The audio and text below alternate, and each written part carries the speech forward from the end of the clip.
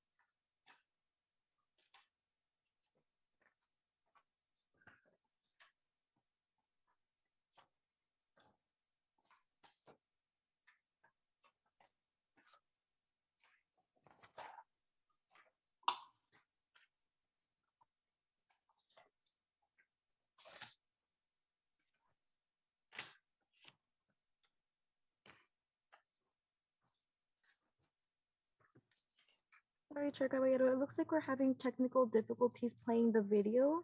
Just give us 1 second. Sure.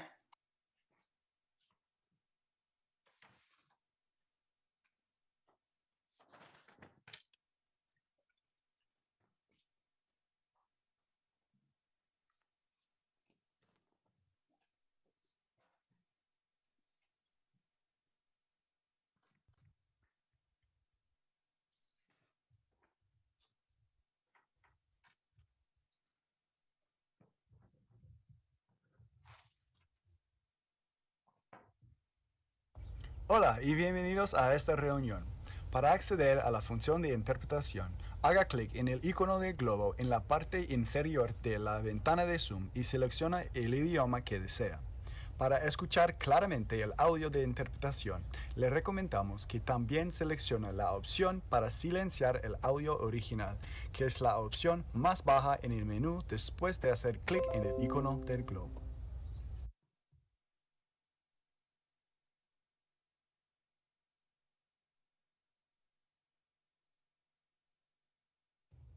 Xin chào và cảm ơn quý vị đã tham dự buổi họp ngày hôm nay.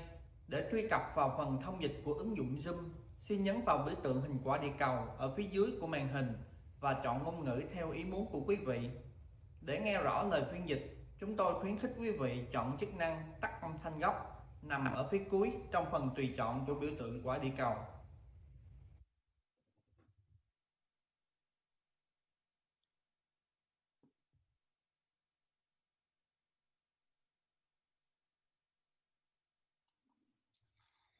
Welcome to the Planning Commission meeting. This meeting is being held via Zoom conference call due to the COVID-19 crisis. Members of the public may participate by following the instructions listed on the agenda. You may also view and listen to the meeting on livestream cable TV, Granicus, and YouTube. If you would like to provide public comment, you have 2 methods to identify yourself to provide public comment. All members of the public will remain on mute until the individual identifies they would like to speak and you are unmuted by staff. Following roll call during the summary of hearing procedure, we will review how the public may provide comments during today's session. At this time, I'd like to do the roll call for the commissioners. Vice Chair Bonilla? Not present. Commissioner Casey? Here. Commissioner Garcia? Not present. Commissioner Lardinois? Here. Commissioner Oliverio? Here. Commissioner Torrens? Here.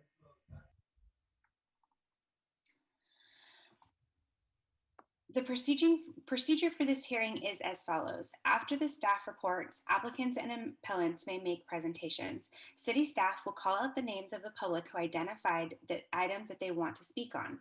You may identify yourself by using the raise hand feature in Zoom, clicking *9 on your phone, or you may call 408-535-3505 or email planning support staff at sanjose.gov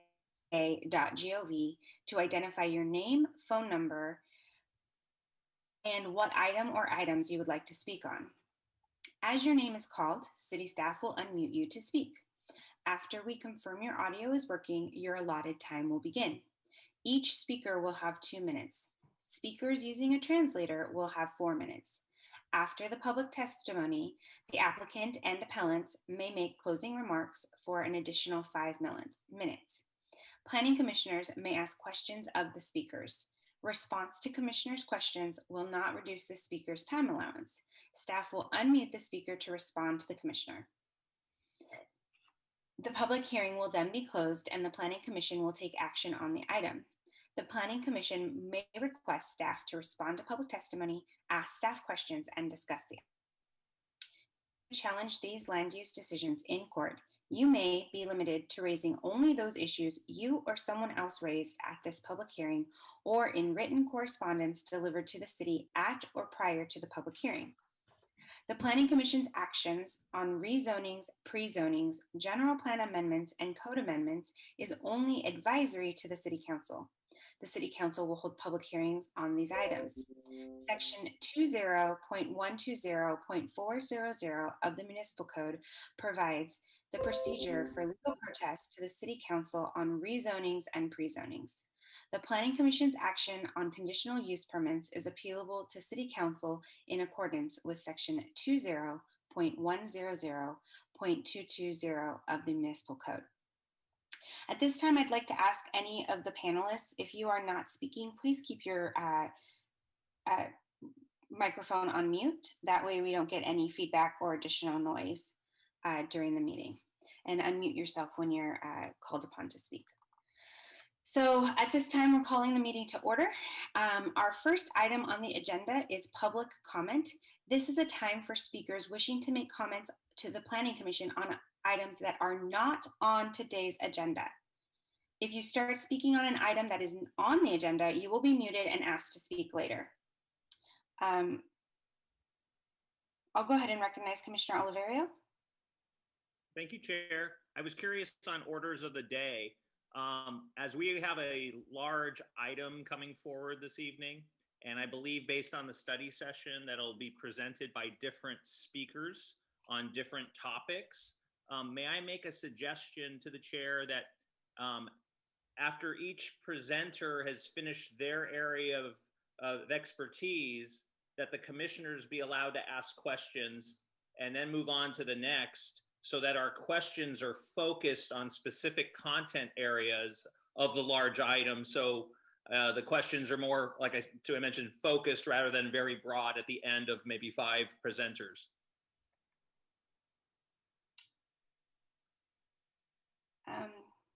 It seems like a great idea. That is not actually, Rosalind, if you could come on screen. I know. Yes, thank you, Chair. Would that be amenable for staff? Thank you so much. Staff has done quite a bit of work in designing the presentation for the Planning Commission this evening. I would say there's some segments of the presentation that are quite short, and others have more content. So for example, there's an introductory part and some information about community engagement. I think staff is willing to take questions from the commission. At the end of the day, we want to make sure that you have the information you need to take your action this evening. Okay.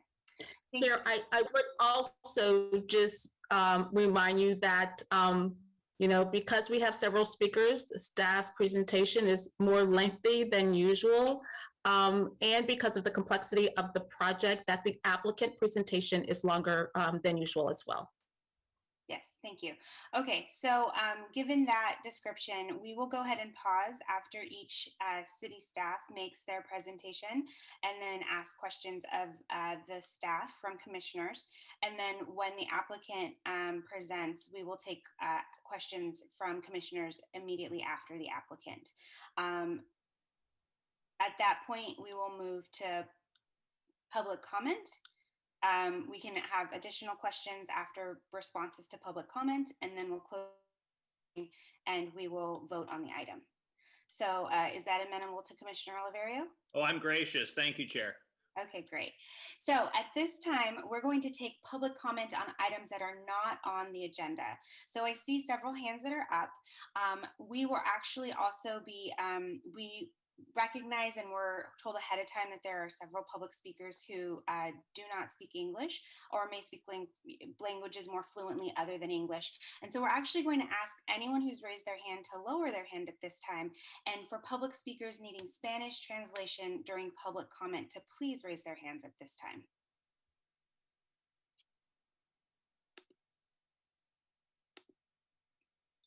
Chair, sorry. Should we make that announcement in Spanish? It is being provided in Okay. translation. Thank you. Interpretation is. Thank you, Commissioner Casey. Yes.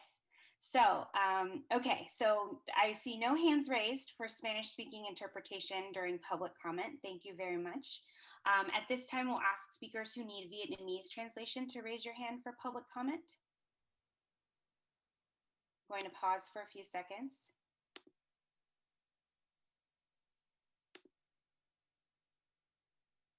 I'm seeing no hands raised for Vietnamese translation.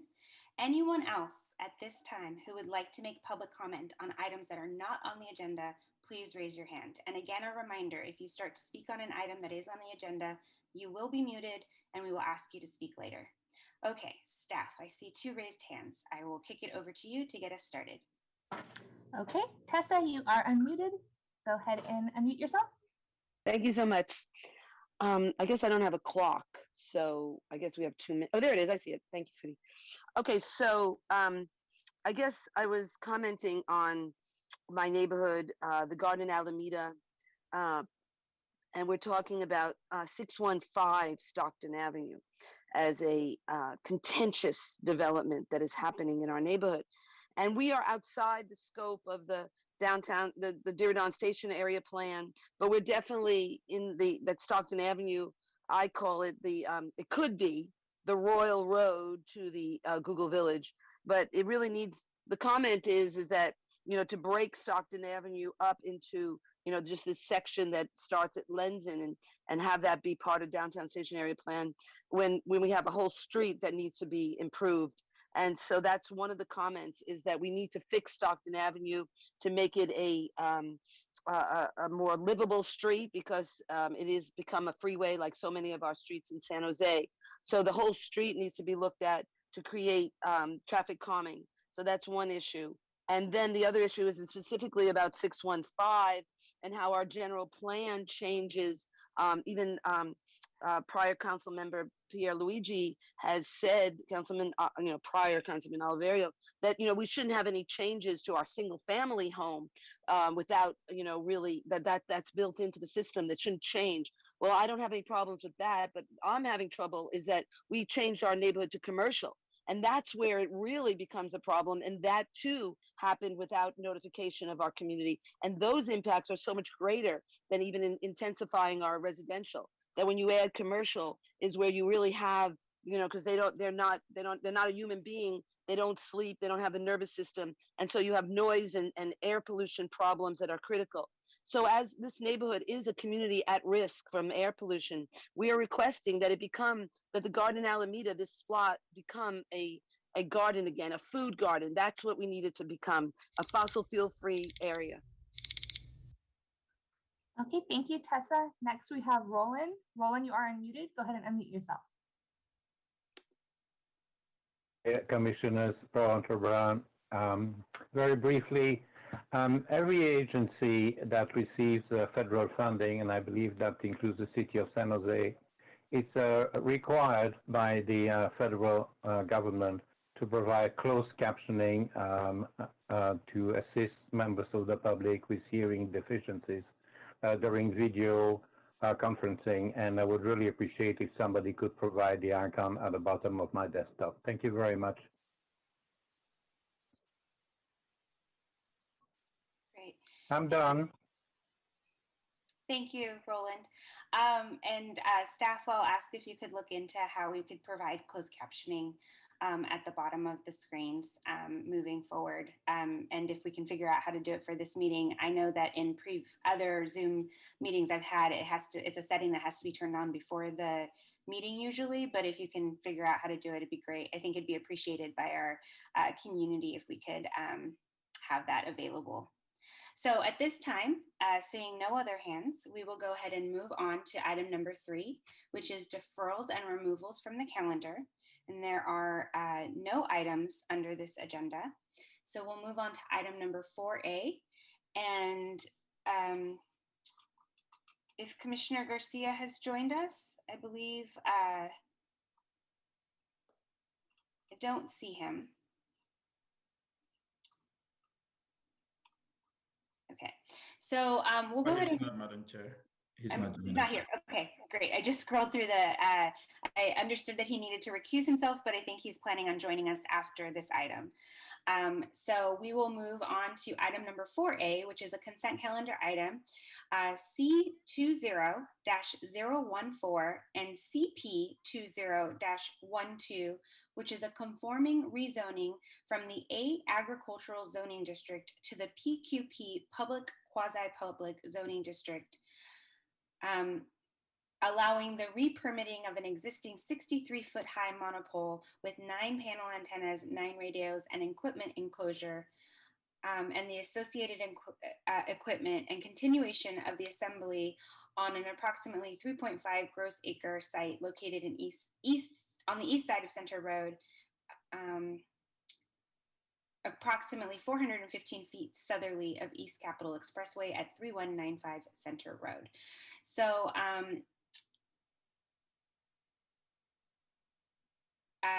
if we could have a, do we have any speakers on this item?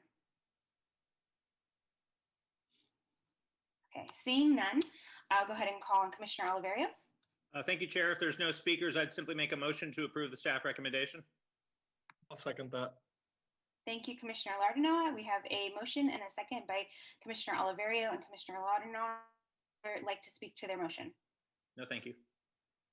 Nope. Okay, so we'll go ahead and take is there any discussion on the item? Seeing no hands from the commissioners, we'll go ahead and take a roll call vote on item 4A. Commissioner Casey. Aye. Commissioner Garcia. Not present. Commissioner Lardinois. Aye. Commissioner Oliverio. Aye. Commissioner Torrens. Commissioner. Aye. Aye. Sorry. It's okay. Just thought you were muted for a sec. And then Commissioner Bonilla is not present and Commissioner Caballero is an aye. So that item passes, and we'll pause just to have the staff show the screen.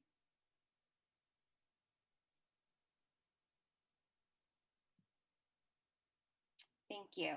And I've been notified that closed captioning is available. And if you need live transcript, you can press the CC live transcript button at the bottom of your Zoom screen. At this time, we will go ahead and move on to item number 5, which is a public hearing. There are no items under this. So we'll move on to item number 6, which is a continuance of the general plan hearing, cycle 1 in 2021. So we are opening the public hearing. Item number 7 is a general plan consent calendar, and we have no items. And before we move on to item number 8A, which I know there's quite a lot of interest in, we're going to play that videos one more time about how folks can use translation services, in case I see that the numbers have actually grown quite extensively since we first played it. So we'll go ahead and play that one more time. Hola y bienvenidos a esta reunión. Para acceder a la función de interpretación, haga clic en el icono del globo en la parte inferior de la ventana de Zoom y selecciona el idioma que desea.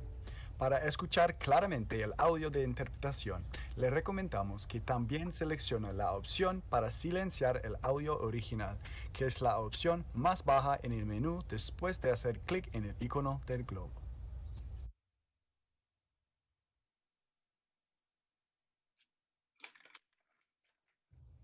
Xin chào và cảm ơn quý vị đã tham dự buổi họp ngày hôm nay. Để truy cập vào phần thông dịch của ứng dụng Zoom, xin nhấn vào biểu tượng hình quả địa cầu ở phía dưới của màn hình và chọn ngôn ngữ theo ý muốn của quý vị. Để nghe rõ lời phiên dịch, chúng tôi khuyến khích quý vị chọn chức năng tắt âm thanh gốc nằm ở phía cuối trong phần tùy chọn của biểu tượng quả địa cầu.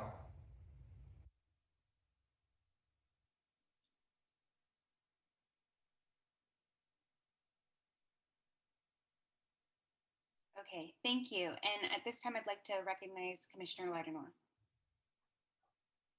Thank you, Chair. So I discussed this with staff already, but because I used to be an engineer at Google Cloud, I'm going to recuse myself from this discussion, and so I'll be leaving for the remainder of the meeting. So have a good night, everyone. Thank you. Hi, Chair. This is Jennifer. I also wanted to let you know that Commissioner Garcia will be joining us in about a second or so. Okay. So I'm going to kick this off to our Deputy City Manager, Rosalind Huey, to go ahead and start our staff presentations on item 8A, GP 19-009, PDC 19-039, PD 19-029, and HP 20-002 and PT 20-027. Also known as Downtown Google West. And I'm not going to read the whole thing because it's quite lengthy, but we'll go ahead and get started with staff presentations. Chair, if I may interrupt for a moment, this is Vera Todorov. When Commissioner Garcia arrives, and I think that he is on the meeting right now, he will need to state his abstention, his disqualification from the previous item 4A on the record. Okay, so I do see Commissioner has joined us, and before we start the presentations on item 8A, Commissioner Garcia, if you could turn your camera on and also share with us your abstention and disqualification for item 4A.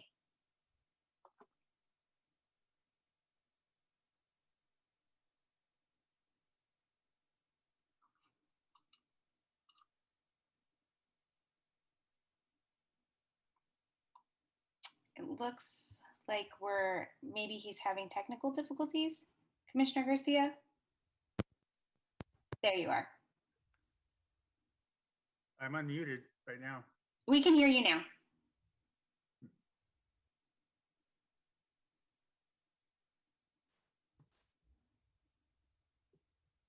Okay, excuse that. So the reason that I had to recuse myself from the beginning of the meeting of the consent calendar was because on item 4A, I had a conflict of interest with ownership of real estate property near within 500 feet of that location.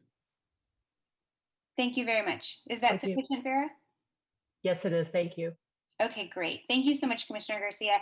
Okay, Rosalind, let's get started. Thank you, Chair, and good evening, Planning Commissioners. Rosalind Huey, Deputy City Manager, and we're going to bring up the presentation now. Great. So staff is very excited to be with you this evening to present staff analysis and recommendations for the Downtown West mixed-use plan.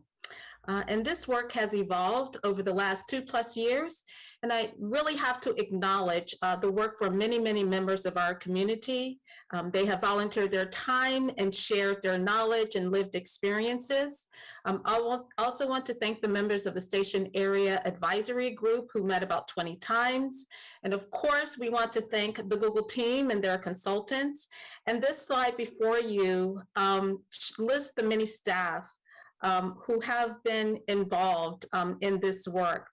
They have conducted the analysis and crafted a host of documents that has required many, many hours of staff time and enormous coordination among our city departments. And of course, during this last year, we had to do all of this work and interact via Zoom and emails and phone calls. So if you would just bear with me for a moment, I do want to take the time to call out their names as you will be hearing from many of them this evening. Nancy Klein, Director of Economic Development, Jackie Morales-Ferran, Director of Housing, Rachel Vanderveen, Deputy Director of Housing, Robert Manford, Deputy Director of Planning, Building and Code Enforcement, Tim Rude, Planning Division Manager, Jose Ruano, Planner 2, David Keon, Principal Planner, Shannon Hill, Environmental Planner 3, John 2, Supervising Planner, James Hahn, Planner 2, Lori Severino, Diridon Program Manager, Vivian Tom, Senior Transportation Specialist with Public Works, Jessica Zink, Deputy Director of the Department of Transportation, Nicole Burnham, Deputy Director of Parks, Recreation, and Neighborhood Services, and Zach Mendez, Parks Planner.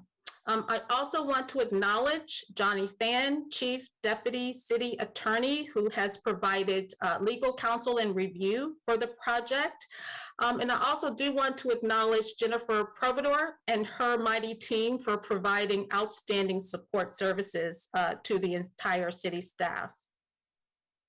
And lastly, I do have to give a big shout out to former Deputy City Manager Kim Wallish, who provided steady leadership to the entire city team. Next slide. So through this process, together with the community and the Google team, we have learned that we can agree on shared values and outcomes, what kind of place we want to create, and that it's more than about land uses and building heights. It's about enhancing people's lives, providing new opportunities for people who haven't always had them, and providing better access to a variety of services, with the outcome of really lifting up everyone in our community. This encourages us to see each other as neighbors. And this is what equitable city building is really about. This is complicated work and it can be taxing and trying, but it results in good fruit and in good outcomes. Next slide.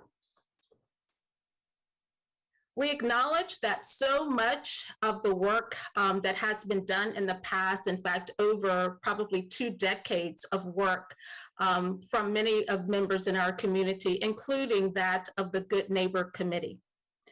What we have accomplished in presenting the Downtown West project to you this evening builds from the collective vision from the Diridon Station area.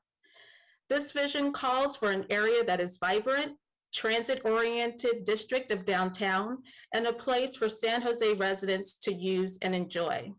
It's a place that's integrated into the surrounding area, a place with homes, affordable homes for folks with a variety of income levels, a place with offices and job opportunities, a place that offers arts and culture and entertainment, parks, trails, retail offerings and services, and of course, lots of fun places for people to eat, gather, people watch, and enjoy nature.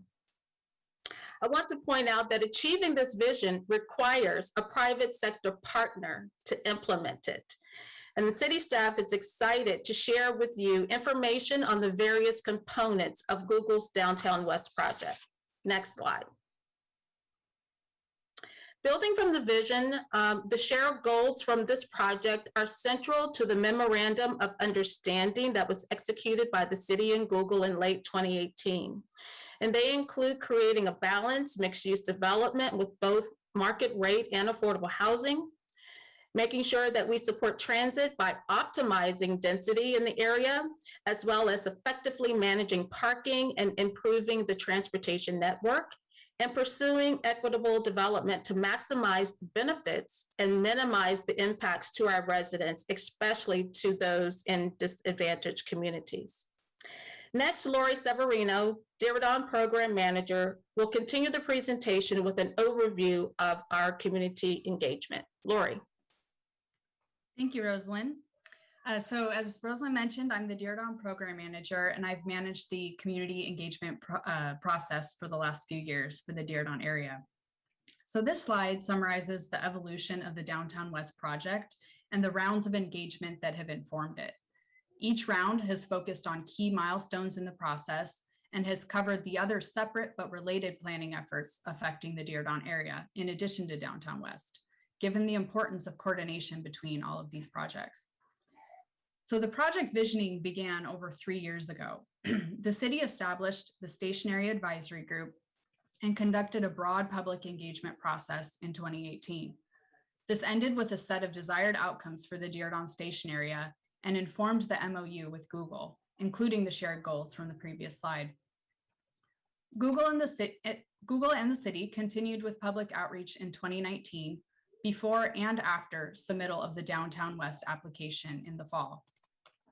In spring 2020, outreach and engagement shifted to the virtual format that we are in now and included an online format on online survey on community benefit priorities and other topics. And last fall, we conducted a round to gather feedback on draft documents, including the Downtown West draft design standards and guidelines. Earlier this month, we released the staff recommended draft development agreement and have collected public comments through meetings and an online comment form. So next slide, please.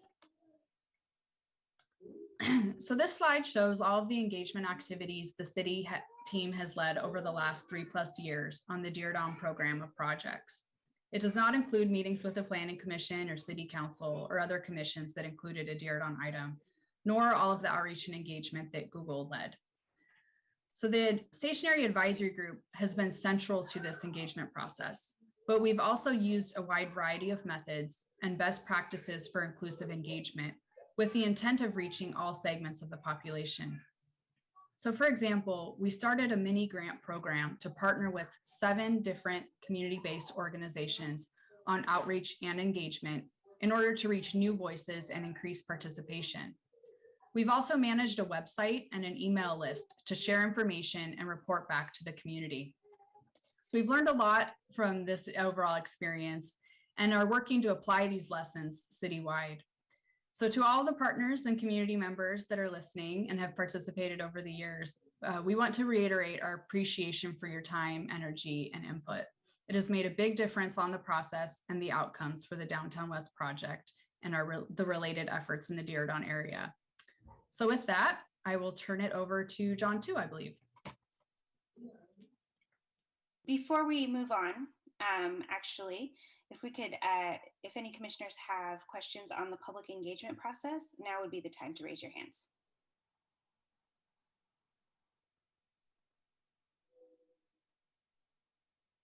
Okay, seeing no hands raised at this point, we'll go ahead and move on. Good evening, Madam Chair. John Tu, Supervising Planner with the Planning Division of PBCE. What we have on the slide is a list of recommendations from the Planning Commission to City Council to facilitate the Downtown West project.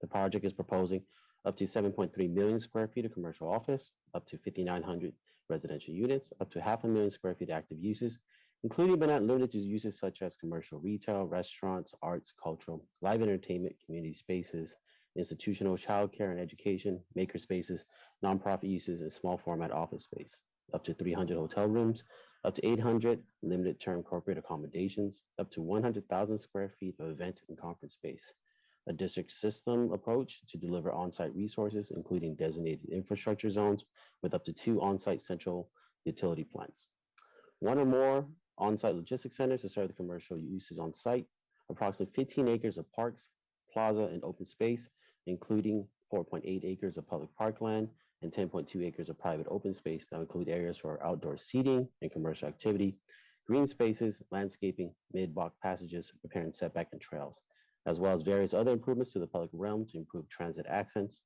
pedestrian and bicycle circulation, and facilitate connectivity with the site to and from surrounding neighborhoods. Next slide, please.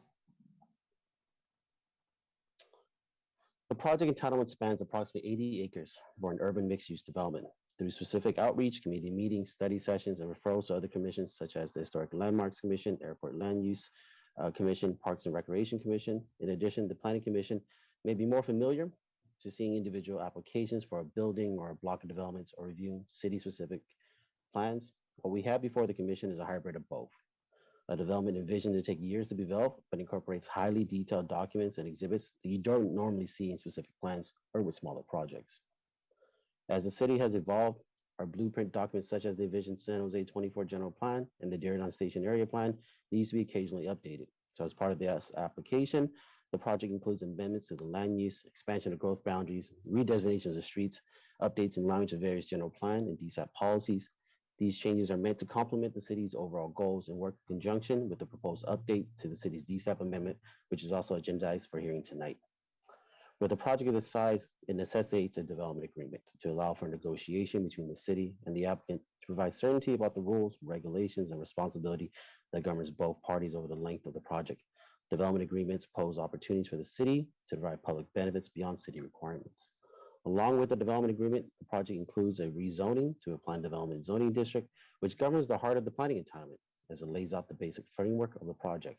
This is where the allowed uses, general development standards, parking, interim uses, general layout of open space, heights, infrastructure, grading, parking, and future conformance review is codified for the entire site. Building upon the planned development zone districts are associated approval documents that further refines the requirements and full build of the project.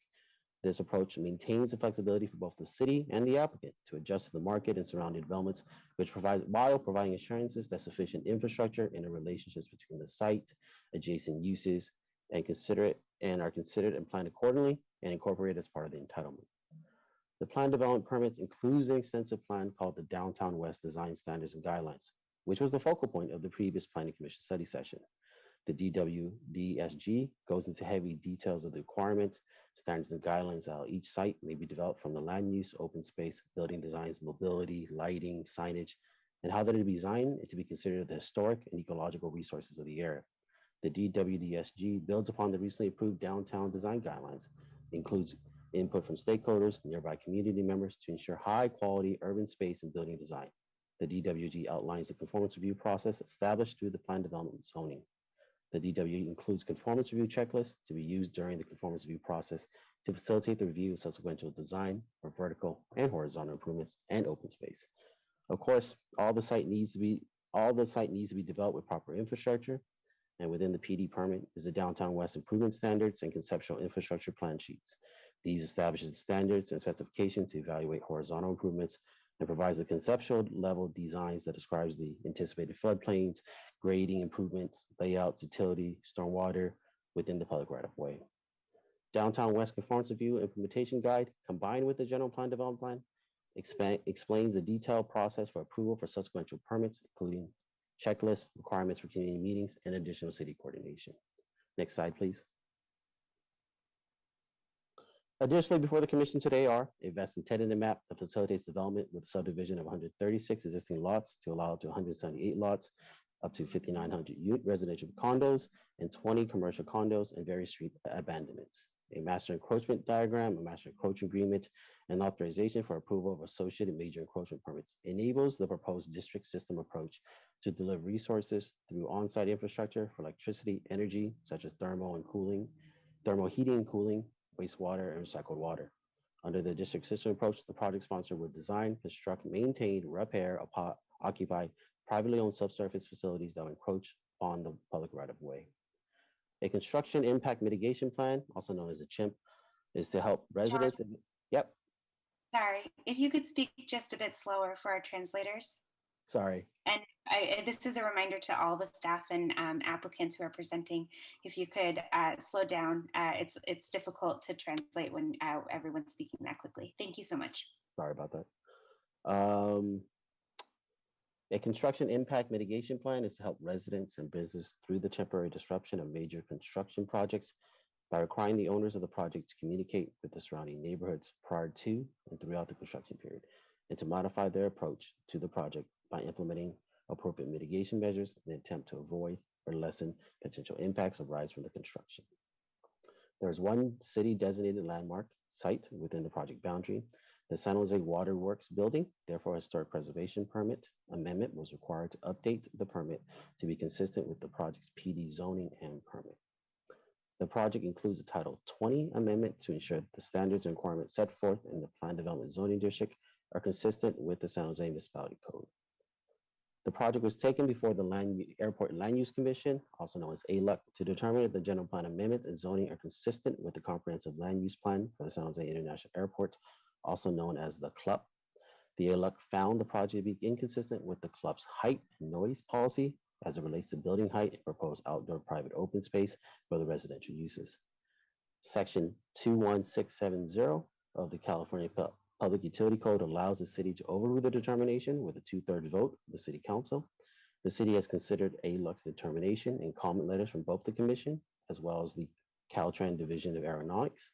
It is the city position that we're able to make the findings that the proposed action is consistent with the proposed purpose set forth in section 21670 of the California Public Utility Code, that the height would not present a safety concern as a project would require buildings subject to the FAA heights to obtain determinations of no hazard. Additionally, it is the city's position that providing residential residents with private outdoor open space would not create new noise problem in urban environments such as downtown San Jose. Next slide, please. I believe David Keon, unless I'm also open to any questions as well. Before we move on to David, I would like to recognize Commissioner Oliverio to ask any questions he might have of John on this section, and encourage any of my other commissioners to go ahead and raise their hands at this time if they have questions for John. Thank you, Chair. Question probably for the city attorney. The supermajority vote, is that just, will that be 3 out of 5 or 4 out of 5 tonight? That would be at the city council, Commissioner Oliverio. Tonight it's just you're an advisory body to the city council, so it would be 2/3 vote of the council. Not the commission. Thank you. And Commissioner then Oliverio, to add, excuse me, this is Vera, to add to that, the general plan amendment requires 4 votes of the planning commission. The other items require 3. okay, thank you, Vera. And then going to the map that was shown, and there's one right there with the variety of colors. And I asked this during the study session. I'm curious how many acres of land on that map changed from commercial to residential? I actually do not have that information off the top of my head. I will try to get you that information and get it to you later, Commissioner. Okay. Yeah, that'd be great. Just following up from our study session. And then on the construction mitigation plan, this area is going to have a significant construction with multiple projects at the same time. The construction mitigation plan, as proposed, is it allowed to be changed, or it's 100% concrete in what's proposed tonight? So I'm actually going to defer. I gave an overview of a bunch of different entitlements. I will actually defer. I could wait until if that's better at a different section. That's not a problem. I can jump in on that. This is Nancy Klein, Director of Economic Development.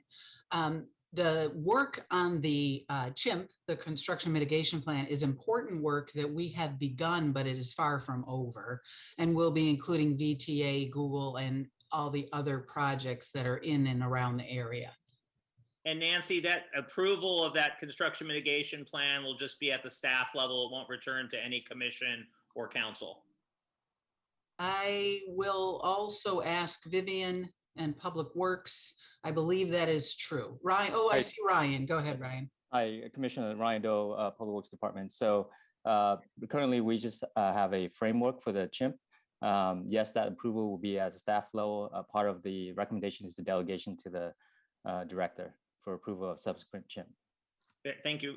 And Ryan, is there a worst case scenario in the CHIMP, meaning projects that are not anticipated to be built at the same time are built at the same time? And does that result in unforeseen street closures, for example?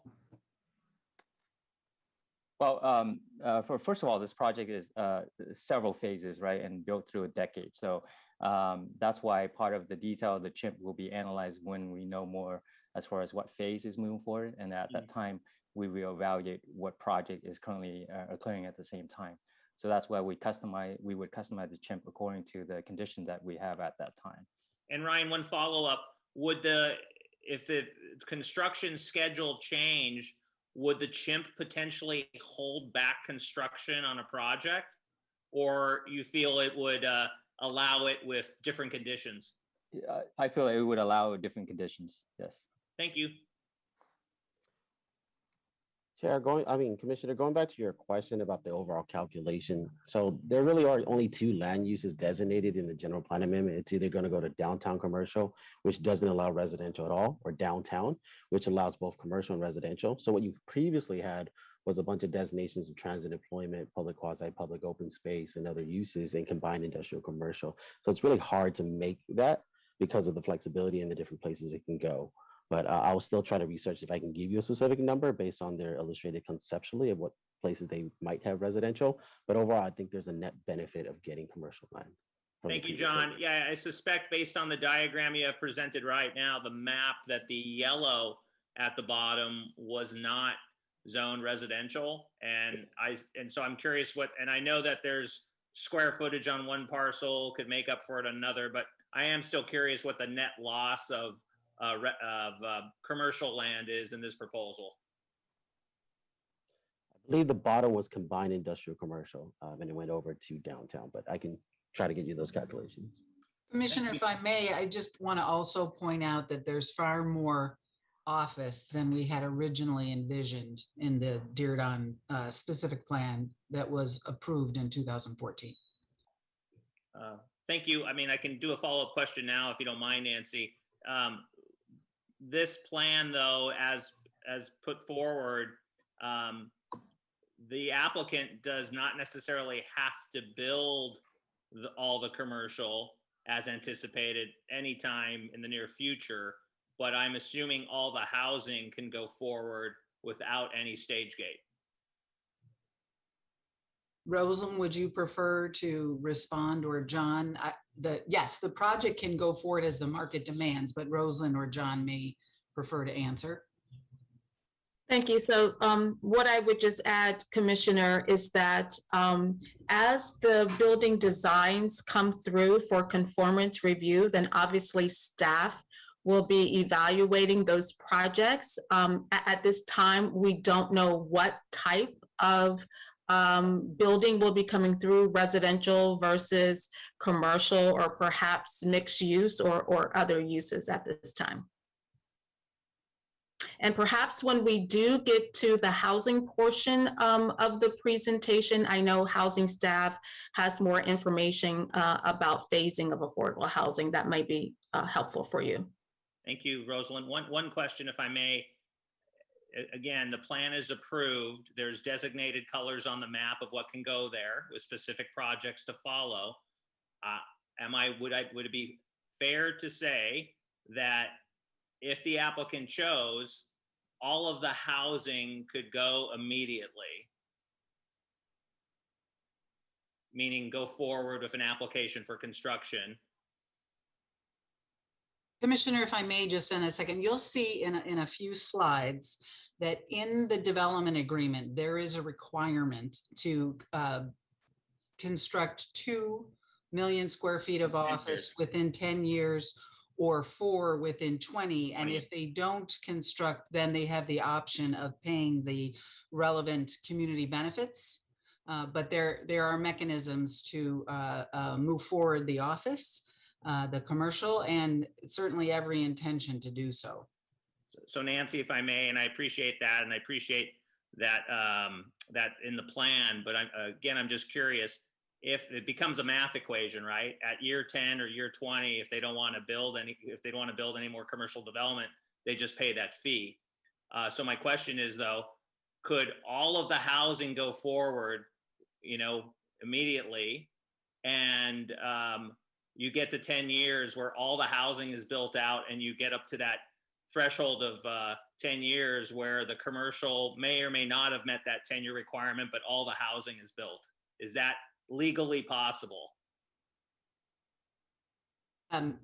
Commissioner, if they paid the funds as you suggested, paying the required community benefits at the trigger time, it is feasible. It is possible, I should say, but it is not at all feasible. That's not what staff would envision, that the housing would go forward without office. So Commissioner Oliveira, I think at this time I'm going to request that we go ahead and move on with the presentation, and then we can come back to further questions related to housing after the housing section. So I'm not seeing any other hands from other commissioners. So if we could go ahead and move on, I think that would be helpful. Thank you. Okay, I believe next slide, the please. next slide. Yeah. Good evening, Madam Chair and members of the Planning Commission. This is David Keon, Principal Planner with the Department of Planning, Building, and Code Enforcement. I'm going to present a few slides on the Environmental Impact Report prepared for the Downtown West project. So the Environmental Impact Report was prepared in compliance with the California Environmental Quality Act, otherwise known as CEQA. Now, the purpose of the Environmental Impact Report, EIR, is to an information document to disclose the potential environmental impacts of a project mitigation measures that would reduce those impacts, and alternatives that would also reduce those impacts. The EIR does not have to promote or offer opinions on the merits of the project. This is a project-level EIR, meaning that it analyzes the proposed project in sufficient detail to allow the city to adequately rely on the EIR for decision-making on project actions.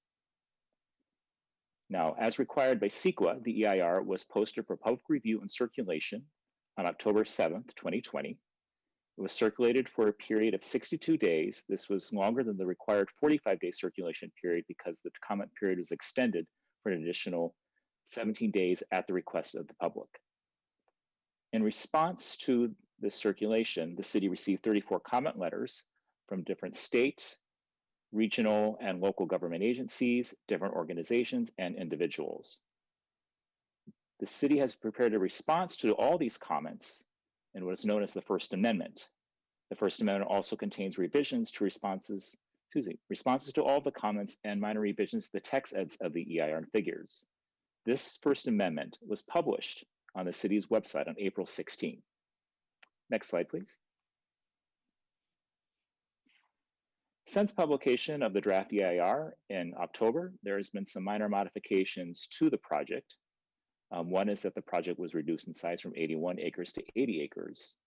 Significantly, since publication and in response to public comments on the draft EIR, there has been some minor modifications to the project in response. This includes increased riparian setbacks from portions of Los Gatos Creek and the Guadalupe River, fewer historic resources and structures of merit that would be demolished or impacted. As part of this, this includes the proposal by the applicant to relocate 3 residences along West Julian Street and 1 residence along at 35 Barack Obama Boulevard, which is formerly Autumn Street, to be relocated to another location on the project site on what is now going to be Barack Obama Boulevard.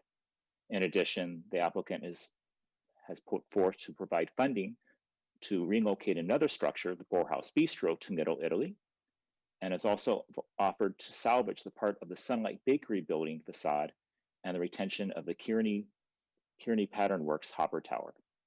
Other minor modifications include a minimum parking of 2,850 public and common parking spaces. This is no change to the maximum. Childcare facilities would be relocated, not would be relocated, but would actually be prohibited from being located closer than 500 feet from I-280. And retainment facilities would include additional locations, and amplified sound would require special permit approval when noise exceeds 60 decibels. Next slide, please. Actually, I do want to bring up that, actually, I'm bringing it up now, that the environmental impact report has to identify significant impacts. And of the impacts that are identified as significant and unavoidable means that these are impacts that even with mitigation measures would not be able to reduce to less than significant. The EIR evaluated and determined that significant impacts would occur to air quality, including to criteria air pollutants, health risk from construction, and cumulative criteria air pollutants and health risk from construction. In addition, it identified cultural resources impacts. And this includes the demolition of several historic resources, including candidate city landmarks, and modifications to the Hellweg Iron Works, which is a candidate city landmark. In addition, there was a significant unavoidable impact identified to land use, and this is due to conflict with the San Jose's Airport Comprehensive Land Use Plan for exposure to residential outdoor noise. And other noise impacts identified as significant unavoidable included increase in traffic noise, construction noise, and cumulative impacts of construction noise.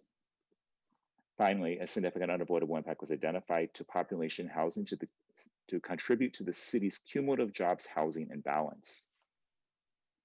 All the significant unavoidable impacts require what is known as a statement of overriding considerations to be adopted by City Council. This is a statement that the benefits of the project outweigh any negative environmental impacts.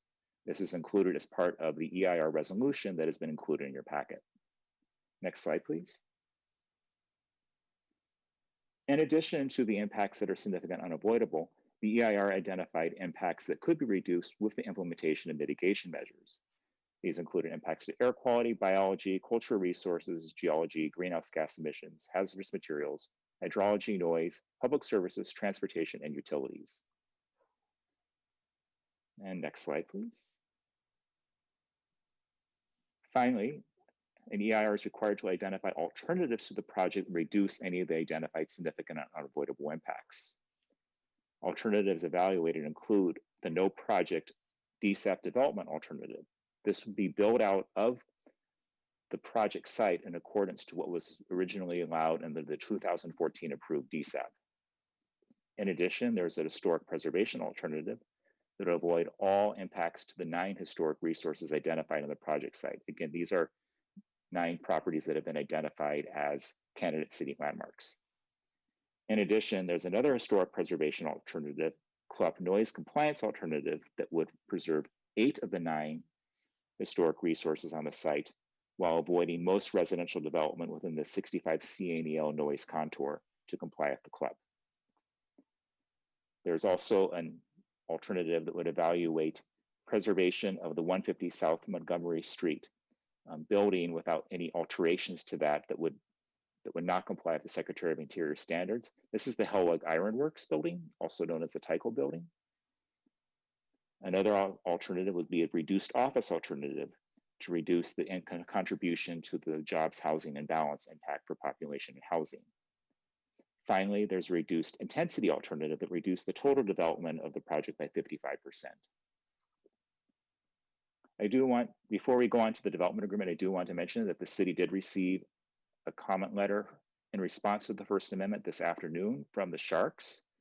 This letter has been provided to the Planning Commission as part of their packet. This letter does not raise any new substantive issues that were not raised previously in the comment letters from the Sharks and addressed in the First Amendment. It does raise concerns about parking and construction management, and the Department of Transportation, Jessica Zink, she will discuss these in her presentation. Thank you. Before we move on to the development agreement, I would like to recognize Commissioner Torrance, who I believe probably has a question related to the environmental impact. I do. Thank you very much, Chair. So David, my question about the EIR is stated in there as unavoidable impact, a negative impact is the cumulative jobs housing imbalance. So my understanding was that this is going to help with our imbalance. Can you explain a little bit why it adds to the imbalance, if it does? So the issue is that the jobs housing imbalance, let me bring that up. Sorry, I just have to bring up that section.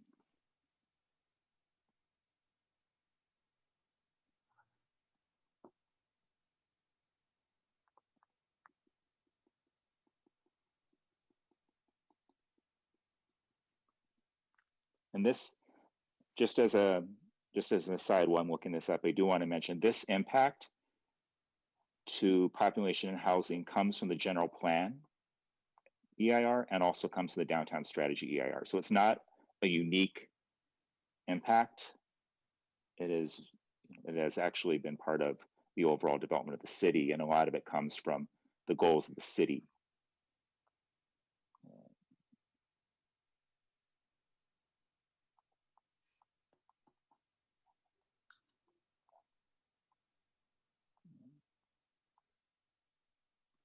Yeah, so the impact is the proposed project will not induce substantial unplanned growth, and the proposed project will not result in a cumulative considerable contribution to citywide significant unavoidable cumulative impact identified in the jobs housing imbalance identified in the general plan EIR.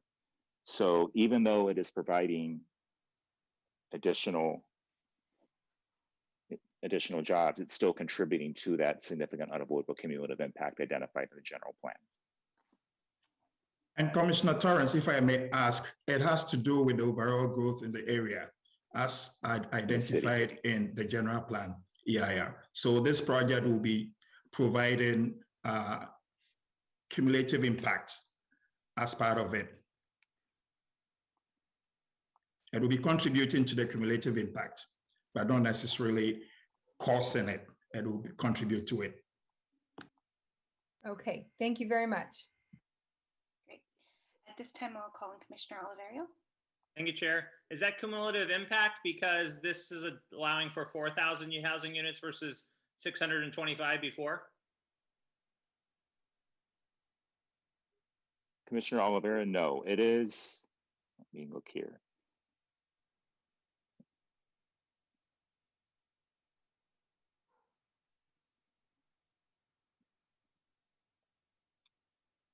David, Yeah. do you want me to speak to this? Sure, yes, Go ahead, thank you. Carl. I'm going, yeah, Carl, I'm going through This the is Carl population. Heisler from Environmental Science Associates, the EIR consultant. Sorry, let me turn my camera on. As described in the draft EIR on page 31127, the city's policy is to, as you know, San Jose has long been a so-called bedroom community with much more housing than employment. The city's policy is to try to change that so that there's relatively more employment to housing than there is today. What the draft EIR says, which is essentially what the general plan EIR said, if that desired jobs housing ratio were to be reached, in other words, by increasing employment substantially in San Jose, there could be a secondary effect of causing population growth outside the city, because if there's a ton more jobs created within the city, it is certainly conceivable, in fact, that not everybody who worked in those jobs would live in the city, and those folks might have to commute from elsewhere. You know, we see that in the Bay Area already. So this is really, as David said and Dr. Manfred said, it's really a continuation of a conclusion that was reached at the time that the Envision San Jose 2040 general plan was approved, acknowledging that if the city is no longer a bedroom community, that there may be housing required to be provided elsewhere. We don't know exactly where that would be. This is really a conservative conclusion, but that's what it's based on. Thanks, Carl. Especially in a work from home environment, people may be living elsewhere in perpetuity. Other question, this project qualifies for AB 900. I'm curious, what's the maximum delay that AB 900 allows for? Maximum delay, you mean is this related to the, if there's a lawsuit challenging the EIR, be 9 months. And that's if the subsequent bills to extend AB 900 are approved by the state. So that hasn't passed yet, the legislature? Today, it passed through, Commissioner, the Natural Resources Committee. And so it's on its way. Got it. Thank you. Seeing no other hands from our commissioners, we'll go ahead and move on to, I believe Nancy is next with the development agreement. Yes, thank you very much, Chair. Appreciate and am excited to talk about the development agreement, including the community benefits investment. I am the Director of Economic Development and want to tell you about the investment, as you'll see here, is $200 million and is intended to be completely focused on equity efforts, programs, and services, which is very unique to other development agreements. Many development agreements with community benefit expenditures allocate substantial dollars to open space, sustainability, and workforce expenditures like local hire. This DA does all of that. We have all of that for the city of San Jose, and the community benefits amount of $200 is in addition to all of that. This slide, and bear with me, it is a little busy, we consider to be the spark notes or cliff notes for the DA. The first portion that you see here is discussing the 25% affordable housing goal, which Rachel Vanderveen will go over in more detail in a little bit. But this focus on affordable housing has been incredibly important. Sometimes we joke that Of the top 10 things that were desired by the community, affordable housing, affordable housing, affordable housing, affordable housing. And if you said affordable housing a few more times, you'd still be right. And this project gets it right. This meets the goal that council set out for the full of the DSAP at 25% affordable housing. So there will be 1,000 units out of the 4,000 units to be constructed, which are affordable. And this will be accomplished in a pretty unusual way. Through the development agreement and the project, the city will take title to 4 housing sites. That is very uncommon and not done here in San Jose to this point. But getting the land, especially in this location, is vitally important. And in fact, one of the sites will come to us 180 days after final approval of the project. And that does mean the end of any lawsuits that may come as a result of the project.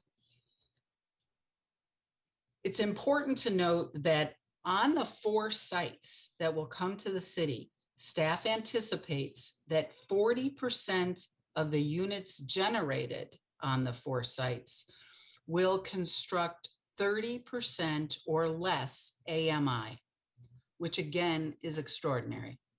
So that not only will there be deep affordability, there will be a breadth and depth of affordability levels throughout the project. So the intention is to live up to the passionate input that we got throughout the discussion about making sure everybody can call Diridon and Downtown West home.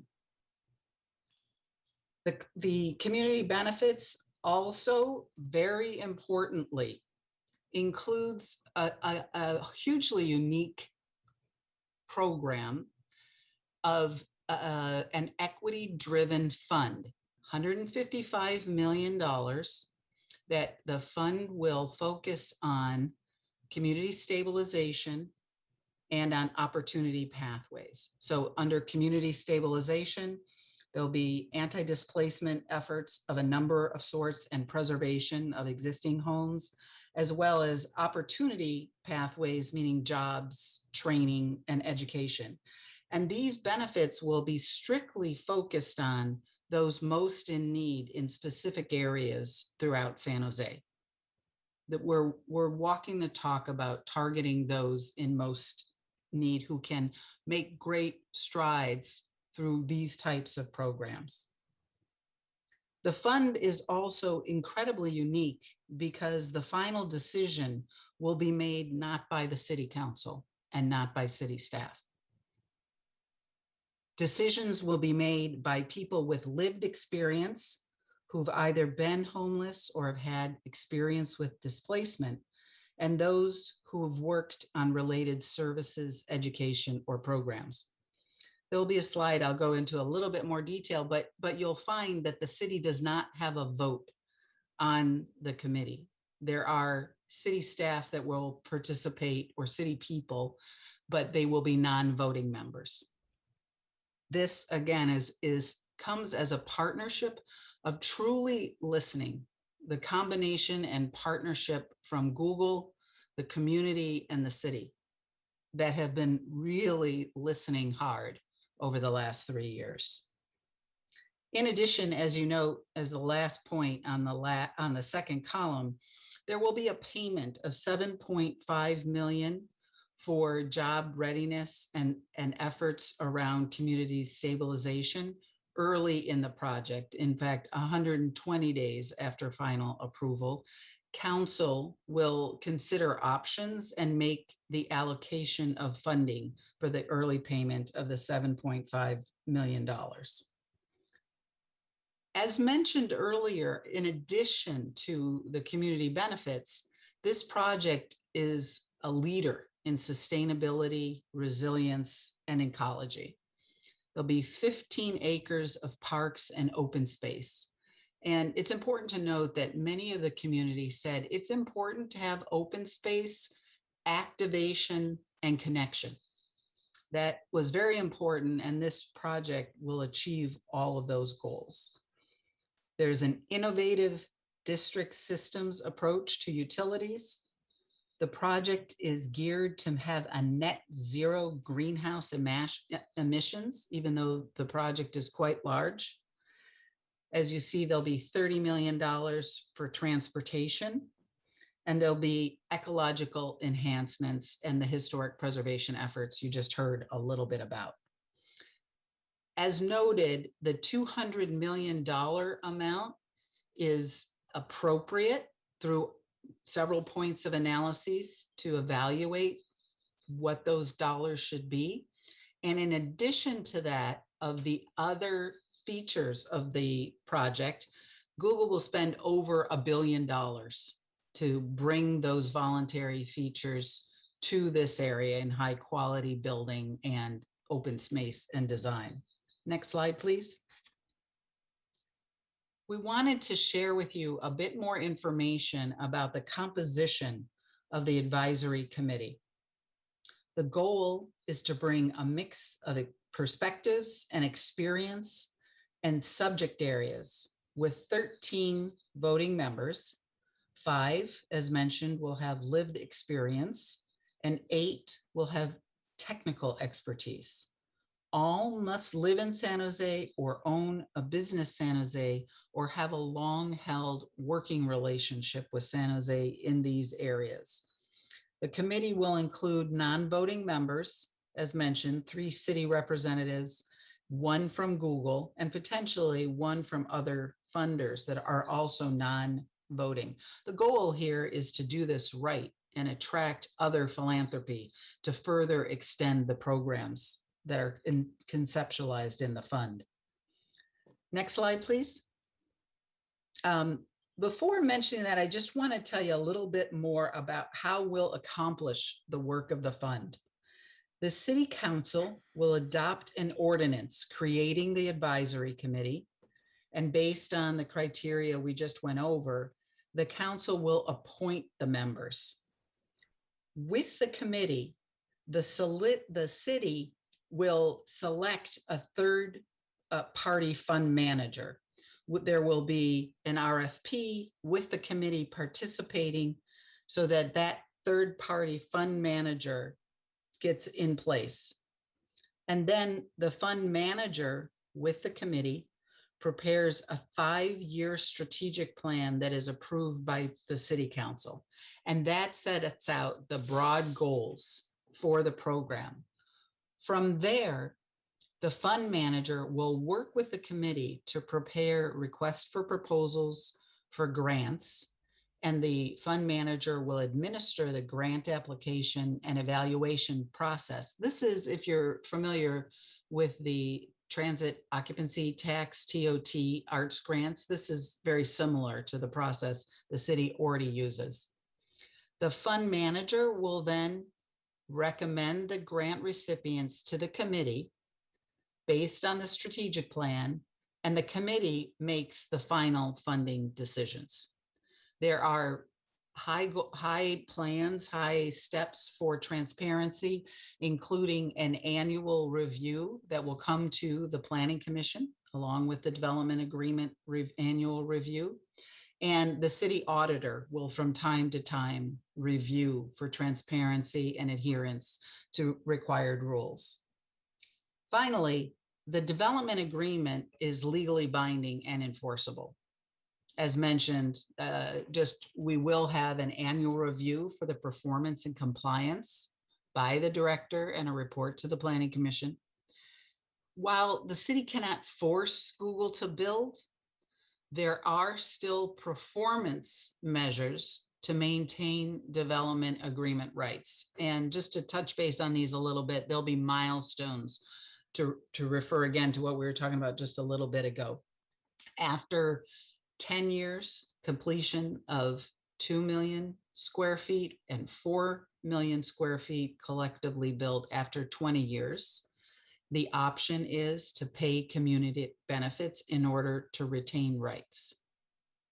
And again, given the location and the shift in thinking to work close and not have to be in a car, the anticipation is, the hope and anticipation is that this will go more quickly than is specified here. In addition, Google is limited to transferring office development rights through assignment to no more than 40% of what's constructed in office square footage. And with that, we've concluded this portion of the development agreement.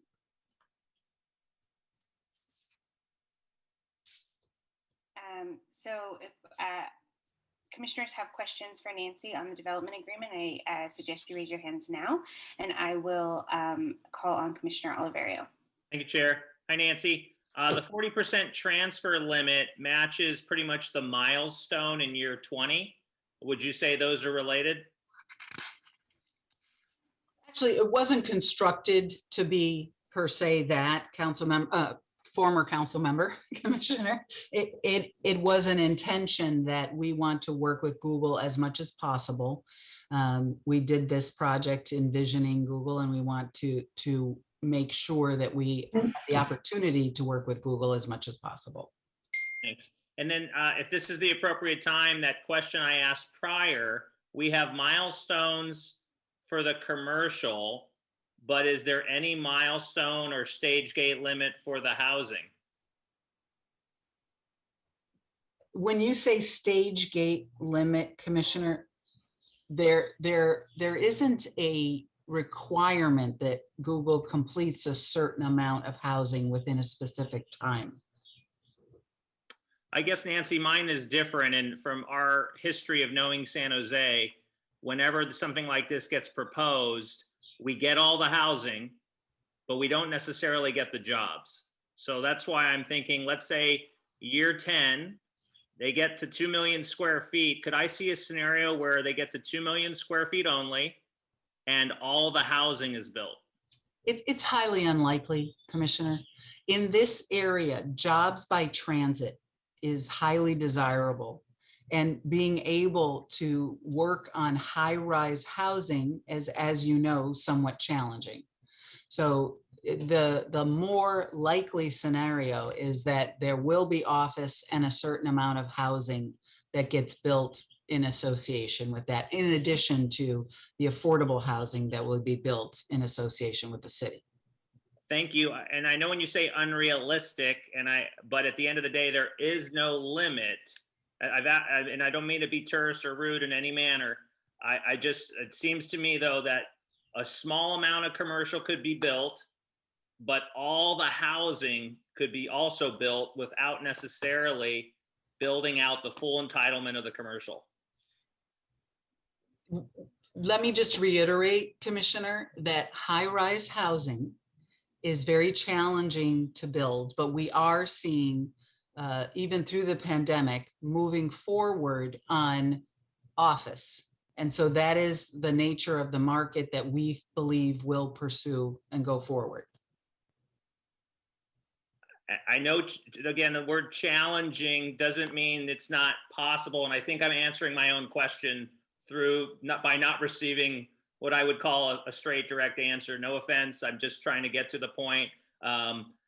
So Nancy, continuing on, the park delivery. What would be the schedule for the park delivery?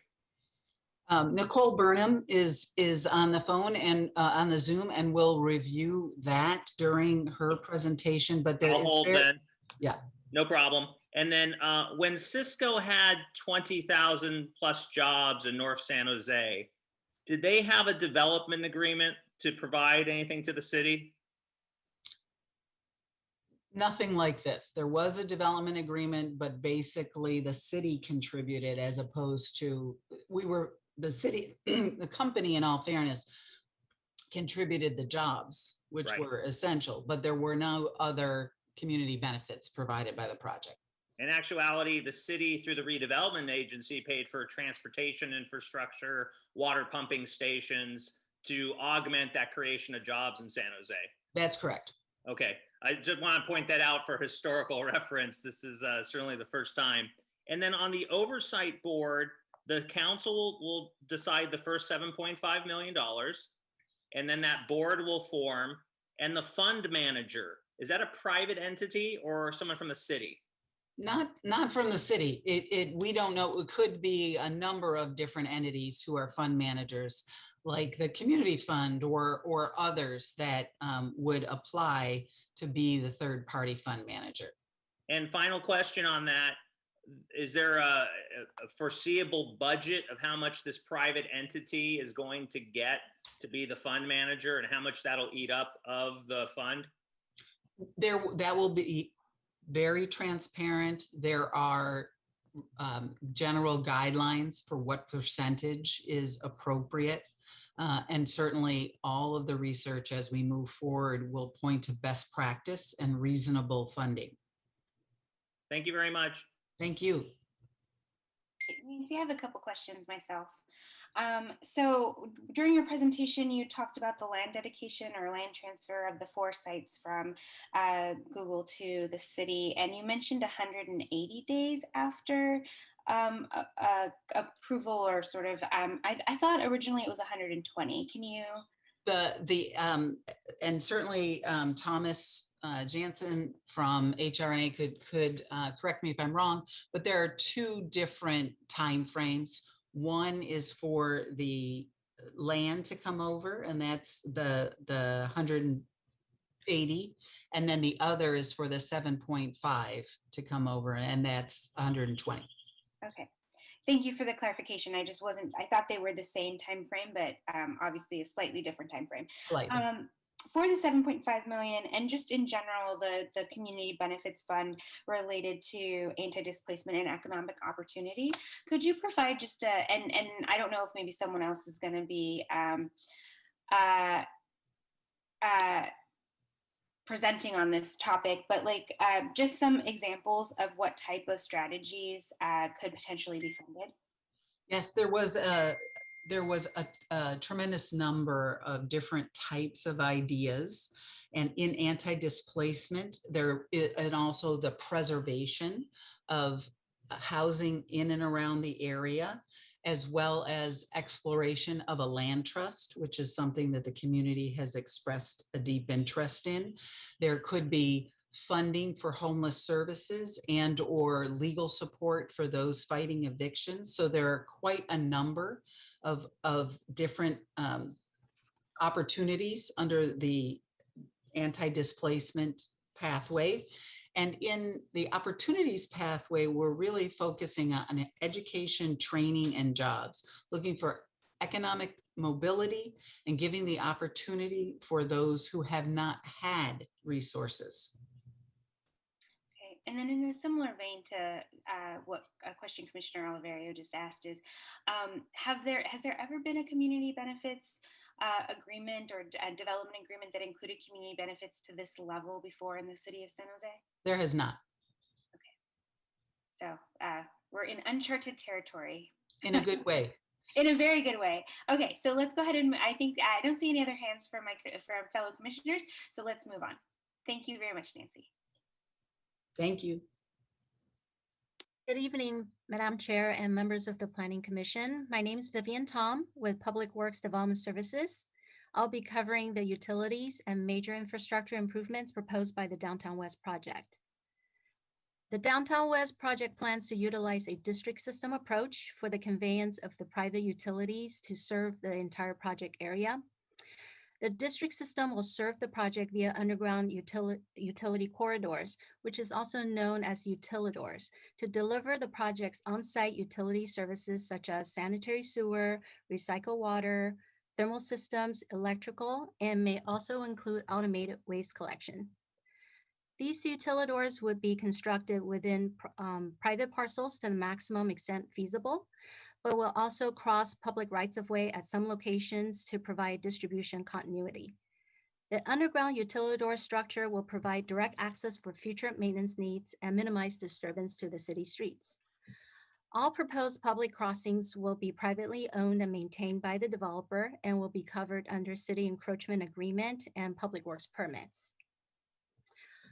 In regard to public infrastructure improvements, some of the major improvements by the project will include upsizing of existing public storm and sanitary sewer system to provide capacity within the Deer Down Station plant area, reconstruction of West San Fernando Street Bridge, and restoration of Las Gatas Creek to improve channel hydraulics and reduce overbank flooding during 100-year flood event. So that concludes the Public Works part of presentation. I'm going to hand over to Jessica Zank in Department of Transportation. Jessica will be covering the transportation network changes and other traffic improvements for the project. Chair, would you like me to pause? Yes, please. Absolutely. Thank you. So if we have any questions for Vivian related to district utilities and infrastructure, and I'll recognize Commissioner Oliverio. Thank you, Chair. I know that recycled water will be part of this. I'm curious if the potable water will also be part of this, potable recycled water.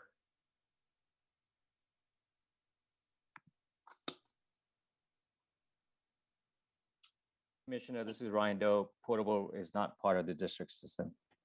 Thank you.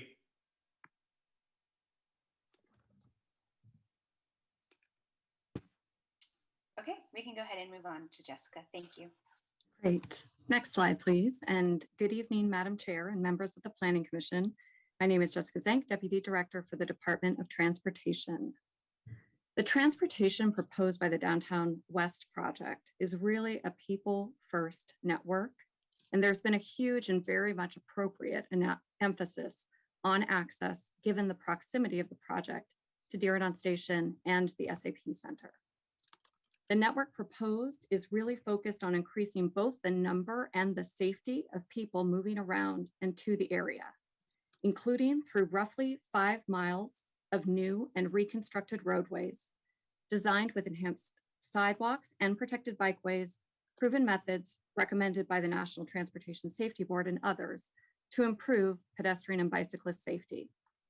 Other improvements include enhanced access to public transit, including through mobility hubs, designs that embrace flexibility through shared streets and dynamic lanes that can be used for diverse things over the course of a day or over time as transportation needs, options, and technologies shift. And as we'll get into more depth, publicly accessible or shared parking. Next slide.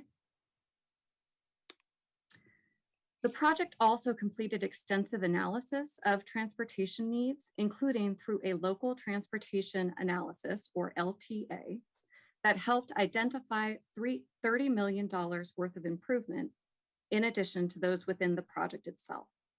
Those improvements include complete streets improvements along Barack Obama Boulevard, including that crossing where Bird crosses 280, connecting the Diridon area to the Gardner neighborhood. Support for transit projects recommended in the Diridon Station area plan, multimodal improvements to Ozare Avenue, sidewalk and bikeway gap closures, improvements at key intersections that also address the VTA and state congestion management program requirements. We've also reserved 10 million of that 30 million for local needs that are identified in future analyses as buildings come forward through the process. Next slide. Specific to parking requirements, the parking program has been designed to efficiently support the various needs of the area. It will be open for transit users, other visitors, alongside area employees, and it will be prioritized for SAP Center patrons on event evenings and weekends. The minimum required parking at full build out of the office program is 4,000 publicly accessible spaces. And the project at its discretion could build up to 4,800 publicly accessible spaces. We appreciate the concerns about what will happen to parking and access during construction.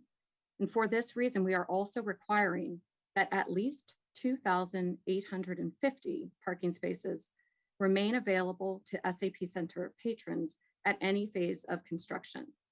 This is the same number of spaces that's available within the 80-acre project today.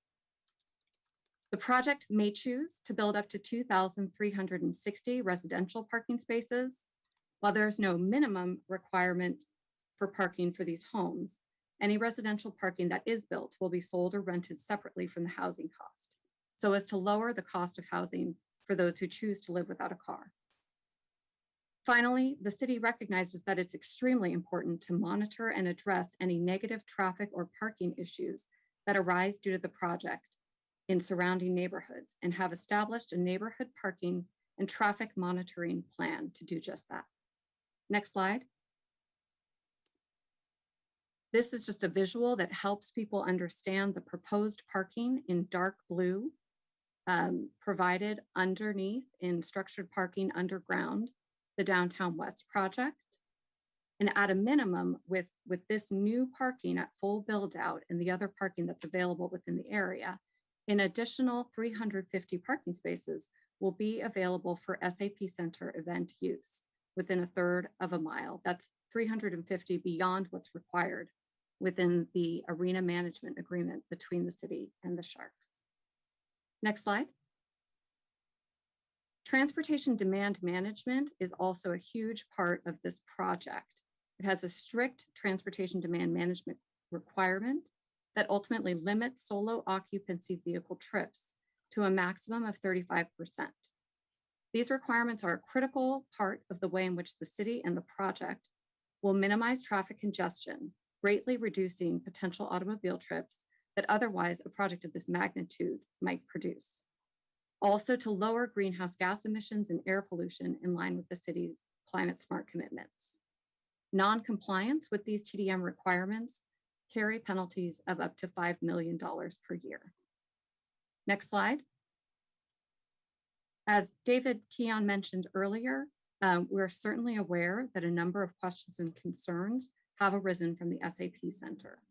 We want to assure the Planning Commission and the community that the city values the Sharks greatly. They bring us tremendous pride and they bring great vibrancy to the city.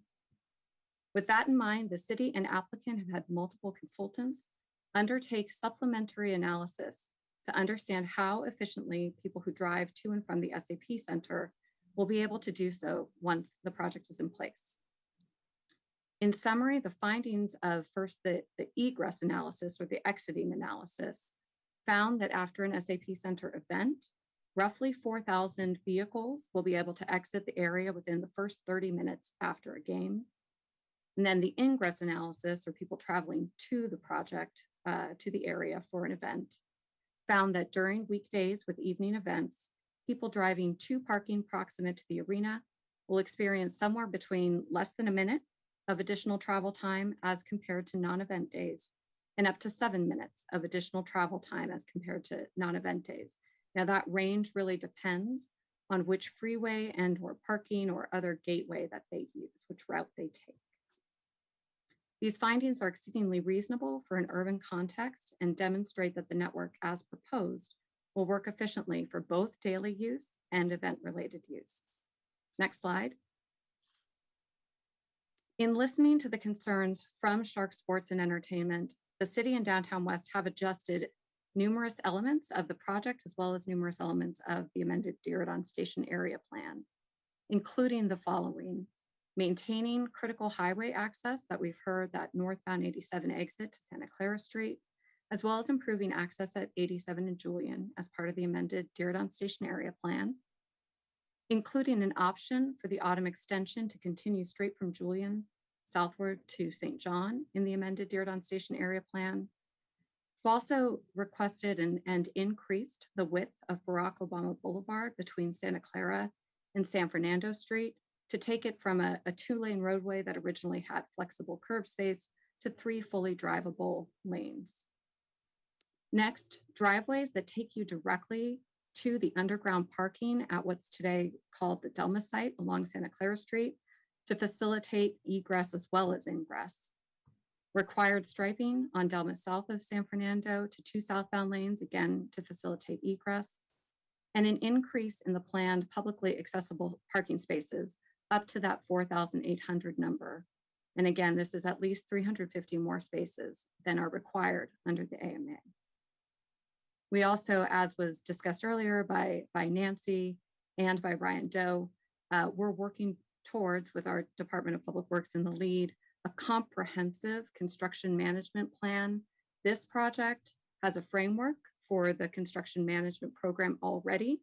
It will have subsequent construction management plans, but we agree with the Sharks that needs to be thought of really comprehensively in conjunction with other major improvements like the BART extension to Silicon Valley and other new development and transit projects. In summary, the city and Google absolutely hear the Sharks' critical need for efficient access, and we've worked to incorporate many of the Sharks' concerns. In addition, we will continue to coordinate and collaborate with Shark Sports and Entertainment. We firmly believe that the Sharks Sports and Entertainment organization will be able to succeed and in fact thrive with the proposed project as its neighbor, particularly given all of the new people and access brought to life by the project. That concludes my portion of the presentation if there are questions.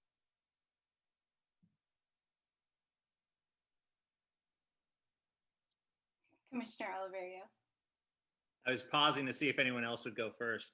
And I apologize for all the questions because I have not been part of probably the 100 closed session meetings that have dealt with this topic of all sorts of them on this topic. So thanks for the map that shows Obama Boulevard open, and because some people were under the theory that that was going away, and in fact the 3 lanes is I think that's quite a different. The AMA promises or commits 2,850 parking spaces within a radius, but does it require it at specific geographic locations?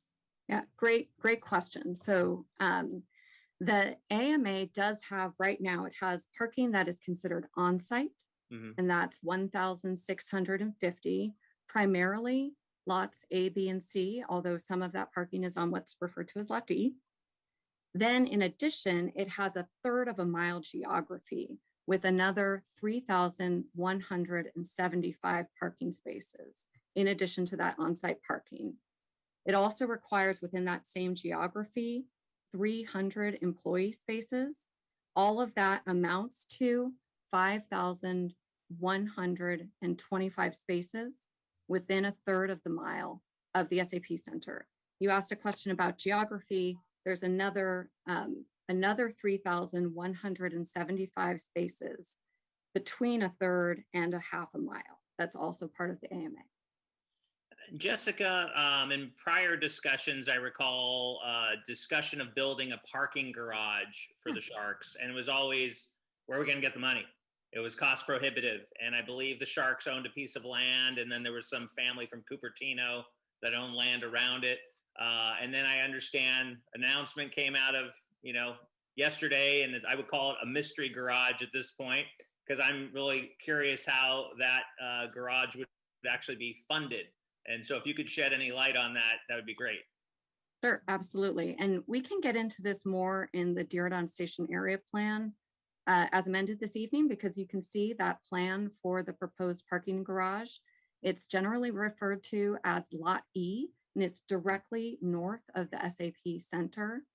And so one of the reasons that we're taking really a district approach to parking here is because of the efficiency of shared parking in that way, but also because all of these assets, including that garage, which is not the responsibility of Shark Sports and Entertainment to construct, all of those assets can be really considered holistically.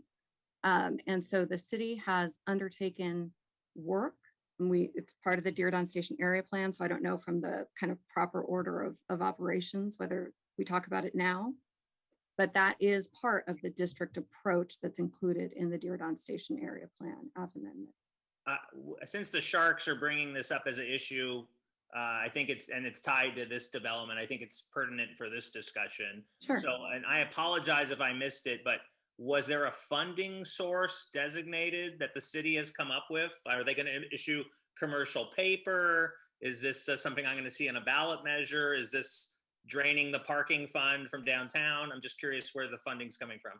Jessica, if you'll allow me, sure. There are, Commissioner, there are multiple avenues to get the funding done, and there isn't one set scenario as of yet. That is work that we will continue to do to deliver the 1,100 to 1,200 space garage on the Lottie location.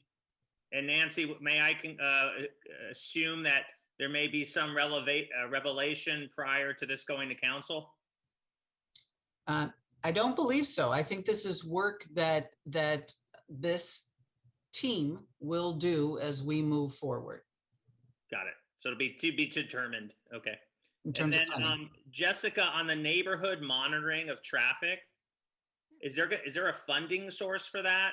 I'm thinking future budget years, the Department of Transportation isn't allocated the resources. Yeah, that's a great question, Commissioner. This is actually a requirement of the Downtown West project to undertake this ongoing monitoring and to address the effects of any parking or traffic issues that are found that are related to the project. So the project will put money into a fund to facilitate staff time or a consultant the city hires to do traffic studies or monitor vehicle traffic. The project carries that responsibility forward, and yes. Okay, thank Not you the very city. much. Thank you very much, Jessica. This question is either for Jessica or Nancy. What's the cumulative value of the transportation and street and bikeways, et cetera, improvements related to this proposed agreement? What a great question. So if you, we didn't separate out all the components of the street, but that $1 billion of investment includes a lot of voluntary enhancements to the quality of the streets being rebuilt, that 5 miles of project interior. So that is all, I don't know if anybody wants from the project team might want to speak during their presentation about that exact value. But it's very significant, and it is not capturing that $30 million worth of investment that were also identified. And given the fact that the majority of this land is now sort of industrial, commercial, kind of unused, blighted area, and my understanding is that 40% is currently parking lots. What's the increase kind of net of pedestrian and bikeways sort of to the city? Well, I think every street within the Downtown West project and the Dearborn Station area plan, because of their proximity to these major draws like the SAP Center and the Dearborn Station, every street is really planned with those enhanced sidewalks and or enhanced bikeways, generally and, not and or.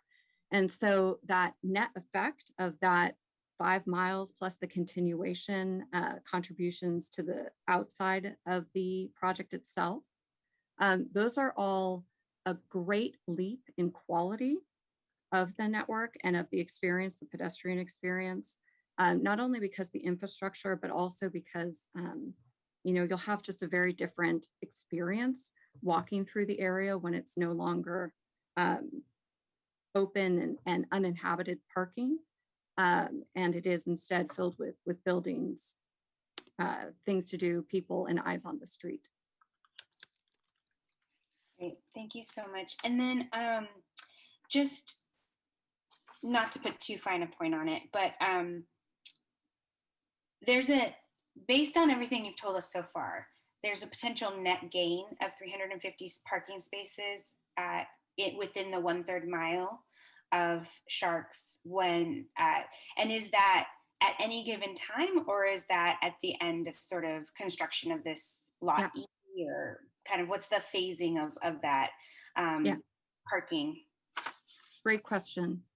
So that at least 350 space increase is at full build out, but there are a couple of caveats. So that's at full build out of the Downtown West project. However, part of the reason we're saying at least is because that only accounts for the minimum required parking, which is the 4,000 amount. The Downtown West project, Google could choose to go up to that 4,800, which would of course increase the parking count in the immediate area even further. It is important to know, and not obvious from the maps also, that some of the garages in the area are not included specifically in that count. We are not including the Adobe garage that is under construction today. And that is really because in our conversations with the Sharks, They have a lot of concerns about the functional capacity and the design of that. So that increase to 5,475 available spaces does not include parking at the Adobe site.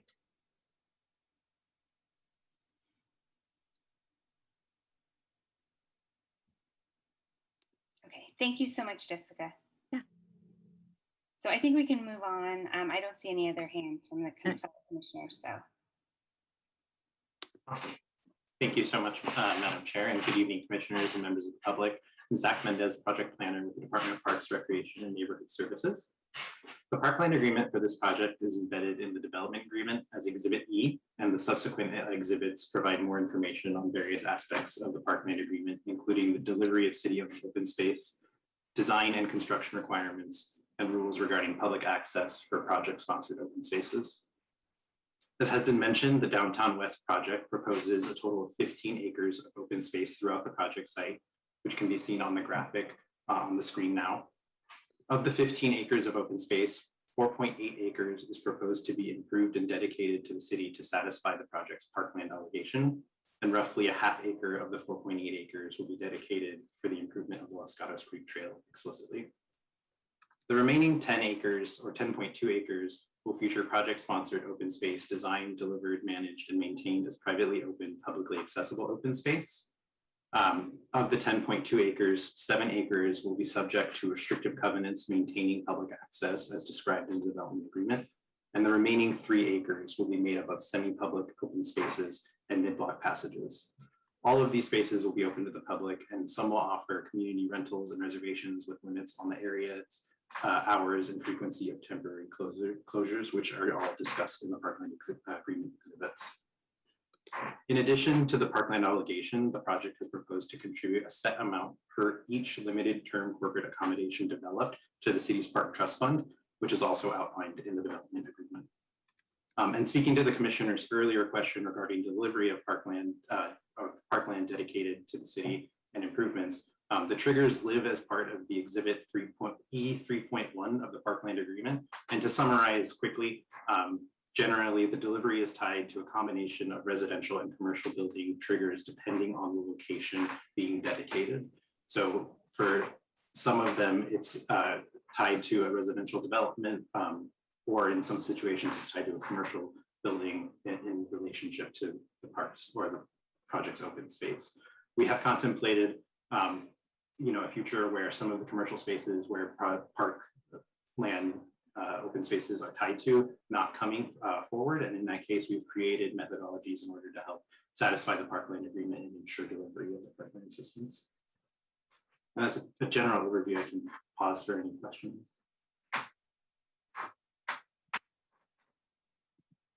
Commissioner Oliverio. Thank you, Chair. Thanks, Zach. Really appreciate that.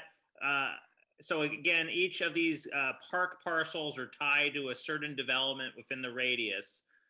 Can you tell me from your perspective, and I won't hold you to it, but what are the park areas you think will get developed first, and which ones are going to be at the end of this process? So based on the phasing schedule, my understanding of the project's phasing schedule, the project's open space in the southern portion and the lands dedicated in the southern portion of the project will come first, and the trail development in that area. And then the larger park spaces in the north end will come later in the process. It'll probably go north or south to north. Thank you. And because the fire training center, which was speculated at one point in time as a park and is now no longer the case, can you or someone else tell me, did the city buy land for a new training center? Yes, we did, Commissioner. Where is that? It's land adjacent to the existing facility, the main yard on Center Road, and the fire training facility is under construction. Thank you. And I assume that's what that last bond that got passed a couple of years ago. That's correct. Great. Thank you very much. Okay, we can move on. Thank you, Zach. Thank you, commissioners and chair. My name is Rachel Vanderveen, and I'm the Deputy Director of the Housing Department. I will be taking time tonight to provide you an overview of the Affordable Housing Implementation Plan, which is actually a part of the Diridon Station Area Plan, and provide an overview of the housing aspects of the development agreement for the proposed Google development.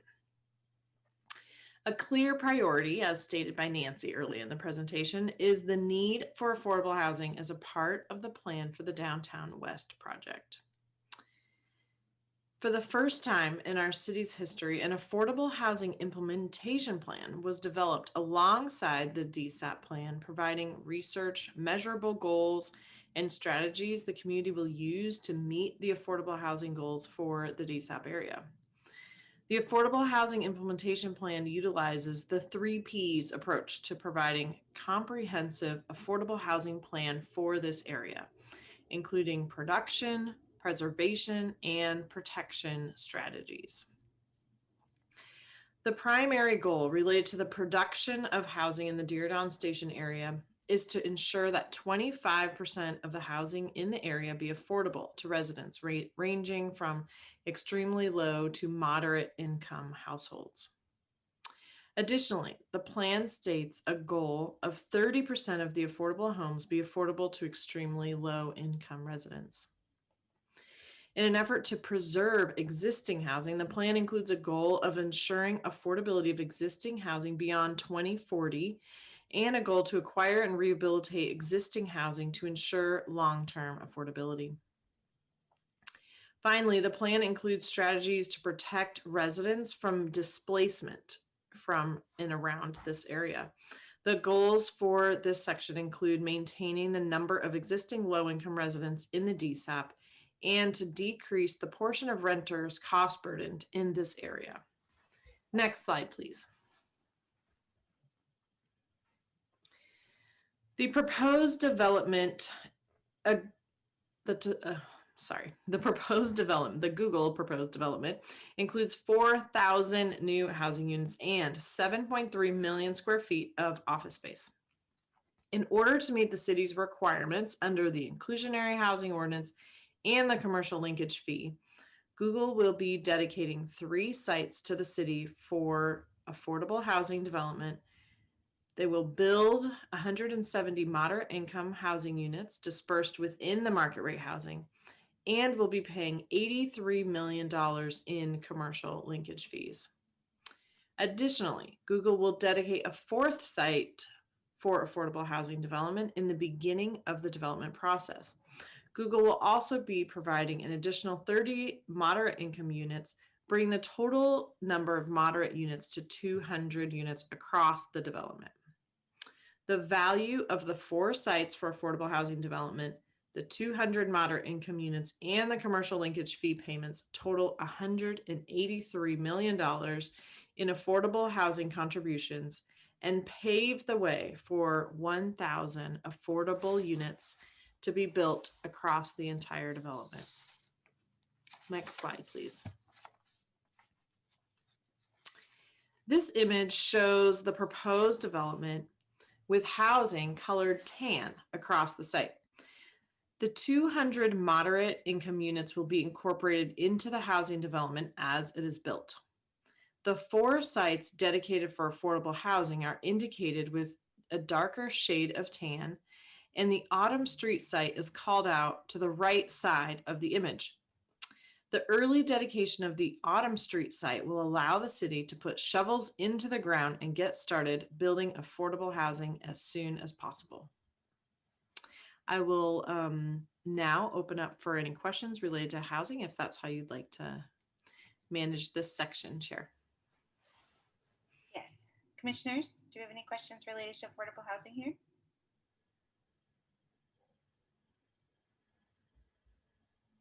Okay. I guess not. All right. Thank you very much, Rachel. You're welcome. Thank you. So we're near the end of staff's presentation. So staff would like to provide some minor clarifications to the staff report. On page 16, paragraph 3, the report states that the required amount of overall project improvement is $253.7 million. Instead, it should state $265.8 million. And on page 17 of the table, column 1, for parks and open space requirement, the number should be 55.8 million instead of 67.9 million. Both for calculation errors that were not updated, and they will be reflected in changes when it goes to City Council. Also on page 16 of the staff report, in the second paragraph, first section, the sentence should be stated, should state as summarized in the housing section of the staff report instead of just the underscore. On page 20, third paragraph, second sentence, exhibit underscore should actually be referencing attachment J1 to reference the encroachment draft resolution. So in conclusion, as the project furthers the goal of the city's general plan, the staff has found the project to be consistent with the general plan, municipality code, city council policy, and analyzing the project EAR. And in further detail in the associated staff report, resolution, ordinances, and attachment, we're recommending that the Planning Commission recommend to City Council the approval of the Downtown West Mixed Use Plan. This now concludes this presentation and opened up to questions. Great. Before we move to Google's presentation and to commissioner questions, I just want to make a quick comment related to public comment and how we're going to manage that as we move forward after commissioners finish their questions to the applicant. So as I mentioned earlier, we have translators with us, and that requires us to, currently they're in the translation room. So everything they're saying, they're translating for folks in those rooms. In order for them to translate for the commission and the staff, what the public is saying, we have to move them into this room, the main room, and they translate for us what the public commenters are saying. That's a technical piece that takes a little bit of time. So what we're trying to do is group the folks who need translation. So right now I see that there are 8 hands up for folks who'd like to make public comment. I'm assuming on this item 8A. We have written down all of those names and you will be called on in the order.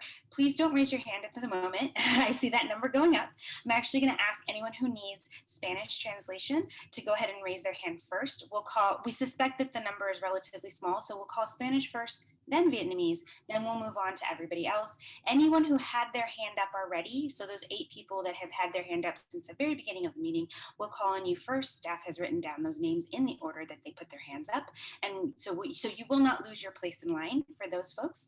And we appreciate it if anyone who needs Spanish translation would start raising their hands now so that we can prepare for that. We'll take them first, then we'll take Vietnamese folks needing Vietnamese translation, and then we'll move on to everyone else. And really appreciate everybody's patience as we manage this, but it is a technical piece within Zoom.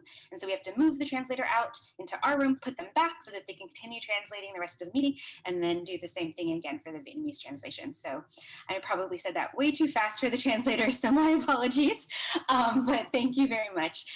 So at this point, I see that we have Commissioner Oliverio's hand up, and then I wanted to see if we have any other commissioners who'd like to just make general questions of the staff at this time before we move to Google's presentation. So Commissioner Oliverio. Great facilitation, Chair. So John, will you still be researching to see that question I asked you about acreage? So yeah, so about approximately 18 acres that will be going from either CIC, public, quasi-public, that were not previously downtown. So once again, that's the only designation in the GP that would have allowed residential. But just a caveat, because I know your concern is, those are now allowed to go to residential and the rest of commercial might not come, is that at the same time, we are up GPing a lot of the other sites from lower commercial to much higher density commercial in the same time. Fair, John, but the city could have done that regardless. Potentially. It could have upzoned commercial any day of the week. Potentially, yes. Okay, but like when I think about the Orchard Supply Hardware site, which is a commercial area, that's now going to be designated housing, correct? No, it's going to be designated downtown, but yes, in their project conceptually, they're showing that it could be a residential site, but yeah, downtown.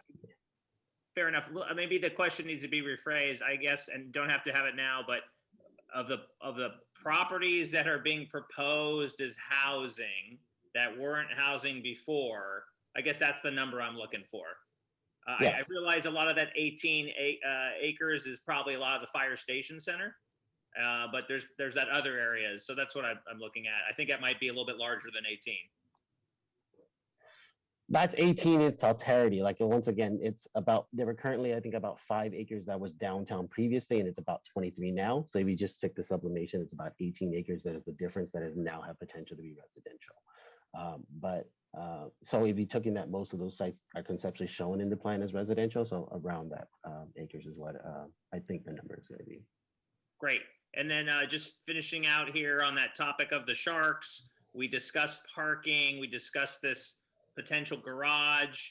The street grid's going to change, I believe, in Santa Clara Street to have a bus lane, bus only lane. Is that correct, Jessica? So the street grid for Santa Clara Street is not changing per the Downtown West project. Later this evening in the amended Diridon Station area plan, you are correct that the city is proposing to enhance transit access through dedicated public service lanes that allow for bus rapid transit. Got it. And Jessica, just to chime in, we're not anticipating those lanes would come in for at least another 10 years. That is correct. And also a fine point perhaps, but the project has also not been designed. So it's not necessarily true that that would reduce vehicular capacity. And then the agreement that we have with the Sharks on parking does, it sounds like, so Jessica and Nancy, that the parking spaces, you got get all lit up. My lights went out, yeah. It get dark sometimes, right? Does the staff feel then that the AMA is not breached by zoning, doing this plan development? That is correct. And Johnny, as the attorney, may want to speak to that. Your door is open, Nancy. Correct, Commissioner Oliverio. Yeah, our position is there's no impact on the Sharks' existing rights under the AMA. So nothing we're doing here is going to impact their existing rights. There's no breach of the AMA. Thank you. And at this point in time, after the staff presentation, I just want to say thank you very much for all the work you've done day in and day out in the variety of positions you filled. I know this is not your only land use application that's being processed and all the other projects you work on as staff, but I really appreciate it and thank you very much and look forward to the applicant's presentation. Chad, just one more clarification. I might have misspoken on my clarification on page 16. The number should state 253.7 million instead of 265.8 million. Okay, thank you, John. So do we have any other questions from our commissioners of staff at this time? And you will have other opportunities to just ask general questions later. Seeing no hands, we'll go ahead and call on the applicant. And I don't know who's presenting, so someone can let me know. Great. So I am presenting, so just give me 1 minute to get the screen up. And thank you so much for having us here and for allowing us to present. I'm Alexa Arena. I am the district director for Google on Downtown West. So really thrilled to be here. We know it's been a long night and we still have a long way to go. So we'll do our best to both go briskly and likewise to make sure that we're speaking at the right pace for the translators. But please do slow us down if necessary. Much like the city outlined, we clearly came into this after you all had done quite some work. So the DSAP overall is a decade in the making. It was a plan and an opportunity that we thought really aligned with Google's objectives and goals. And so that process clearly kicked off in December of 2018, but we respect the fact that we're a piece of that overall implementation and that it's required all hours and hours of community time, of city time to get to where we are today. We also have really enjoyed and embraced what has been a very in-depth process of co-creation with the community.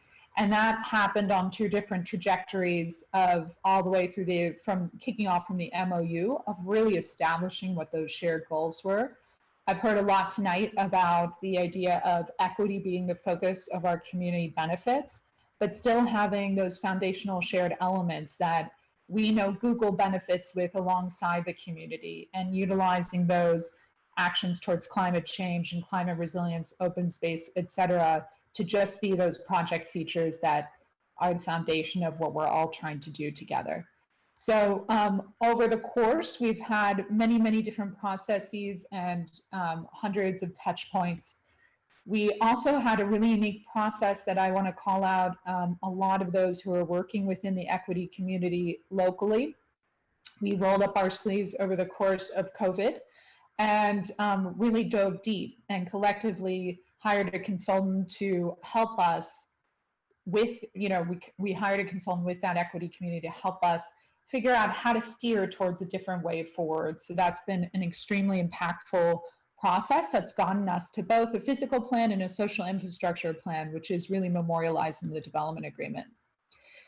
As Laurie referenced, we've been having a host of meetings and touch points alongside the city. This is some of the representation of that, of well over 100 community meetings on our side. We released a video that got 14,000 views around the framework plan, which ended up being a really actually effective medium to then start to get a lot of community data points and touch points along the journey. As we've all talked about, this has been a transformational vision that's iterated several times. So when we stepped in, I think the fundamental shift was to say, how can Google deliver, as we spoke to the community and to the city, something that's about the next generation of how our downtowns want to function. And the idea that that is not an all-office corporate campus, but is something around a much more integrated neighborhood. And that requires, of course, mixed use. And so that's the foundation of what we've therefore shifted that framework plan to. It is true that with that came an extensive amount more of housing, and so too with more office, but it resulted in about half of the developable site area being for uses like open space, residential, retail, and creating that social heart.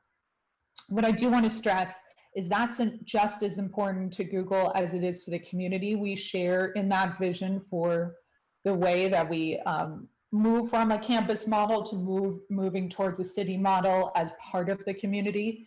I think it's the right way to go. So we're really excited about it. Likewise, as we referenced in the plan, 25% of the housing units being affordable within the DSAP was really important across the board, including to us, of having more inclusive neighborhoods as we go forward. And likewise, unprecedented levels of thinking about ecology and how that fits in, as well as zero net new CO2 emissions. So this has really been about that transformation and iteration, I should say, from the general plan objectives. So it both includes a center of regional employment, and it includes what we're kind of thinking through with the community, and the community's really expressed to us of how can we create at the doorstep of transit and at the nexus of many of our neighborhoods, a central social district for San Jose. We've also committed, and we've always said we are here for the long haul. It's a little bit different than being a developer, because we will be in this project and in part of the neighborhood with you all. And that gave us many opportunities to look at things differently, and allowed us to be really additive and to embrace this idea of finding a new social and ecological paradigm shift to how we approach our cities. And I think that is amplified under COVID and under the accelerated societal framework that we find ourselves in. And we're really excited to lean into that and to say, okay, how can this project both create this very authentic representation of who San Jose is through co-creation, and how can it also hold an unprecedented level of ecology for a sort of such a central transit site? There's a great data point that 20% tree canopy in neighborhoods reduces depression rates by 50%. So we know this has an impact on people. We know also things like finding a smarter and greener way forward is critical for all of us, including this project. And so our objectives will be the equivalent of reducing roughly 4,100 cars off the road through how much we're investing in thinking through a greener way forward. We also very much embraced a lot of the dialogues we've had with the community that was around, in essence, the 15-minute city, of asking for a planning process that we've worked on with them around how this could, making sure the site isn't insular, but it's knitted into the fabric, and thinking about walk times and the 15-minute city versus the site itself in order to map how this site can stitch within a broader context. As we've referenced, there is a first of its kind fund of $150 million over the course of the project that's dedicated towards housing, education, and job access. It's very intentionally non-specific. And so in other words, it really defines those goals, but it doesn't say, this amount to this amount to this, because the whole premise of it is that as we create a structure where the community is that, and those communities and the people who work within the neighborhoods that need these types of resources the most, as we put the decision making into the hands of people who really understand it, that we're going to have much better impact, and that some of that opinion might change over time. And so we learned a tremendous amount from the community and from the city around how best to do that. And we think this structure is really exciting as a partnership and a way forward together. We also acknowledge and know that design is really a function of what we're trying to hold as a vision of the program and partnerships we have. And then really this is about a holistic vision. And that vision isn't really to build necessarily an endpoint, but really build an ecosystem for success over the long haul. So for instance, in the fund, we too as Google have a position where we're on the board, but not as a voting member. But that gives us an opportunity to continue to collaborate in the long term. Those are the types of stewardship, partnership, and sustained funding models that we're looking for in order to make this the start, not the end. So with that, I do want to transition it over to SiteLab, who has really helped us take what we've heard from the community around housing, around strengthening community, around accelerating local job opportunities, creating an inclusive place, et cetera, and thinking about how that can manifest in the physical objectives of the site. So with that, I'll turn it over to Laura Cresamano, who leads SiteLab. I think you have to stop sharing for me to start, Alexa. You got it. Great, thank you. Sorry about that. Here we go. So thank you, Alexa. So I will share now a little bit more on the process and the plan itself and how the design standards work to support the vision that you've just heard Alexa describe. As you well know, this is a project of scale. And so for the process, we want to make sure, as John described, we're accommodating something that can really integrate all these pieces. So it's not a single building project kind of a process. We work closely with the city to develop a process that will support the development of an integrated place and that can respond to new innovation and priorities over a 10 to 30 year build out. This is important because it avoids a one size fits all design or a design it all in one go situation. And it puts forward a holistic set of standards and guidelines. And in this process, the Downtown West documents that you have before you layer on top of the city's work. And they do this in a way that is then tailored specifically to this location and context. That vision and intent starts with the plan. We've endeavored to create a framework that you've heard described through these different presentations that can hold the many values and ambitions of the city and the community. The design of the plan is fundamentally about connectivity first. It's, as Alexa mentioned, it's really was designed to not be a corporate campus. It provides safe walking and bicycle paths to and from nearby neighborhoods in the station. It adds a network of open spaces, expands space for habitat and native ecology, and anchors places for public life with active uses, art, culture, and opportunities for partnerships and learning.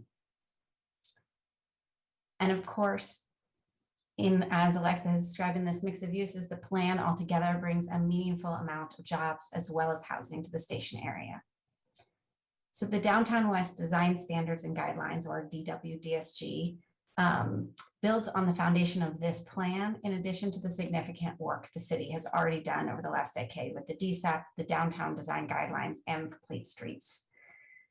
The DWDSG was guided by what we heard from the community and what we learned from what the work that city had done. And then even more so, since we've last met with you, the Planning Commission, we further strengthened this vision through the input that we've received. David mentioned some of these through that presentation on the EIR, but I wanted to highlight some as well. We heard the importance of preserving and celebrating San Jose's architectural history. So while we started the project with the retention of a number of iconic historic assets, in conversation with the community, we worked hard to further incorporate even more with historic buildings that now span the 19th and 20th century. We heard the importance of reflecting cultural and history of San Jose, and the DWDSG has requirements around site-wide commemoration and interpretive programming in the buildings and the public realm. We heard the importance of quality open space and a network of diverse experiences. So the plan includes those 10 publicly accessible open spaces that you heard described that connect with nearby neighborhoods and existing larger parks. We worked with environmental groups to further support the riparian corridor, strengthening controls for the bird safe design, as well as increasing the setback along the riparian corridor in alignment with the Santa Clara Valley Habitat Plan. For a more walkable, connected city and a multimodal future, the project includes over 5 miles of new walkways, bikeways, and trail extensions, and will commit to limiting drive alone trips so that 65% of trips are walking, biking, carpooling, or transit. And finally, we established massing and architectural requirements to relate to and respond to adjacent contexts. We had quite a few conversations with different neighborhood groups, and so controls that whether it's for historic buildings, low-rise residential neighborhoods, or Los Gatos Creek and open space. There are fireworks going on outside, so I apologize. One example specifically responding to that last point about being context specific are the requirements for the buildings along San Fernando between the river and the creek and across from Lake House Historic District. Here you can see the layering of rules, responding to those priorities that we heard and to the context, whether it be setting back from the creek or stepping height away from the Lake House Historic District. Each rule here comes together to shape the possible building form so that it meets our shared goals for the urban environment. Apologize. And so you see here the results that create the red outline, which is a buildable envelope. And as we shared this last time, the red envelope doesn't represent actual buildings. It's an outer limit of what would be allowed. And it sets that control to ensure that any design that would be proposed would perform in those key ways to respond to context. And here you see an illustration of how those might come together with a sense of materiality and that stepping to the street and the neighborhood. This is the kind of attention that applies across the board in the design guidelines applied to open space, mobility, lighting, signage, and sustainability. And as Alexa has described, at the end of the day, it's really about how all of these pieces come together and how this design can enable this place to come to life in its next phase. And I'd like to share 4 moments in the plan just briefly of how that could come to be. So first, the Gateway Plaza is a new open space envisioned, just as it sounds, a gateway to a new part of downtown and also a gateway to learning opportunities. And you can see here the opportunities for interactive installations and open spaces and programming through partnerships with local organizations. Next, only steps away, we see the area along Los Gatos Creek that is currently paved with asphalt. And the project would transform it into 4¼ acres of enhanced riparian habitat, creating an immersive place for access to nature right in the heart of downtown, supporting the goals for health that Alexa described.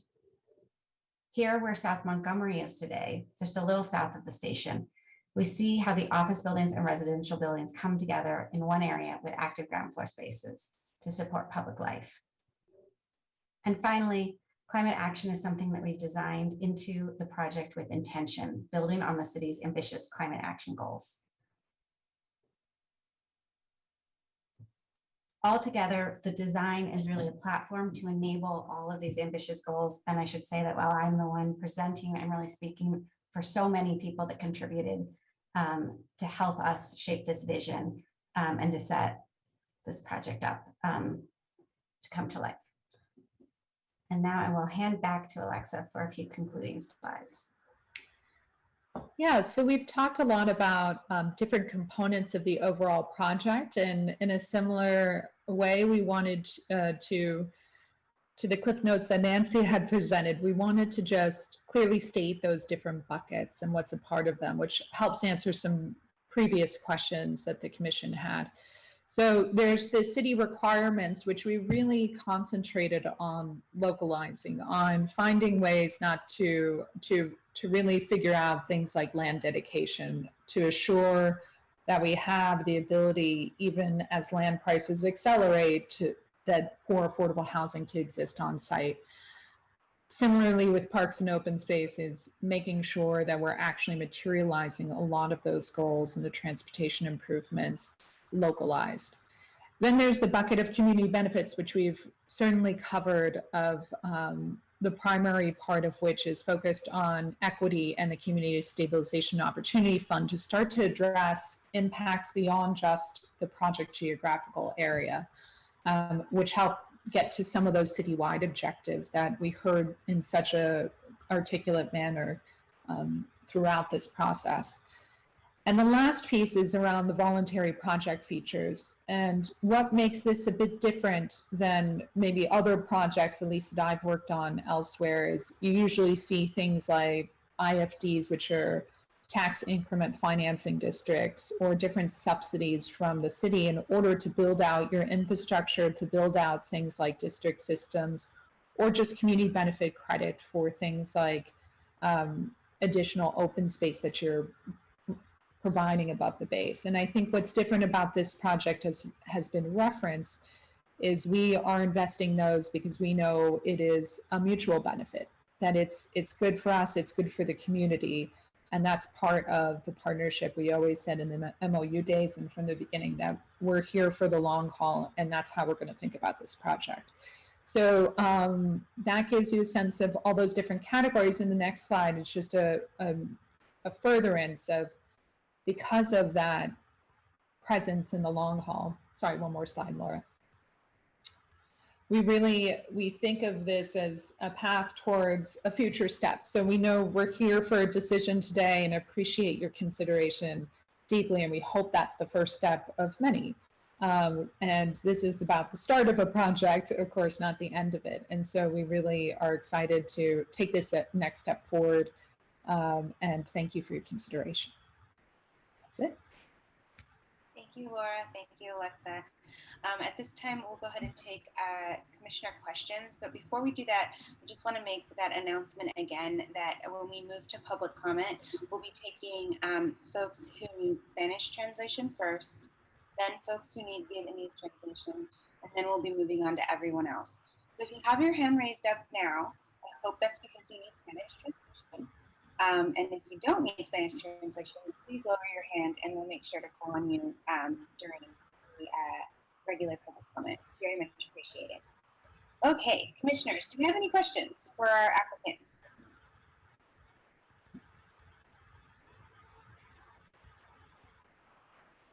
Okay, we'll see no hands raised.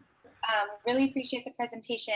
And I would just say that last slide that had the three bubbles was really hard to read. So maybe we can make it bigger the next time both Commissioner Oliverio and I were kind of like to try to see the little writing. So via Zoom, it's really hard to see when, it's not on the giant screen at the Planning Commission meetings. So, or the very good advice. So just putting it there. And then Commissioner Oliverio, go ahead and recognize you. No, I had the same thought. I didn't want to say anything. I thought I was going to get levels of age discrimination comment on me, but I couldn't. The font was but clearly you can talk to all the points, and thank you very much. Maybe, Chair, one question for the applicant. The company itself, Alphabet/Google, is headquartered in Mountain View. You have a huge presence in Mountain View and Sunnyvale. You have facilities all over the country and all over the world. What's the, I guess, the project that you have currently under construction in Mountain View, is that near completion? The one with the unusual roof line that is sort of a bubble looking structure? Charleston East. Charleston East is near completion, so we're really excited about that. Obviously, as you know, Northern California and Silicon Valley and this area in general, this region is kind of our home, our headquarters, and so we expect continued growth in it. And so I think there also San Jose holds a really great opportunity to think about diversifying that growth to places that are near transit and that do act in more of this urban fashion, which is really a social home to come back to work to. And so it provides a lot of opportunity as we look forward, and we're very excited about that. Thank you. Great. So we'll go ahead and move to public comment. And if we could move our Spanish translator into the room so that we could get them to translate the two folks who have their hands raised. And then staff, let me know when you're ready.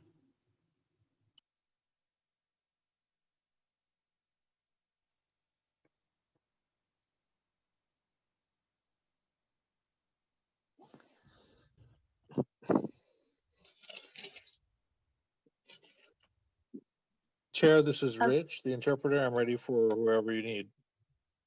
Okay, caller ending in 140, you are unmuted. Para la persona que acaba en el número 140, lo han desenmudado. Hello. Hola. Yes, with all these new developments. Hi, sorry, this is for Spanish only. You will be raised your hand during the English portion. I'm gonna move on to Meredith. Meredith, you are unmuted. Go ahead and unmute yourself and begin to speak. I'm sorry, I've also done the wrong thing. I speak English. I don't need an interpreter. I'll raise my hand again later. Okay, thank you. Y yo hablo inglés. No necesito intérprete. Voy a levantar la mano después. Okay, Jean, you are unmuted. Do you need a Spanish interpreter? Jean ha sido desenmudado. ¿Necesito un intérprete en español? No, I'm also trying to lower my hand. No, también estoy tratando de bajar mi mano. Okay, Danielle, it looks like we don't have anyone needing Spanish interpretation at this point. So we'll go ahead and move on to the Vietnamese interpretation. If anyone who needs Vietnamese interpretation could please raise their hand, that would be great at this time.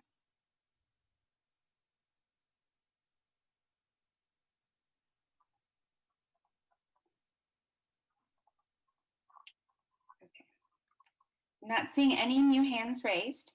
So at this Hi Alex, sorry, please hold until Okay, it looks like Victor has raised his hand. Victor, do you need a Vietnamese translation? No, I'm sorry, I don't need it. Okay. Apologies. Okay, so it's looking like we don't need any interpretation at this point. So what I'd like to do now is to go ahead and have anyone who'd like to speak on this item, go ahead and raise your hand. But just know that we did write down the names of the 8 folks who've had their hands raised since the beginning. Danielle, I'd like us to call them in the order that they had raised their hands originally and give those folks an opportunity to speak first, since they have been with us since the very beginning and had their hands raised first. It is almost 9 p.m. We will take public comment on this item. Everyone will get their 2 minutes. Once public comment is completed, we'll do one round of ability to respond by staff and by the applicant to public comment. Before we move, then we'll vote. And then before we move to item 8B, I'd like to take a quick break just to give everyone a bio break. So just kind of letting folks know kind of the order that we're going to move in next. So I see several hands raised. We've got about 30 hands raised right now. And staff, if we could go ahead and call them from that previous list, that would be great. Okay. First, we have Karen. And please be mindful of the timer. I want everyone to be able to say what they want to say and not get cut off or muted. So Karen, you are unmuted. Just a second, I'm having trouble muting you. Karen, are you?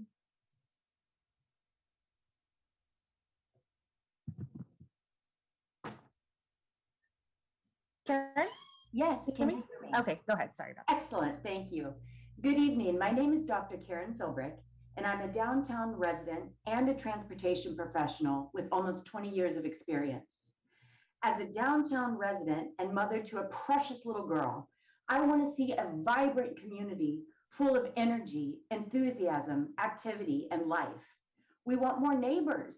We want nearby jobs and retail, and importantly, public spaces that are comfortable, accessible, and safe for all to use equally.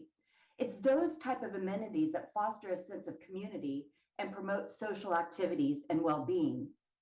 The other hat I wear as a transportation professional, I'd like to highlight that multiple research studies clearly reveal that more parking means more congestion, air pollution, and greenhouse gas emissions.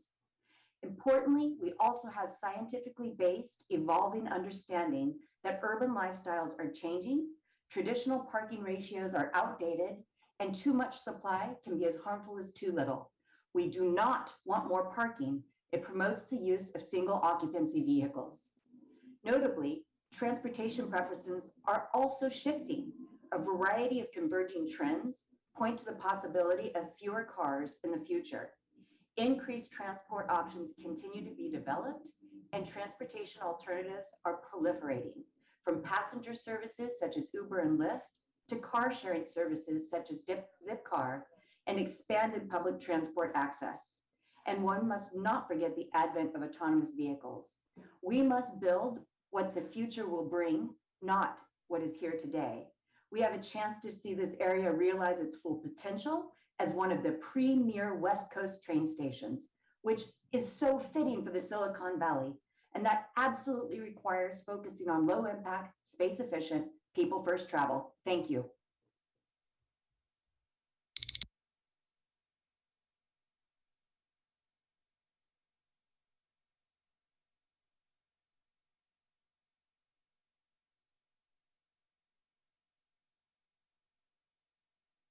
Okay, Jean, you are unmuted.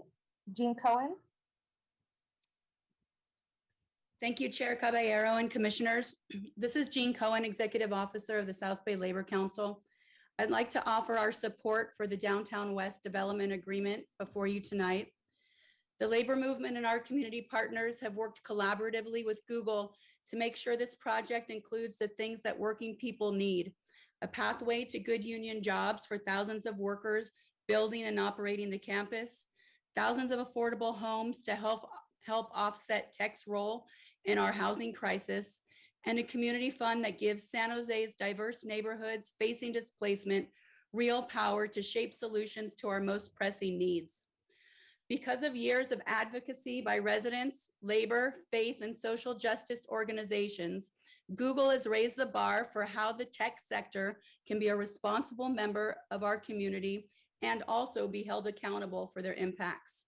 This project will help to ensure more equitable development, allowing existing residents throughout the entire city to benefit from new opportunities in neighborhoods threatened by gentrification and displacement. We hope that the Planning Commission will support this proposal. From the framework for community benefits to the commitments to good jobs, the city can learn from this process what we should do to demand from corporations and developers what we want from businesses in San Jose. Thank you.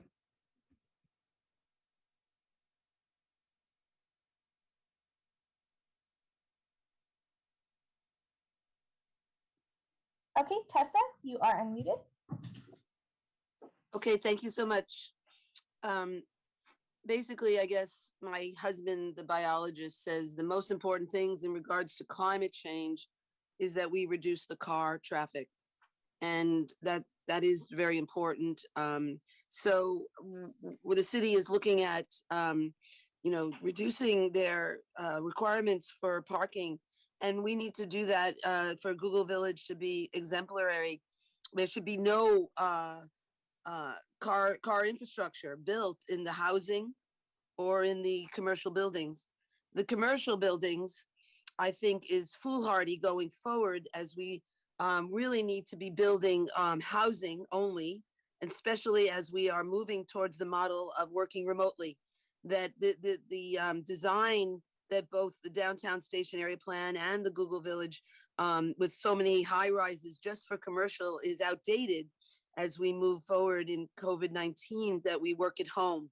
And so I think that's essential, in that we can build eco villages, they call it arc ecologies, to really integrate the growing of food within all our buildings and on rooftops, on floors, things like that. So, just everything to be about housing versus having so much office space. And in addition, that we really need more open space. Really appreciated what Alexa was saying from Google about the climate crisis and the relief we get from nature. And we really need to be really supporting open space. And that's why I've been, the science shows that any undeveloped lots should become food producing, that's really the comfort we're going to need, is food production. And that's why I've been talking about 615 Stockton Avenue to become a demonstration project where we grow food and learn to live without fossil fuels.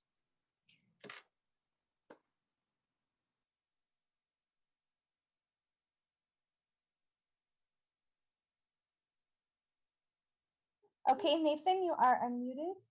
Go ahead and unmute yourself. Oh.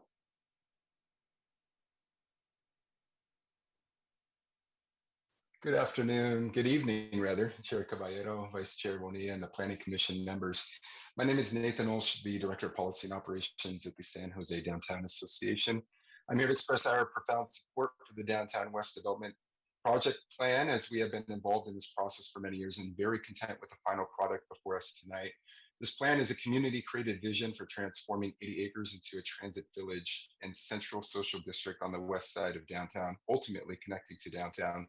The general plan amendments, rezoning, and environmental documents before you here tonight represent a vast improvement over our area's previous plan. I think Rosalind Huey captured this development project precisely on our opening slide, that this project is creating place for people, and that we are building up, creating density much warranted in our city. This 15-minute city is also a paradigm shift that has profound benefits, adding the much needed square feet of office, housing, parks, and open spaces. Moreover, we appreciate that Google is creating a greener San Jose with net zero emission goals, investing in ecological improvements and infrastructure throughout.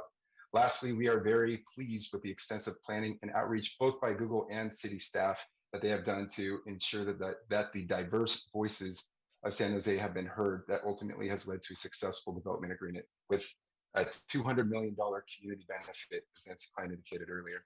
We commend the efforts of all parties involved, and the San Jose Downtown Association urges your approval of this item tonight. Thank you very much.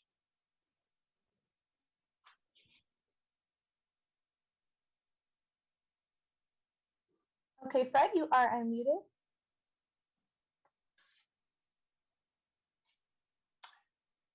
Hello, my name is Fred Buzo. Good evening, Chair Caballero and fellow commissioners.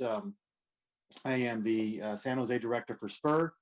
Thank you for the opportunity to provide input on this decision, which is so important to the future of our city.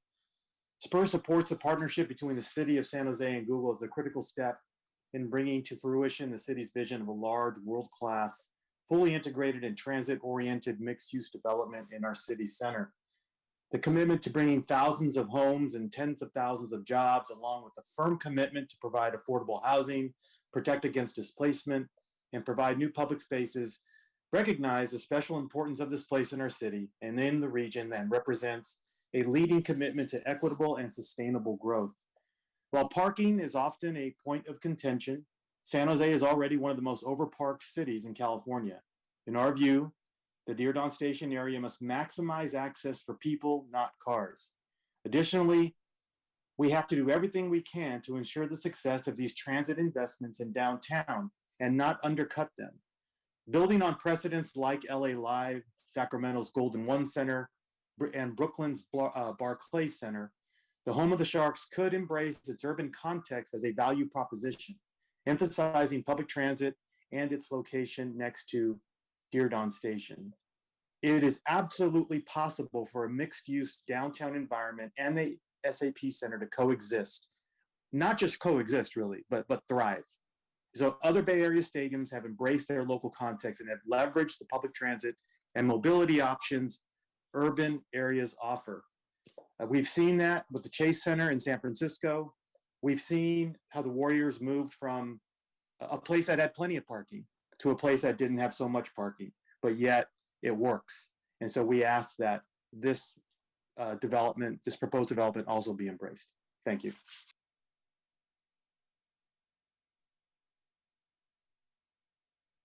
Okay, Carolyn, you are unmuted. All right, good evening, Chair Caballero and commissioners. My name is Carolyn Knight. I grew up in San Jose and I'm a resident of the downtown area. I'm also the education and outreach specialist for the Santa Clara Valley Audubon Society. Audubon, together with the Sierra Club, Green Foothills, and the Native Plant Society Santa Clara Valley chapter, has sent you a letter of support for the Google Downtown West Plan and its associated development agreement between Google and the city of San Jose. For decades, our organizations have advocated for the preservation of the open spaces and wildlife habitats of Santa Clara County and our native ecology found there. At the same time, we've promoted good urban planning that reduces density in the urban core, prevents displacement, protects riparian ecosystems, integrates our native plants into urban design, and promotes sustainability. More recently, environmental organizations have also been advocating for things like climate action and resilience, transit-focused mixed-use development, bird safety, and environmentally friendly lighting. Google's Downtown West plan includes and prioritizes these elements.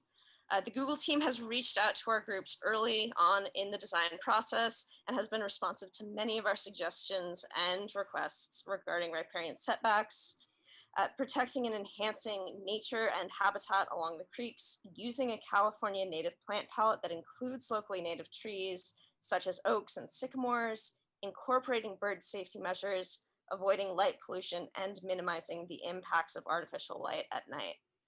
As a result of this, Downtown West incorporates better environmental design standards than the remainder of downtown San Jose, and it sets a great example for others to follow. We hope you support the Downtown West project and consider it a model for implementing the city's future developments. Thank you. Thank you. Caller ending in 140. You are unmuted if you'd like to state your name for the record. While the development sounds great, it's going to be sorry about that. Is there going to be enough electricity for everybody? You're going to cram everybody in these areas and have light rail? I want to know if they've thought about the water, the electricity, and the pollution that it could cause when you start to do demolition of things and you start digging in the dirt. You create silica and dirt in the air, and you're going to be having two projects, Google West, Cambrian Plaza. Who knows where else you're going to build these villages? Do you really think that there's going to be enough water, electricity? And I want to know what the environmental impact is for when you do the construction. There's going to be traffic because we're still driving cars, right? We're still driving cars, and they're not going to disappear overnight like you want them to. So it's going to be causing traffic. I'd like the panel to answer me what type of environmental impact studies that they have on construction, and if there's going to be enough water and electricity, because you guys got rid of natural gas. That's evil now. So you guys tell me, is everyone going to be able to ride bikes there? I want to know. How's everybody going to get around? Where are you going to park? right? I mean, you can't just get rid of parking and then that's going to be the solution. Nobody takes the mass transit before COVID. They're not taking it during COVID. So you tell me, I mean, how are you going to force people onto mass transit if it doesn't work very well or it's expensive? In the case of San Francisco, well, it's a little bit different where that is, but I can tell you one thing, I'm never going to a Warriors game again, that's for sure. Anyway, I like you guys to answer some of those questions, especially when you guys start digging into construction. Thanks.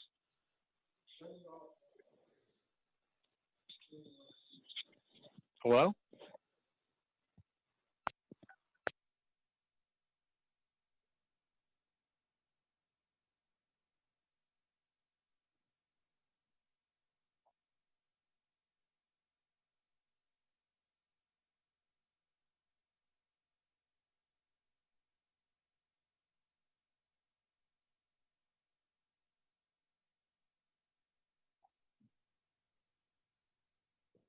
I believe we're all still here, right? Yeah, I think we're having some technical difficulties Okay. with the timer. Do we want to move forward without the timer and staff can just... Can you hear me now? We heard you, sir. Your time is up. Okay, we have next speaker, David Meyer. David, you can go ahead and unmute your device. Oops. Thank you very much, Chair Caballero, members of the San Jose Planning Commission. My name is David Meyer. I represent Silicon Valley at Home. We're an affordable housing advocacy organization. We work all across Santa Clara County. We're also members of the SOG, so we have been a participant in all of the community outreach and meetings that happen under the SOG's purview. On behalf of SU at Home, we really want to express our strong support for the housing pieces of Google's Downtown West development. We really want to commend city staff and Google for all their hard work on this draft DA. We believe the 4,000 new homes are going to jumpstart other housing development in the station area and are key to getting, really creating the mixed use, vibrant neighborhood we think everybody wants to see. Most important, however, is that Google has worked with the city to figure out how to meet the established 25% affordability goal of this proposal. So we will see 1,000 new deed restricted affordable homes. We support Google's approach of combining some on-site units with dedicated parcels so the city can reach deeper levels of affordability and bring new homes online as soon as possible. We're excited that the first parcel to be dedicated will be ready shortly after project approval, and we think there's an opportunity here to use Measure A funds to ensure we kick off affordable housing development with homes targeted at the deepest levels of affordability, and we strongly urge the city to pursue this with the county.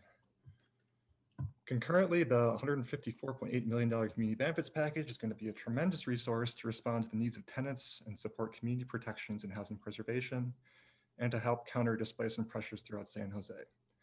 We're confident that through this process, we can create and maintain critical affordable housing resources, even beyond Google's footprint. So overall, we really see this as the end of the beginning and are committed to continued engagement as we move from planning to implementation.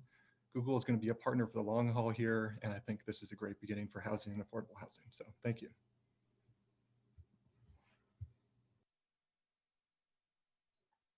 Okay, next we have Salvador Bustamante. Salvador, go ahead and unmute your device.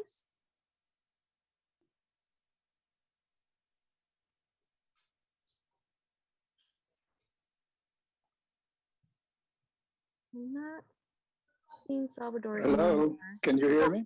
Yes, we can hear you. Yeah, Chair Caballero, Commissioners, good evening. My name is Chava Bustamante. I am affiliated with Latinos United for New America, also known as LUNA. I'm here tonight to pledge LUNA's support for this project and to ask the Planning Commission to approve the plans presented to you tonight. The community fund portion of the community benefits agreement is particularly important to the members of LUNA, for it puts $150 million and real decision-making power in the hands of grassroots leaders. This is something I'm really excited for. This project sets a new model for how tech developments can keep families housed and lift the quality of blue-collar jobs. I am aware that there is an allocated 20 million in the benefits package longer term. Our suggestion is that these resources enter the community fund, where the community will be able to decide where and how those funds will be spent. Once again, I'm glad to see how this community benefits package has turned out. It has been years in the making, and we look forward to continuing to work together. Thank you. Okay, next we have, Jennifer, could you promote me? What?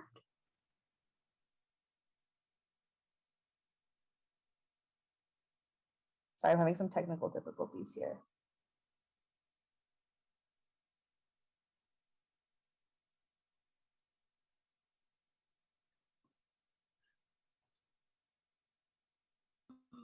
Okay, here we go. Jenny, I think is how you pronounce it. You are unmuted. Go ahead and unmute yourself and begin to speak. Good evening. My name is Janica Clem. I'm a San Jose native and resident and housing advocate, and I am just glad to hear the support that is coming out for this project. It has been years in the making, and it is so admirable the way that the community has been involved in this process. So I just wanted to, as an individual resident, lift the voices and say how excited we are to have the Planning Commission approve this development agreement. So thank you very much for your time, and I appreciate all your work on this. Thank you. Thank you. Eugene, you are unmuted. Go ahead and unmute yourself and begin to speak. Evening, can everybody hear me? Yes, we can. Hi, my name is Eugene Bradley. When I'm not running a public transit advocacy and watchdog group, I'm also a Sharks fan. I've always been one since I moved here back in 2000. And yes, I take the bus. I'm proud to take the bus. I'll keep taking the bus where possible until I'm dead. Now that that's out of the way, one of the things I like, it seems the more I see this Google West project, West Downtown, I believe that we need to, it is past time for San Jose to move its downtown area more into the 21st century where everybody's included, not just people who have a car and basically feel they have to drive everywhere, even 2 feet to their neighbor's house, which that just makes no sense at all. And most important, where they can actually walk or even take a bicycle to a nearby corner store, like I used to do in New Jersey. You can just walk to a corner store or walk to a shop and not have to get in a car and go sit in traffic and then whine about how bad traffic is while doing nothing about it. Anyway, this Google West Downtown project and around Durden Station, when done properly, really needs to best address the need to move a person and not a private automobile. If places like even Dallas, Texas can do stuff like this, even Dallas, Texas has built housing and even a nice light rail station right by where the Dallas Stars and Mavericks play. I've lived in New Jersey where we've just done something like this to Newark, New Jersey, where we built a nice hockey arena as well as decent shopping right around the old farmers market on Mulberry Street, right near Penn Station. We can all get all kinds of buses and trains to take you everywhere. You don't even have to have a car. So let's get downtown San Jose more into the 21st century and not keep it in 1951. Let's make Google Downtown West happen, preferably with solar power and recyclable water. Thank you. Thank you. Next we have Kathy. Kathy, you are unmuted. Thank you all. Thank you, commissioners. My name is Kathy Sutherland, and I live in the Delmas Park neighborhood, and I'm a member of the DANG, which is the Durden Area Neighborhood Group. I'd like to thank Google and city staff for bringing this plan forward. The Google project is transformational and the biggest development project in San Jose. A project of this size is not easy, and it takes time. Lots of time, volunteer time from neighborhood leaders. Google has listened to the concerns of the Durden Area Neighborhood Group, the DANG, and which includes leaders from 7 different neighborhoods. Collectively, we are supportive of this proposal. We are thankful that there is a master developer for this project. Google has had an open door with us, has had an open door with our neighborhoods. They don't just listen to our concerns, they listened and they took action. We know that there are years of development and change ahead. As neighborhood leaders, we know that we will continue to be engaged, and we look forward to working with Google and the city. Thank you. Thank you. Bill, you are unmuted. Go ahead and unmute yourself and begin to speak. Hi, this is Bill Souders. And I too am a resident representative on the SAG, and I live about a quarter of a mile from Diridon. So this is ground zero for me. I've been sharing my concerns from the beginning. And for me, this is not about the long-term vision at all. It's about our overall readiness to manage this incredible complexity. I've been advocating for construction mitigation, interim activation, and a commitment to the quality of life for the thousands of us that live in high-density housing already in the downtown core, and the thousands more that are going to be moving in. This is one project that is intrinsically linked to decades of construction governed by other complex projects, namely DSAP, DISC, downtown-wide transit planning, et cetera. So you've got BART, high-speed rail, extensive track realignment, 4,000 new residential units that are all going to be trying to find their own parking, hundreds of new hotels with no on-site parking, the new urban confluence icon. The list goes on. This is not about parking, and this is not a Google challenge. This is a city challenge.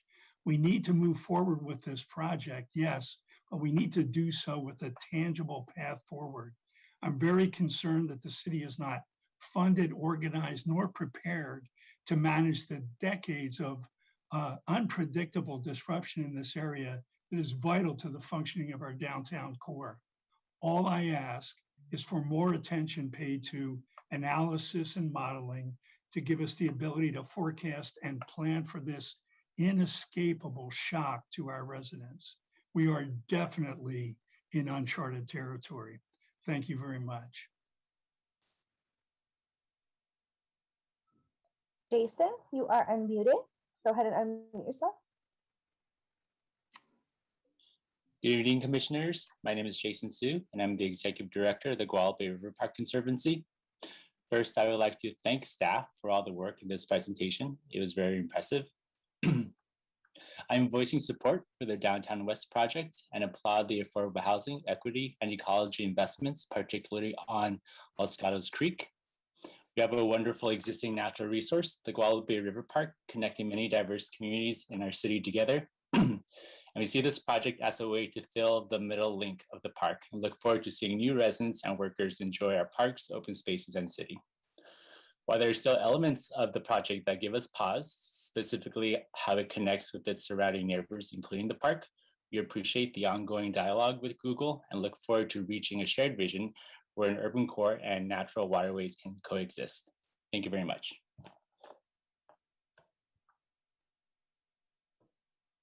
Adina, you have been unmuted. Go ahead and unmute yourself and begin to speak. Hello, good evening, Chair Caballero, Planning Commissioners, and staff. My name is Adina Levin with Friends of Caltrain, which is a nonprofit with a footprint from San Francisco through San Jose and South Santa Clara County, supporting successful modernization of Caltrain in the context of a regionally integrated public transportation system that is accessible to all. And we have about 600 people on our list who've been over time supporting the transformation of the Diridon Station area into a place that people can live and work and enjoy with significantly less need to drive. And the Downtown West project is really taking major strides towards fulfilling the goals of that plan. With the offices and homes and public spaces provided by the Downtown West project, complemented by the policies and the transportation implementation of the city, complemented by major regional transportation investments.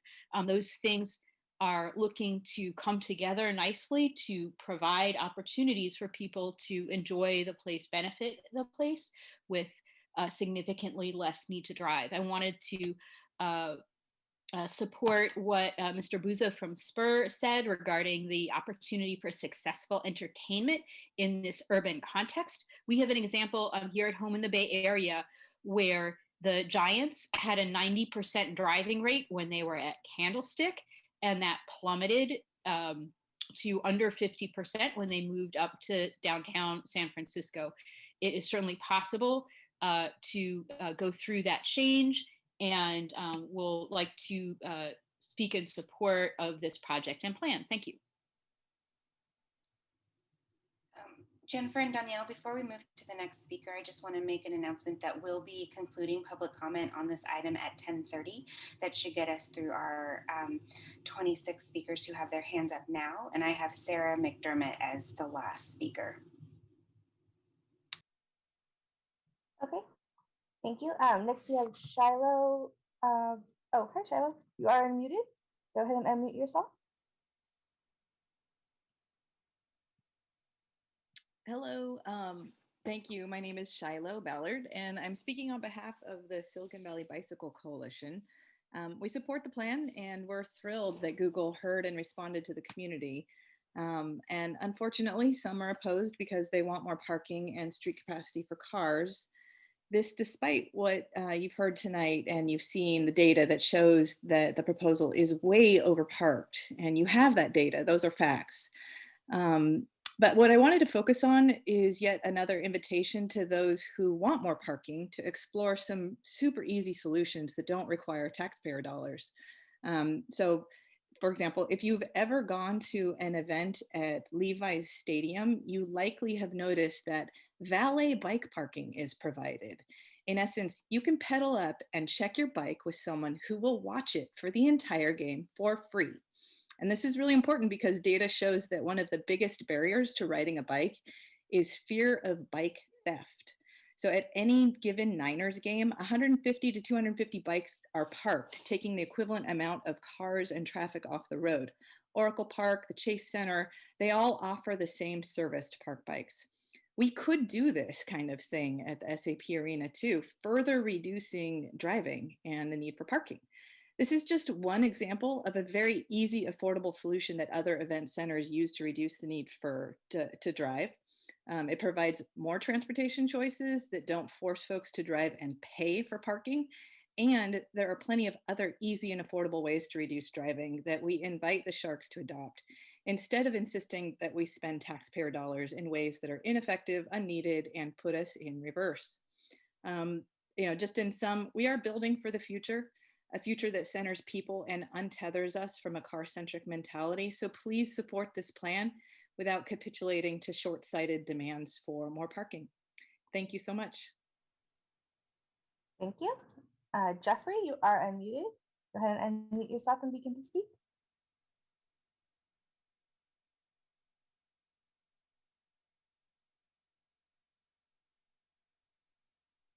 Hi, Jeffrey. Oh, sorry, commissioners. Didn't realize I had my hand up, but Jeffrey Buchanan with Working Partnerships USA wanted to share my support, strong support for the development in front of you. Certainly over these last 4 years since this project was first announced, our organization has engaged with hundreds of community members. In the very beginning of the process, we heard the greatest concerns were really around how will this project address displacement? How will this project address good jobs? And how will the community really have a voice in how decisions are made?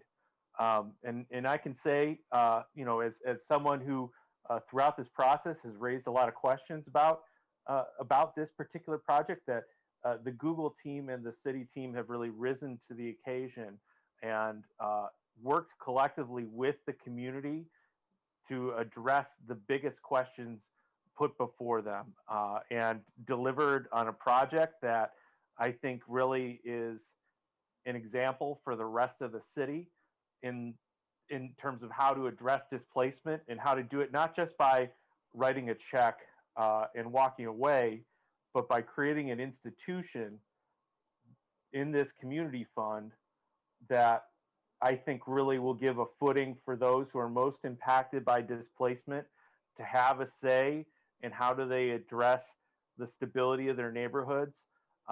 How can we fund the kinds of things that we haven't seen the city or philanthropy fund at scale to prevent evictions of our neighbors, to be able to help communities of color to be able to own their homes, to be able to ensure that the people that make this city great today are still living here tomorrow. And so really want to encourage the commission to support the development agreement, and thank you to Google and the staff for their engagement.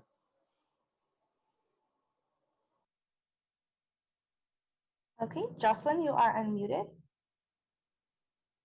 Go ahead and unmute yourself and begin to speak.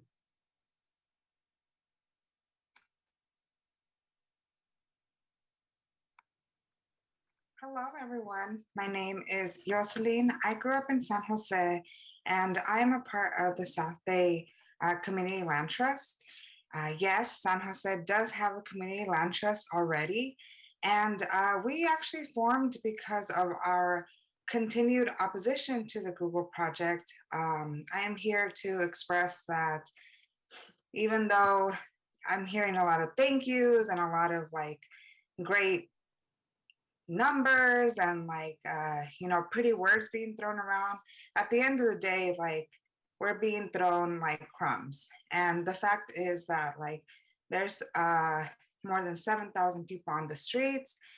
This project has failed to like take a moment to reflect of what it could even transform into as we face COVID. At the end of the day, as much as there has been discussion about community engagement, there also hasn't been any discussion about how much folks that oppose Google were criminalized and even arrested on December 4th when San Jose sold its parcels over to Google. And so although we speak about this as a done deal, and for many folks that is, I really hope that we can challenge ourselves, because at the end of the day, it is not until that first shovel goes into the ground. And I hope that we can continue to organize and challenge ourselves and be courageous to actually seek a transformative, decommodified development, something that is not tied to the housing market, something that is truly affordable. And that can only happen when we actually give community complete control. And so I am here to advocate that this Google project, again, we're in opposition, and we hope that these lands are turned over to community and community land trusts. Thank you.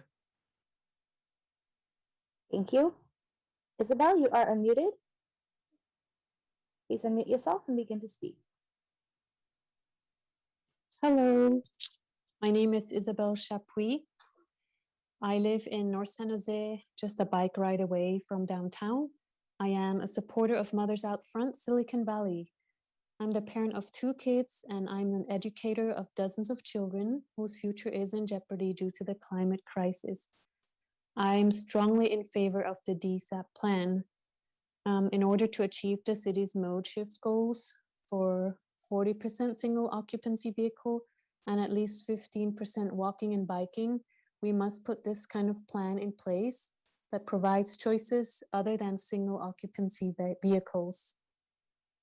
This is especially true in what will be a world-class transit center with an awesome bike trail. I urge you to reject the Sharks' proposal to build even more parking than the minimum 4,000 places already set aside. Too much parking and street space for cars means the city will be stuck in a car-centric mentality. Sharks fans too will be caught in heavy traffic at the end of games. Other cities have embraced transit near their arenas, like Seattle's Climate Pledge Arena. Surely San Jose, as the capital of Silicon Valley, can lead the way to a new vision of urban livability by prioritizing public transit, walking and biking, and letting go of the old car-centric mindset. Therefore, I urge you to not water down the plan with more parking and street space for cars. Put people first and be climate smart. Our children's futures depend on our making climate smart choices today. Thank you.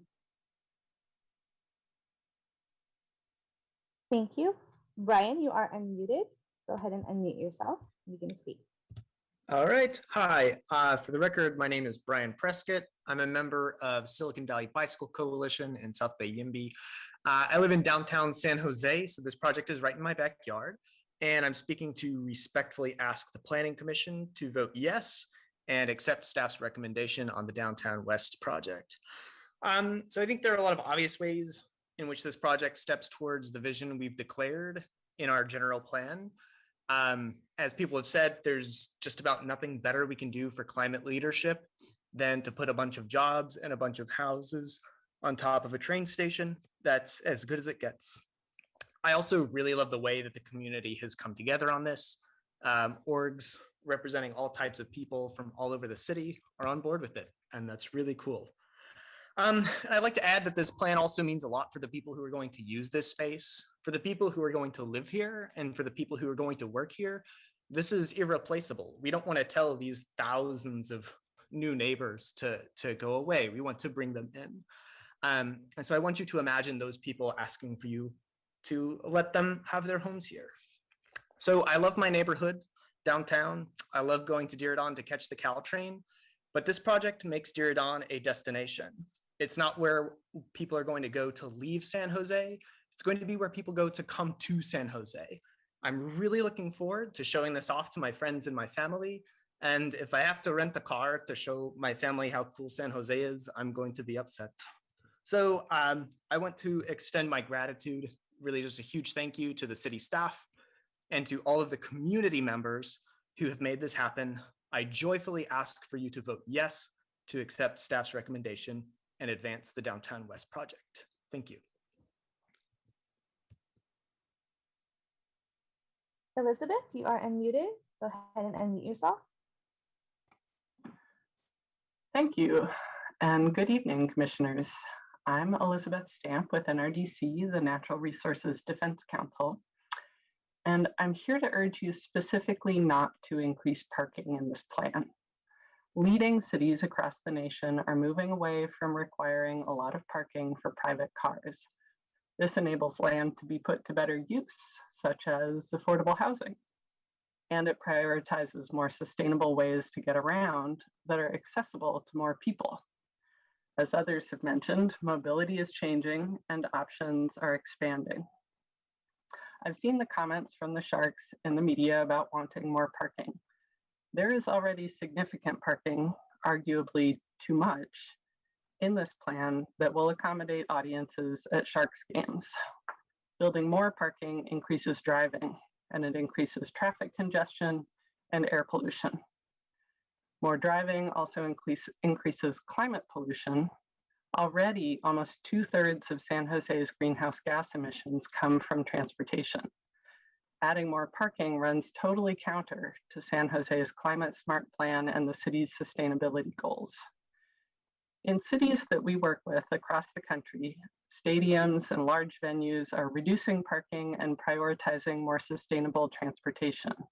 Urban areas and arenas work best with a variety of transportation options. The SAP Center is less than 5 minutes walking distance from Diridon Station and light rail. It's remarkably well suited for public transit. That should and can be the focus for game attendees. As we've heard from stadium planners elsewhere, it's more comfortable and fun for customers and safer and more pleasant for everyone else as well. This decision will shape San Jose's downtown for the next 50 years. I encourage you to stay committed to reducing parking, keeping downtown free of car-clogged streets, and keeping San Jose a climate. Okay, sorry, your time is up. Ben, you are unmuted. Go ahead and unmute yourself and begin to speak. Thank you, Chair Caballero, Commissioners. My name is Ben Leach. I'm the Executive Director of the Preservation Action Council of San Jose. PAC-SJ wants to commend both the Google project team and planning division staff for their commendable attention to PAC-SJ's concerns and the public's concerns related to potential impacts of not only to historic resources, but to cultural resources, natural resources in the project site. We want to highlight that the project as proposed, in our view, has been much improved since the original EIR, and we attribute that directly to Google's good faith commitment to an open dialogue with us and other stakeholders. We went into this with the concern that obviously this is a transformational project. A transformational project does not have to be a blank slate development. And our concern was that the inherited resources, both historic, cultural, natural, that already existed on the site would not be recognized as an asset. We are thrilled that that's not the case. And we can say with certainty that Google has recognized that integrating historic preservation into their overall vision enhances their project and enhances the overall viability, vibrancy, livability, equity of the entire development. And so while we have to admit not all of our comments or recommendations have been incorporated, we are generally satisfied that our input was given fair consideration, and we strongly encourage the proposal to move forward as proposed. Thank you. Hi, this is Chair Caballero. I just want to make a quick announcement. So if we could just encourage our public speakers to be as brief as possible in letting us know your concerns. We do have one more item that needs to be voted on tonight, and we are approaching 9:45. Public comment will go until 10:30, but just if possible, please be as brief as you can and concise when you're describing your concerns and support or opposition. Thank you so much.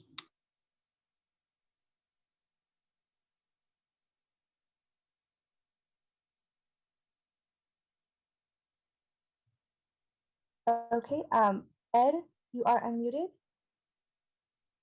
Edward? Good evening, Chair Caballero and Commissioners. My name is Edward Zaum. I'm the Planning and Land Use Director for the Shasta-Hanchett Park Neighborhood Association, the Neighborhood SAG representative, the outgoing chair of the city's Historic Landmarks Commission, and a member of the DANG.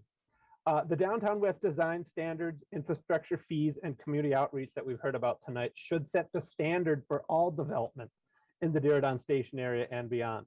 To not hold the remaining 160 acres to the same high bar would be a mistake of generational proportions. DANG appreciates Google's clear willingness to work with neighbors up to this point, and I believe that we've laid the groundwork to create a long-term positive working relationship with all area stakeholders.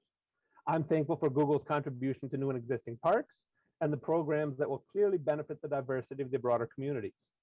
To be clear, broader community needs to substantially include the adjacent neighborhoods within the Diridon area, not just council members' wish lists. The proposal touts the creation of additional parks, but much of that area is riparian corridor, bike paths, or private property under the control of Google. The maintenance of the handful of public parks being created will fall to PRNS with no commitment from Google to support maintenance. Other development agreements the city has entered into in North San Jose and Newhall have included agreements for maintenance. Not to be indelicate, but the city's track record when it comes to park maintenance is terrible. We're setting up a system that will inevitably lead to well-maintained, privately controlled spaces and neglected public areas. This is far from the gold standard that the development agreement is being touted as. Residents living in the desperately needed affordable housing deserve well-maintained public open spaces for healthy living, not just privately owned plazas and walkways that Google reserves the right to close for corporate events when they see fit. Thank you.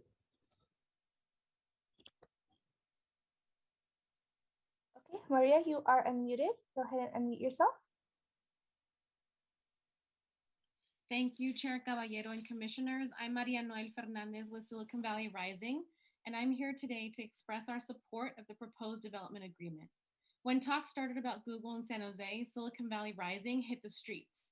We held community meetings with hundreds of workers and neighbors, We surveyed, we door knocked, we phone banked, we participated in SAG, we held actions, we rallied, we acted. And we did all of that because what we heard loud and clear was a desire for this project to address critical concerns around displacement, housing, and jobs. What we have here is an agreement that reflects the priorities across the board. The investment, the governance structure of the community fund, a fund led by community leaders with lived experience, all of this has been years in the making. We look forward to continuing to work with Google and the city of San Jose and encourage you to support the partnership that we have all worked so hard to cultivate. It is potentially a model for development locally and across the country. Thank you. Okay, thank you, Veronica. You are unmuted. Please unmute yourself. Hi. Hello, can you hear me? Yes, we can. My apologies. My name is Veronica Duant. I'm a lifelong San Jose resident. I actually live in the Gardner neighborhood. It's about a 10 to 15 minute walk, depending on how briskly, from my home to the Deer Dawn station. I'm also an attorney, and I have my business is in the St. Leo's neighborhood. I mean, specifically when my husband and I purchased our home, and when I set up my business in that neighborhood, it was to be able to walk into Deer Dawn and be able to utilize the transportation, as I'm often in San Francisco. And so if I can currently, under this situation, walk into a concert to SAP Center, I think that Sharks fans can do the same. I don't think any more parking should be allocated. The plan seems to have brought a lot of different community members together, a lot of the concerns regarding housing, regarding climate change and being able to build for the future. All of these things seem to be addressed in this plan. And so just as an individual and as a business owner in the neighborhood, I believe that I would love to support this. I think that the commission should move forward with this, and no additional parking should be allocated. I think, as many people have pointed out, lots of other Bay Area and nationwide teams have moved forward and moved into more public transportation and fewer private cars driving in. And I think that would be fantastic for the neighborhood in general, to see fewer cars, less traffic, especially on those concert nights and on those game nights. There is a way for more people to walk into downtown or to use public transportation, and it's all there. Light rail's there, Deer Dawn's there. If other cities can do it, we can definitely do it. Thank you. Alex, you are unmuted. Hi, actually, this is Gavin Laurie. The real Alex Shore is in queue, and I think will stand up soon. Good evening, Planning Commission members and city staff. My name is Gavin Laurie from Catalyze SV. Our members are really excited to see the realization of Downtown West and this vibrant mixed-use development, and to spend time in the development. Our members reviewed Downtown West in October of last year. It was the second highest scoring project of the year that we reviewed. And although we are now reviewing the development agreement, we do believe it provides significant funding for affordable housing, community stabilization, and different opportunity pathways. We will be reviewing this with our members on Monday and kind of have more on this, but I want to provide some of the feedback from our members on the overall plan. In general, we are really impressed with the community outreach and the continuing effort that we see from Google in this to reach out in new ways and to different groups. We believe that this is a vibrant neighborhood celebrating art, local culture, and the city's rivers, and really glad that Google is considering adding makerspace.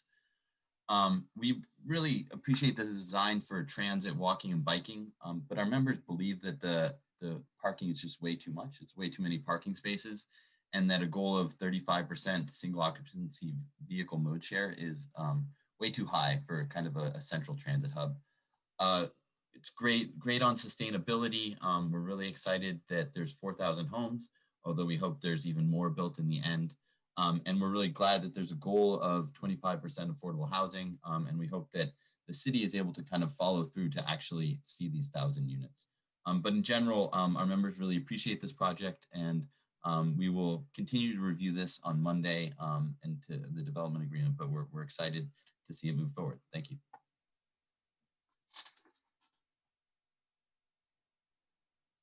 Naomi, you are unmuted. Go ahead and unmute yourself and begin to speak. Hi, I'm Kiyomi Ombi Yamamoto. I'm the lead housing policy attorney with the Law Foundation of Silicon Valley, also a member of the SOG. We're excited to support the proposed development agreement. The Community Stabilization Fund, as proposed, will ensure that as Google builds properties and hires new employees to live and work in San Jose, those most acutely at risk of displacement will benefit, particularly people of color. Our housing program serves low-income tenants, and we have seen a 30% increase in people of color served, particularly from East San Jose and downtown. And that's why we're enthusiastic supporters of the fund being governed by community members, including those with lived experience from East San Jose and downtown. The community is in the best position to prioritize the fund's needs and also to assess the impact and adjust priorities and actions to maximize that impact. We hope other companies will look to this agreement as the bar for responsible corporate citizenship. And we thank the city and Google for meaningfully including and responding to our people, and look forward to seeing this finalized as the minimum standard for future development agreements. Thank you.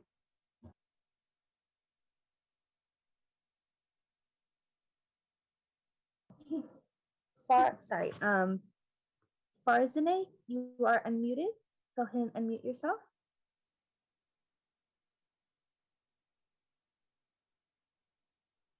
Sorry if I pronounced that wrong. Can you hear me? Yes, there you are. Hi, okay, thank you. Yes, you pronounced it correctly. Good evening. Thank you for everyone that presented tonight. And actually, I've really been enjoying listening to everyone's comments. I grew up in San Jose and I've been living in downtown. I'm an owner at a complex between Santa Clara and San Fernando on 3rd. And I just wanted to basically, I mean, a lot of people that spoke tonight are very eloquent and know a lot about this, but I just listening in tonight and from everything I've learned over the last few months, I just really support this project. And I just wanted to show up tonight and learn more and also put that out there because I think as someone who's living down here, seeing so much potential in downtown San Jose, and I've been here for 3 years, it's really exciting to see this move forward. Thank you. Thank you. Vince, you are unmuted. Hey, good evening, Planning Commissioners. My name is Vince Rocha, the Senior Director of Housing and Community Development with the Silicon Valley Leadership Group, and we'd like to express our support for the Downtown West Mixed Use Plan, this transformative Google project that will bring good-paying jobs, enliven our downtown core near transit, bring affordable homes for our residents, and parks and open space for all to enjoy. The plan before you is a successful outcome of years of community engagement, including neighborhood historical walks and community workshops that I participated in with other residents. This resulted in a collaborative planning process that will bring benefits to San Jose residents. It also considers the need for housing, which, as we know, is where jobs sleep at night. You can't have one without the other. 4,000 homes planned, 1,000 of them affordable, addresses the need for people to live near transit and jobs. In fact, Diridon will become a nearly unparalleled multimodal transit hub with this development next door, a Grand Central Station of the West that will service Caltrain, VTA, and high-speed rail and BART in the future. This will allow those who work and live in downtown West access to the entire Bay Area and beyond. Additionally, this project brings unprecedented community benefits package to San Jose that will benefit the community early and well into the future, including a one-of-its-kind Community Stabilization and Opportunity Pathways Fund being led by the community. The care put into this plan enhances community power to define and drive outcomes beneficial to all. Thank you.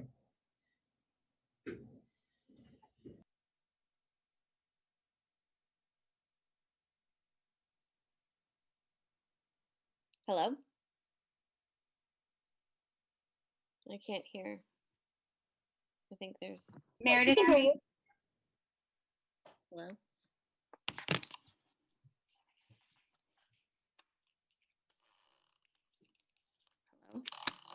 Meredith, we can hear you.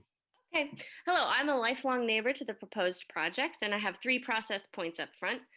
Please make all slides available to the public before the meeting to aid our ability to understand. Please open the one directional input only, no visibility to other participants chat feature available in Zoom so that city officiants can read and perhaps choose to bring up questions from their constituents in their non-time limited question period. And thirdly, please introduce speakers with an on-decks protocol so that we will know we will be speaking momentarily. I have 4 points for the project itself. Firstly, the EIR comes off as anthropocentric in terms of primarily presenting environmental impacts to human endeavor. What are the environmental impacts to soil, plant, and non-human life on which our sustainability as a species rests? Notably, there is no mention tonight to edify us on the allowable light pollution impacts of this project, although we heard about this from the Audubon Society comments. As for the noise pollution impacts, how will the 60 decibel hourly limit be measured? There is no infrastructure for noise pollution monitoring except during active construction. And so excessive noise pollution monitoring and reporting would have to come from individual effort to keep data on this. And there's currently very limited reporting mechanisms or enforcement for noise pollution in San Jose. I would ask Google to please build an integrated automatic monitoring and enforcement network for noise pollution concerns as we have to a limited extent for air pollution monitoring, and to consider adding registered FAA monitoring stations for air pollution within the project. Secondly, why is the low income and extremely low income affordable housing segregated from market rate properties in this project? It seems that amenities like pools, gyms, roof decks would not be available to low income housing. This separate but equal approach does not work and will further entrench differences in the quality of life accessible for low socioeconomic status people. This is NIMBY of a different sort, not in my building. Thirdly, I wish the presenters spoke more about the agreements with Google to ensure public access to their private parks. Will we have the right to protest Google in these spaces?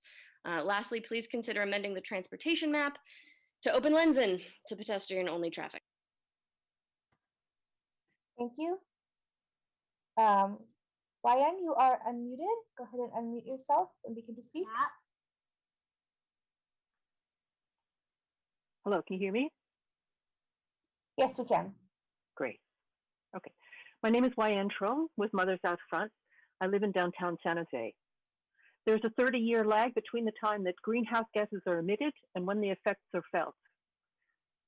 The catastrophic wildfires and drought we are experiencing today are largely due from emissions from 30 years ago. All the more reason to act swiftly on the climate crisis. We know we are not moving nearly fast enough. We must get people out of cars and build a world-class public transit system. I'm strongly in favor of the Diridon plan as is. I urge you to reject the Shark's proposal to build even more parking and to reject the proposal to widen Barack Obama Boulevard. Too much parking and street space for cars is entirely the wrong direction. It will increase traffic and will exacerbate the climate crisis. Shark fans will be mired in heavy traffic at the end of games. It's bad enough already. San Jose, the capital of Silicon Valley, must lead the way by prioritizing public transit, walking, and biking, and letting go of the long outdated car-centric mindset. Oakland is extremely successful at getting sports fans to and from the Coliseum by optimal use of BART and Caltrain and other public transit. We need world-class transit downtown. We hope the Sharks get not what they want, but what they need. A variety of ways for fans to get to games. Approving the plan as is a win-win for all, especially for our future generations. Thank you. Thank you. Roland, you are unmuted.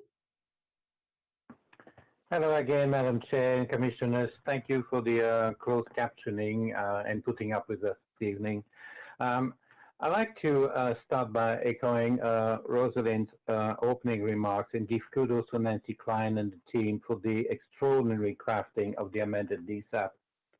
Moving on to Downtown West, I would like to thank Google for their flexibility, preserving or relocating historical resources. And I also would like to thank the City of San Jose and Google for engaging every side of the aisle and crafting a win-win development agreement for all parties concerned, and that includes our beloved Sharks. The only dark cloud I'm seeing in the development agreement is the infamous Diridon Integrated Station Concept Plan, known as DISC, and the potential negative community impacts that may result from the disk extending beyond its buffer zone.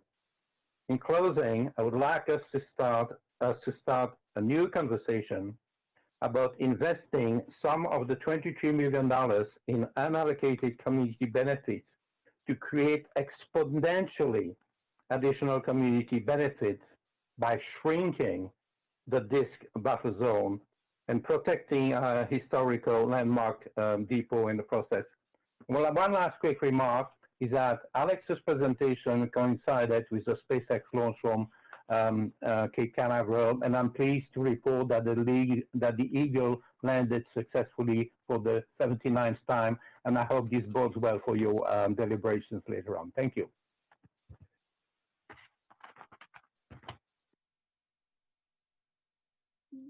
Okay, Catherine, you are unmuted. Please unmute yourself and begin to speak.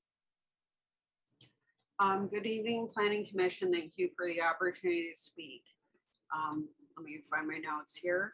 I'm a member of both Catalyze SV and PACT, and both of these groups have had a lot of input into the project. And we've heard many speakers tonight talk on how this project can bring downtown San Jose into the 21st century. You know, I've got background noise. It will create a vibrant transit-oriented community in Silicon Valley's intermodal transit nexus of the future. The Downtown West and Diridon Station area plans involving Google and the record-setting community benefits plan carefully considered the neighborhood's needs in the future. If anything, it might not be quite forward-thinking enough. Tessa and Winmansey had some really good ideas. You know, community companies may not be having all these big offices and having more housing, but you know, we may be able to reconsider this.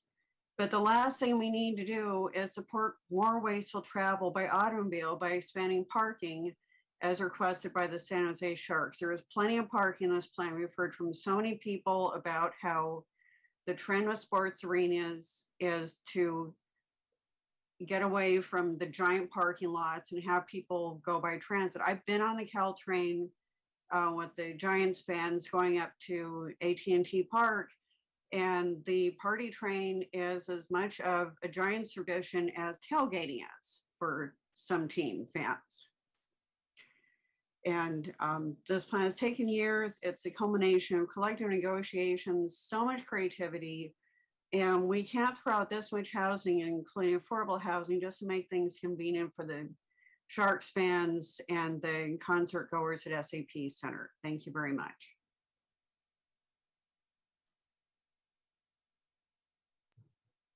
William, you are unmuted. Please unmute yourself and begin to speak. Hello. I'm William Lamping, a San Jose renter living on Communications Hill. I'm here to support Downtown West. I've seen many of my friends leave the San Jose area as a result of rising rents and housing prices. This project will not only make downtown San Jose more vibrant, but will help reduce the astronomical price of housing. Furthermore, as a Sharks fan who doesn't own a car, I'm excited about the possibility of being able to live so close to the tank and the greater downtown area. Thank you, and thank you to staff.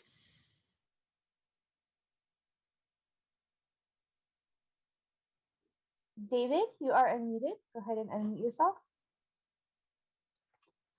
Good evening, Commissioners. David Lowe speaking on behalf of Destination Home, and wanted to log our support for both the Google Development Plan and the updated Diridon Station Area Plan, which together will provide a concrete path for delivering the affordable housing we desperately need. In addition to the 1,000 deed-restricted affordable apartments, the structure of these agreements will let us get those extremely low-income units that we also really need to address homelessness in our community and ensure that Downtown West includes homes for our lowest income and most vulnerable folks. So we really appreciate all the work that went into crafting this well-thought-out plan and maximize affordable housing that our community desperately needs, and we hope you will all recommend its approval to the City Council tonight. Thank you. Victor, you are unmuted. Go ahead and unmute yourself and begin to speak. Good evening, members of San Jose Planning Commission. My name is Victor Vasquez. I'm Director of Community Organizing and Policy at Somos Mayfair, and a member of the Si Se Puede Collective. East San Jose has always had to organize to build power because we've been left out of decision-making power. While people built the wealth in the Silicon Valley, but we've been left out of the economic benefits, fulfilling the impact of the housing crisis. But in response to community organizing, companies like Google work with our coalition of housing advocates, community organizations, labor groups, and we're here today to support the community benefits packet connected to the Google Development Agreement. The community fund portion of the community benefits agreement is important to us. It puts $150 million in real decision-making power in the hands of experienced grassroots leaders. This is the biggest community benefits fund in the US, with community power to direct these millions towards economic and housing solutions. In terms of housing solutions, Somos Mayfair would like to emphasize or enthusiasm for alternative community housing models.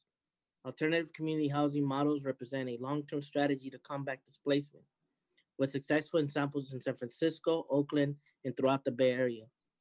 A significant portion of the unallocated community benefits and those funds must be invested in this kind of community ownership project model. East San Jose will benefit from alternative housing models, like housing on a community land trust, to curb generations of housing discrimination. We thank you for your time and consideration and looking forward to working with you on other projects.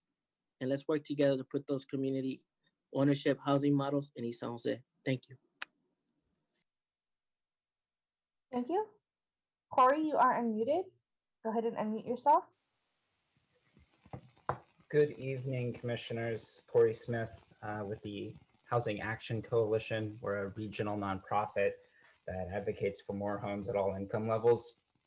We sent in our letter of support, so I'm not going to reiterate the comments we made there, but did want to call attention to the 55 people that put their hands up in support in a petition that we shared, co-hosted with the Bay Area Council, San Jose Downtown Association, and the Silicon Valley Leadership Group. That number's now grown to 70, so please consider those people when making your decision tonight. Thank you.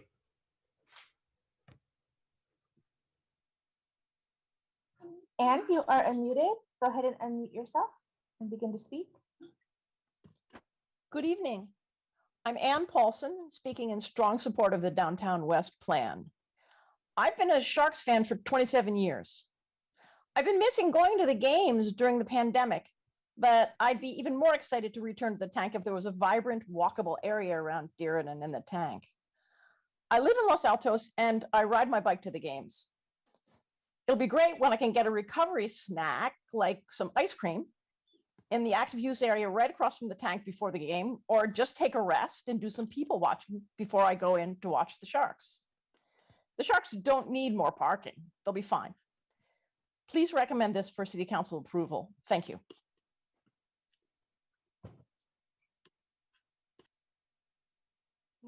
Sarah, you are unmuted. Go ahead and unmute yourself and begin to speak. Hi, good evening. My name is Sarah McDermott. I'm the political director of Unite Here, Local 19. We are the hospitality workers union in the South Bay, and that includes about 4,000 cafeteria workers on tech campuses. I just want to say we're in support of this project, and this has been a journey. We expressed a lot of concerns at the beginning, and we expressed those concerns to Google, to the city, and in public. And I'm happy to see that our concerns have been addressed. We were very concerned that service workers on this campus, it's going to add a lot of service jobs, would not be able to afford to continue to live in San Jose. And that has been addressed on multiple fronts. It's been addressed in Google making guarantees around quality jobs on their campus. It's been addressed through affordable housing, and it's been addressed through the community fund. So we are very eager to see this move forward. And I'd like to thank Google for opening their ears and not just hearing, but really listening and reacting to what the community has brought forward as their concerns. Thank you. Thank you. Alex, you are unmuted. Is this Alex Shore? This is the real. Okay. Thank you so much. Hey, Alex Shore, Executive Director, Catalyze SV. Just want to, I know you guys got a bunch of emails, you commissioners, about this. Just wanted to reemphasize something I mentioned in my email yesterday. On the issue of transportation, this for me is the story of two movies, Groundhog Day versus Field of Dreams. And in Groundhog Day, we choose to build our community just like we have for decades in San Jose and Silicon Valley, built around cars for people driving them. And we get the same sad outcome all the time. We get more pollution and more cars and more congestion. And the other movie is A Field of Dreams, where we build a neighborhood that is totally different, a vision that we haven't seen in our city that some might not even believe.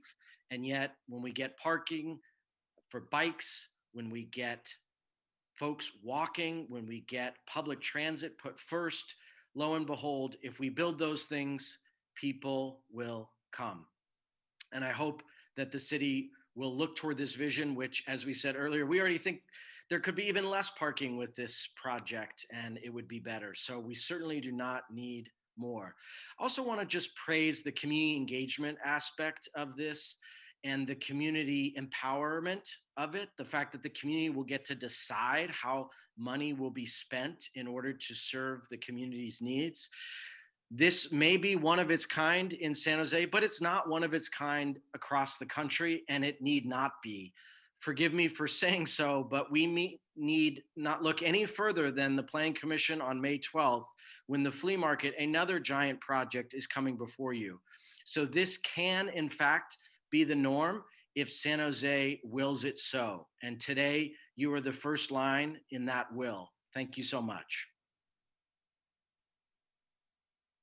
Shannon, you are unmuted. Go ahead and unmute yourself.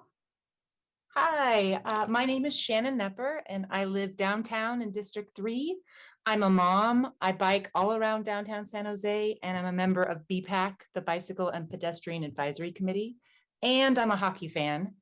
My 82-year-old dad takes public transit to support the Portland Timbers at Providence Park in Portland, Oregon. It's seamless, easy, and fun to get to the games, and I want that for San Jose. It's time we take a stand against car-centric development, and besides, a human-centered city is much more fun for everyone to enjoy, even if you're 82. So please vote yes to accept the staff's recommendations on the Downtown West project. Thanks so much. Thank you. Indu, you are unmuted. Go ahead and unmute yourself and begin to speak. Good evening. Thank you for allowing me to speak. I would like to congratulate everyone that has so thoughtfully put this plan together and encourage the commission to vote yes. The only thing I would like to say is that while there is great support, even from my end, for multimodal transit and bike and pedestrian facilities, which are so thoughtfully presented as part of this plan, the people who have an opposition mostly have it because they have not had the opportunity to incorporate these methods into their daily routines. This project has been a landmark in terms of its public engagement, and I would highly encourage it to consider public engagement in terms of educating the public on how they can incorporate cycling, public transportation, and pedestrian methods to achieve their daily transportation goals. Thank you.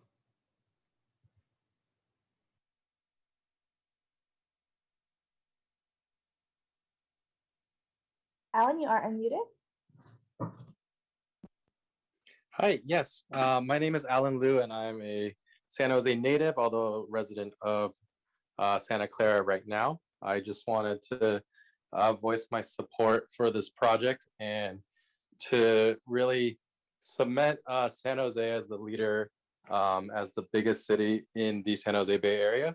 And I just want to say the impact of this is about opportunity, right? Well, the reason we're building this next to station is so we can have lots of people be able to have access to opportunity and access to money and access to Silicon Valley, which is the innovation capital of literally the world. And this is incredibly important for just San Jose as a city and for even just the state and as a country, just to be able to have places where people can work and not have to pay an arm and a leg just to be able to get a good paying job, which would have been offset. So just over a resounding support from a resident of the South Bay.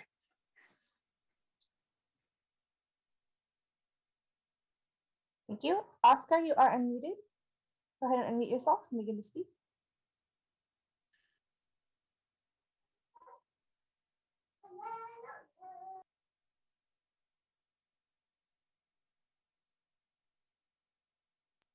Hi, Oscar, you are unmuted. Sorry, the button did not want to play along. Hi, I'm Oscar Morales, neighbor of downtown San Jose of 10 years.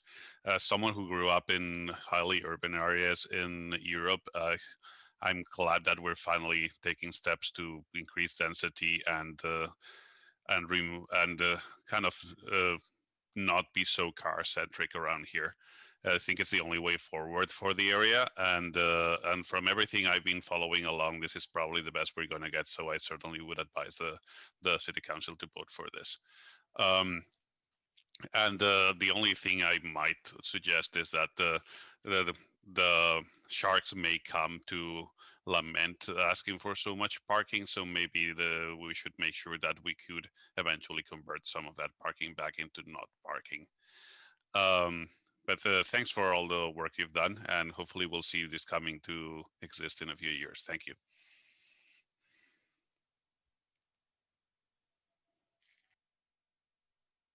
Okay, Molly, you are unmuted. Go ahead and unmute yourself. Hello, my name is Molly McLeod. I'm speaking in favor. I also want to put it in the context, however, of being an accessible city. And in this case, accessibility having to do with people with disabilities. And I am pleased that the community benefits package with Google is robust and has a community accountability and engagement part of it. One of the things that Google is doing this week is being part of a worldwide imagining process for being an accessible city. And San Jose is well positioned for that, having some more CASP certified than many, many other cities, certainly more in California than anywhere else. But what we don't see is that actually having representation, awareness, training, not just for the minimums required by the Americans with Disability Act, but actually for true welcoming, inclusive cities. And so when I hear of bikes and public transit, one of the things that needs to also be included is people who are using wheelchairs and scooters and walkers. And I hope to see much more awareness about that as this process moves forward. And I'm still in favor of taking this with to the council for a yes. Thank you.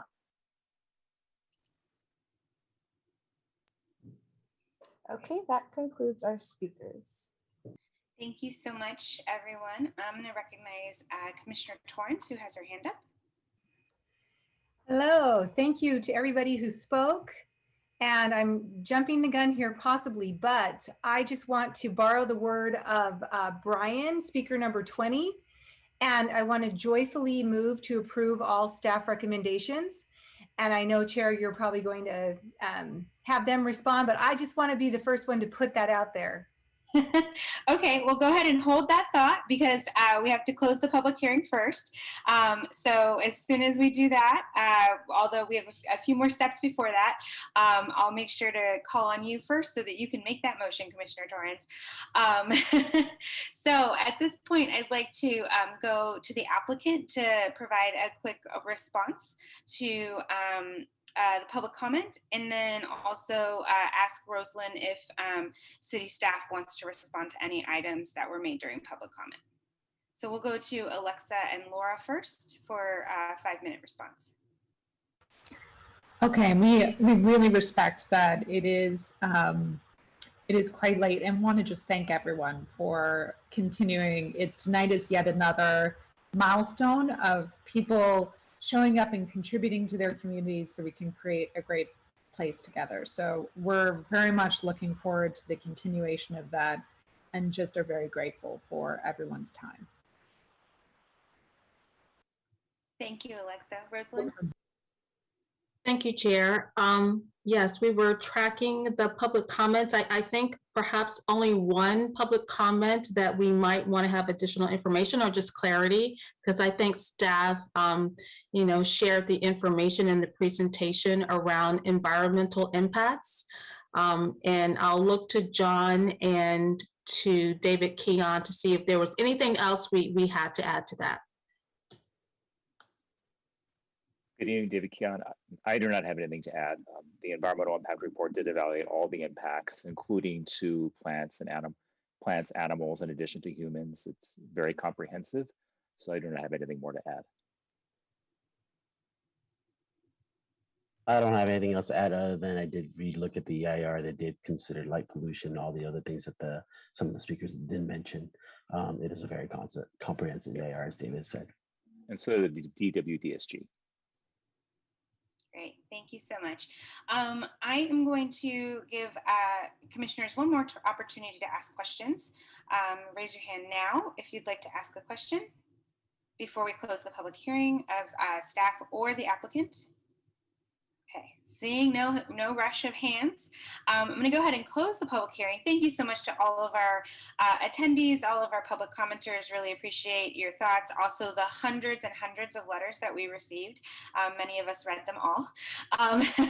So we understand there's a lot of interest in this project, and folks are very concerned. But everybody will also have another opportunity to make public comment at the City Council meeting when it moves forward there as well. So we listen to your concerns. We acknowledge them, and I think at this time we're ready to move forward. So I've closed the public hearing. Commissioner Torrens, now is your opportunity. Thank you so much. I joyfully move to approve all of the staff recommendations. Thank you. Do we have a second? Second. Second from Commissioner Oliverio. Would either of the commissioners like to speak to the motion? I would. Great. Briefly. Okay, here we go. I just have been so impressed. I saw protests of this project way at the beginning, probably in 2018. I was at a completely unrelated meeting and people were outside the rotunda. I think probably some of the speakers tonight were there protesting the Google Village. And so to see it go from that to this amount of community support is absolutely impressive.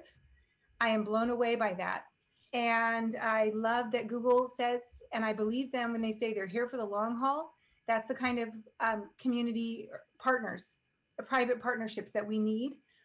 And I just want to thank Google for all the investment that they have made up to this point in making this come forward and for choosing my hometown as the place to build this. So I yield the floor. Thank you, Commissioner Torrens. Commissioner Oliverio, would you like to speak to the motion? Sure. Yeah, I'd like to reiterate our compliments to the staff for all the work to processing this land use application and its level of complexity. Thank the applicant for them choosing San Jose and all we offer. As we learned through the questioning, there is no guarantee that the 7+ million square feet of commercial will come to fruition. And we also know that this will not happen in the near future. This is really a project that will be built out over not 10 years, but 20 to 30. Even Santana Row, which is much smaller than this, is being built out already over 20 years. These projects take time. But when you look at what's up before us, it's a great opportunity for San Jose.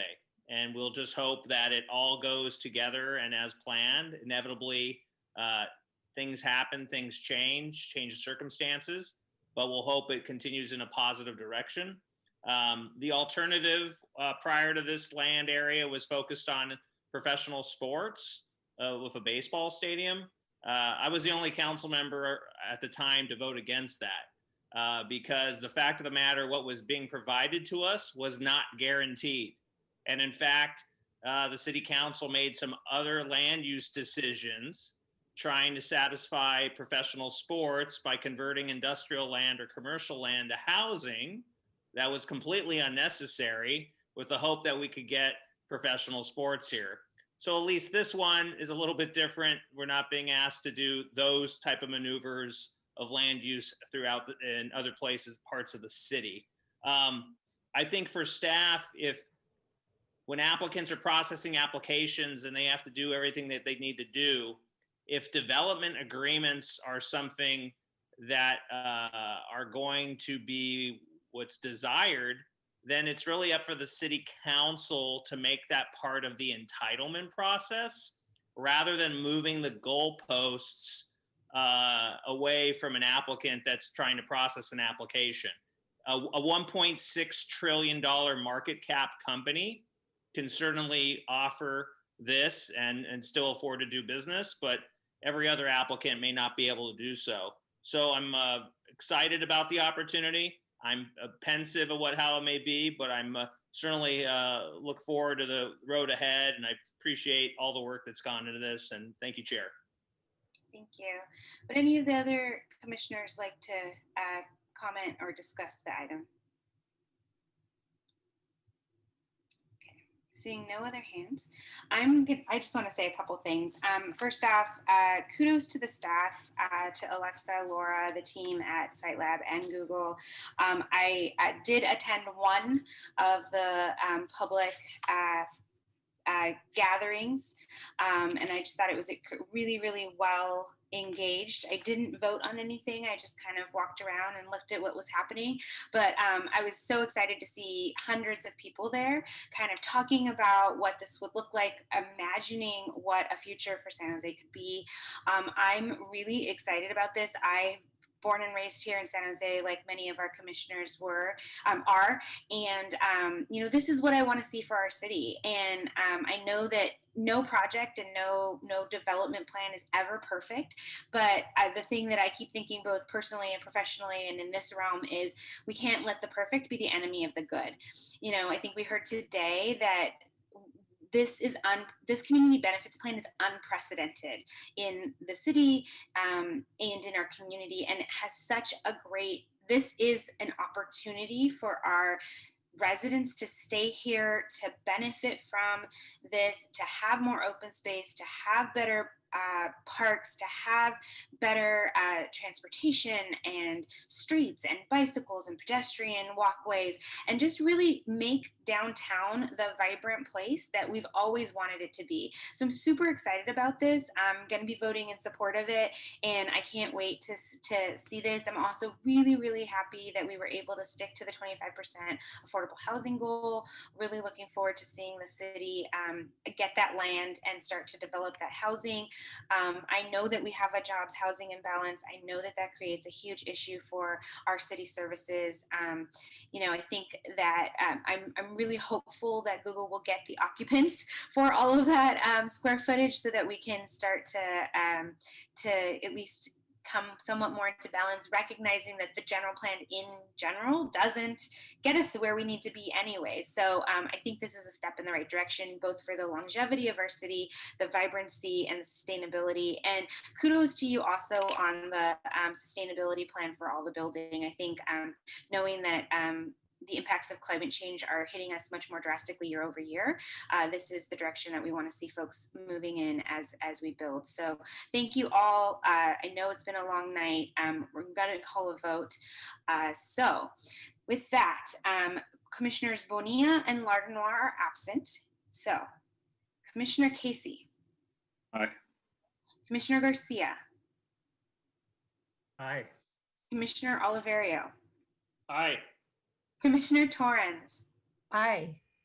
And Commissioner Caballero is also an aye. Yay! So while the staff, and I keep throwing my pen around. While the staff is putting that up on the screen, I know I said we'd take a 10-minute break. Where I feel like we're close to the end. If I could just have a raise of hands if from the commissioners, if you want to take a break, I'm happy to maybe do a 5-minute, but are we just really wanting to power through and move on? I'd take a 5-minute break. 5-minute break? Okay. 4 minutes, Ike, or 3, something. Okay, so let's just take a quick bathroom break, get some water. We will come back at 7 minutes, 10:40, and then we will finish up the rest of this meeting. Thank you so much for sticking with us, and we'll see you back at 10:40.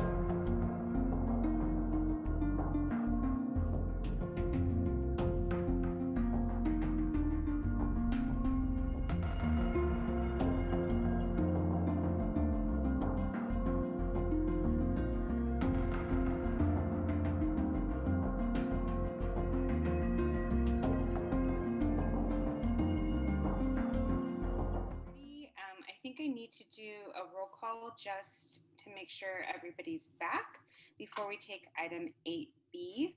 So, Commissioner Casey. Here. Commissioner Garcia. Present. Commissioner Oliverio.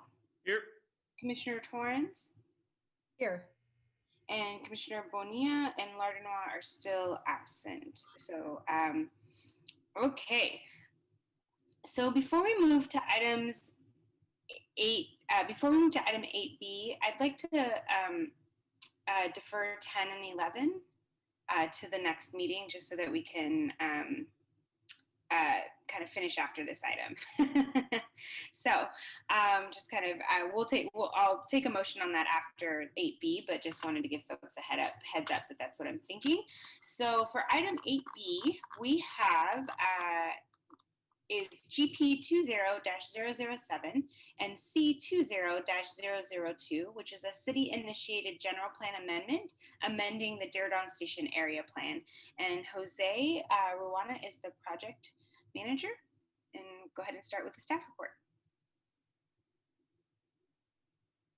Great, thank you, Madam Chair. James, are you able to share the presentation?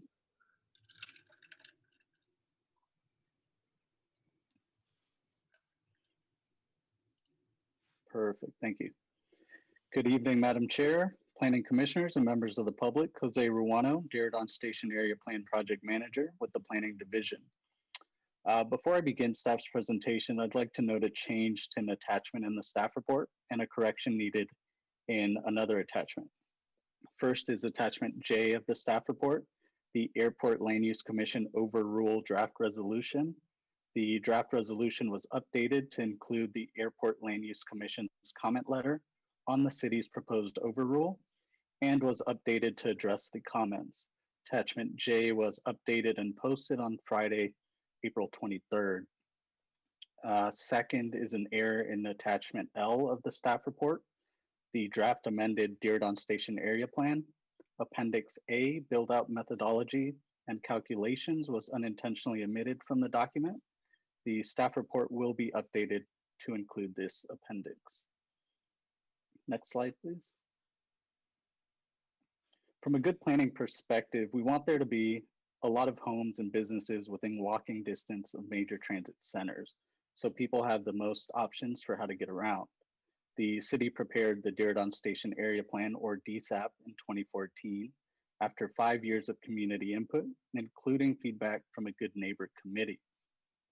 The DSAP calls for transforming the area into a vibrant, transit-oriented district of downtown and a place for all San Jose residents to use and enjoy. The Diridon Station area is an important resource for the city, and its development is a key part of the strategy for achieving our citywide goals. Next slide, please. As a reminder, we want to share why we need to amend the DSAP. There have been several changes since the plan was adopted in 2014. So the city is no longer planning for a ballpark. We are considering Google's mixed-use development. We have the opportunity for increased heights and development capacity. The city has initiated other plans in the area. This includes the Diridon Integrated Station Concept Plan, or DISC, the Downtown Transportation Plan, and the Diridon Affordable Housing Implementation Plan. And the City Council has adopted other policies and plans, such as the Downtown Design Guidelines and Standards, Climate Smart SJ, and Activate SJ. Next slide, please. Currently, Diridon Station is a hub for several local and regional services. We are working on adding BART, high-speed rail, and more passenger services, estimated to increase passengers 8 times over pre-COVID volumes. The city has partnered with these transit agencies and MTC on DISC to plan for the expansion and redesign of the station. Next slide, please. This slide here captures the engagement that the city has conducted since early 2018. So as you can see, there have been several meetings, events, as well as surveys. Next slide, please. Community input has been central to the development of the draft amended DSAP. For example, based on community input, the amended DSAP emphasizes equity as a primary objective, significantly adds development capacity, includes design standards for building height transitions, proposes a wider mix of uses, revises the open space plan to ensure better access to amenities, and updates the mobility network to prioritize walking, public transit, and bicycling within the core area while allocating automobile and circulation and parking facilities at the perimeter. These changes and others balance the range of aspirations and concerns expressed by the community members throughout the engagement process. Next slide, please. Our community engagement affirmed the general vision to transform the Diridon Station area into a dynamic mixed-use urban neighborhood. We did, however, adapt the objectives, themes, and goals to embody the overall spirit and characteristics the community indicated are important. Achieving these goals requires adding capacity for more housing and office through increased building height limits. But we took great care to consider the specific context of each site when determining its redevelopment potential and appropriate height limits.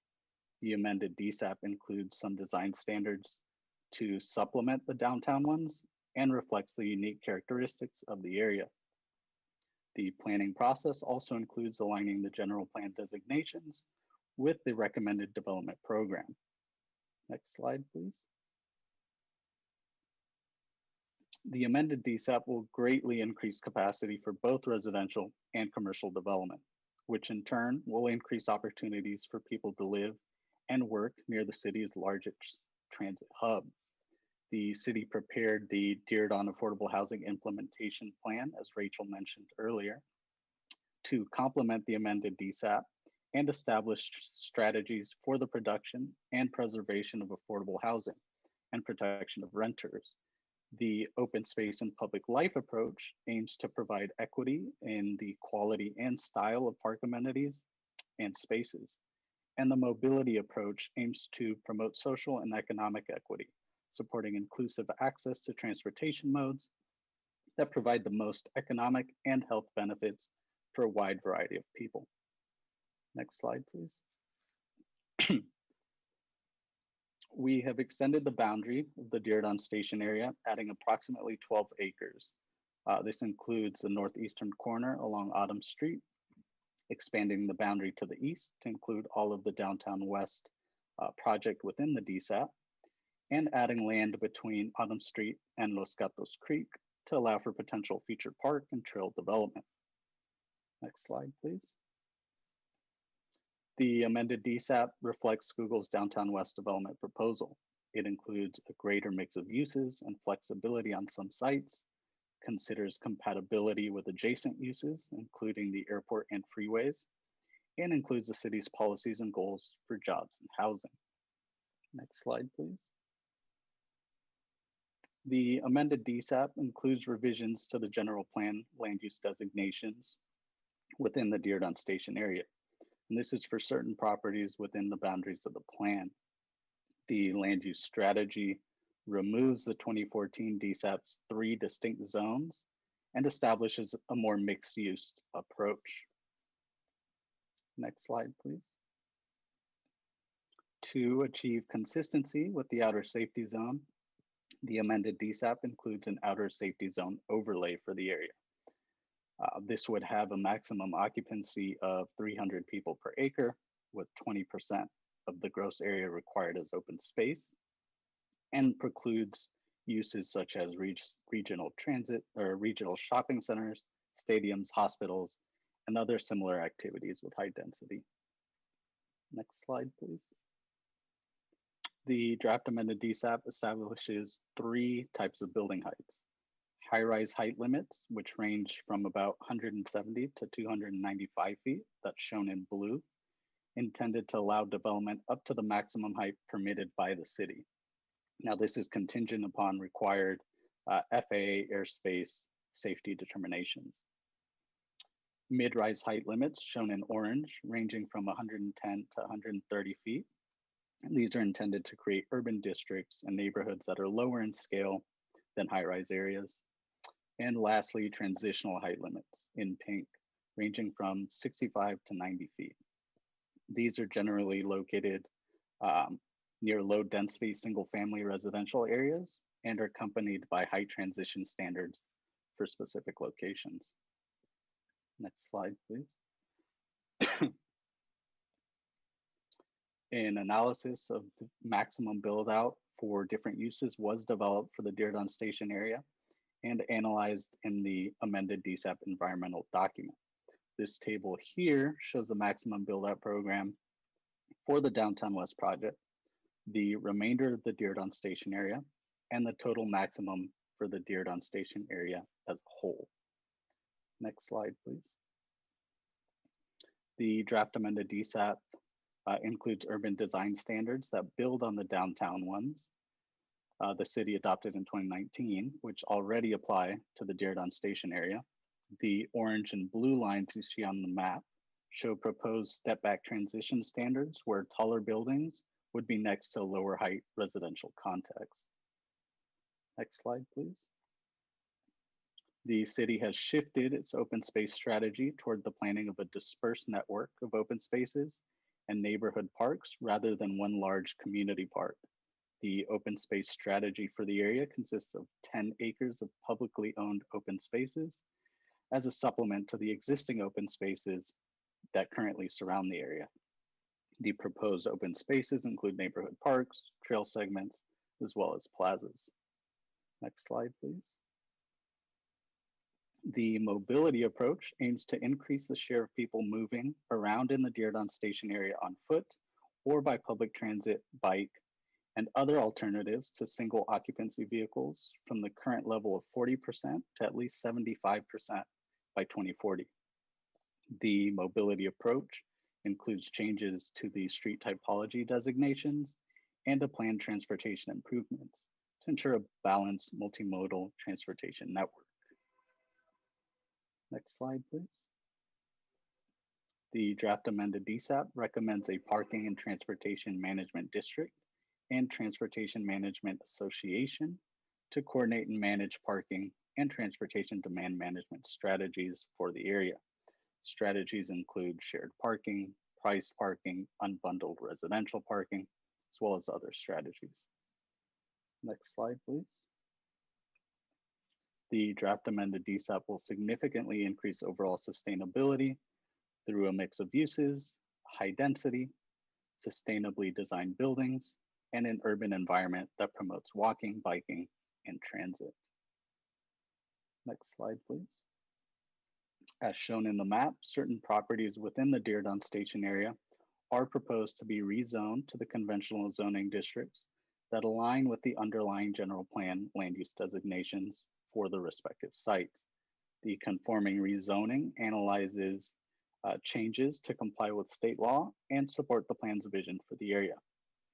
Now I'll pass it over to David Keon, who will briefly speak on the environmental review process. Thank you, Jose. Good evening, members of the Planning Commission. David Keon, Principal Planner, PBCE. I'm going to briefly go over the environmental review process for this project. So first, I want to state that there was an initial study addendum to the Downtown Strategy 2040 EIR that was prepared in order to evaluate the DSAP amendment. Now, why was this approach taken? Well, part of that is because the DSAP is a sub-area of downtown. The entirety of the DSAP is included within the downtown growth area in the general plan. Downtown had an EIR prepared that was certified by City Council only in 2018, only a few years ago, that evaluated all the impacts of development in downtown. And this took over from the original 2014 DSAP EIR to cover development in downtown and in the DSAP. And the reason for this is because since approval of the 2014 DSAP EIR, state law changed with regards to greenhouse gas emission targets, and also the metric for analyzing transportation impacts switched from level of service to VMT, vehicle miles traveled. The initial study addendum was posted for public review from March 2nd to April 1st.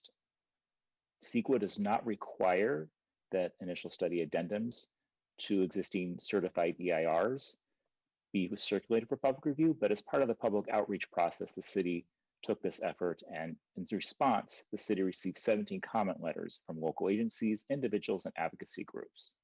The city, even though it's not obligated to under law, did respond to these comments and in an errata posted to the city's website on April 23rd.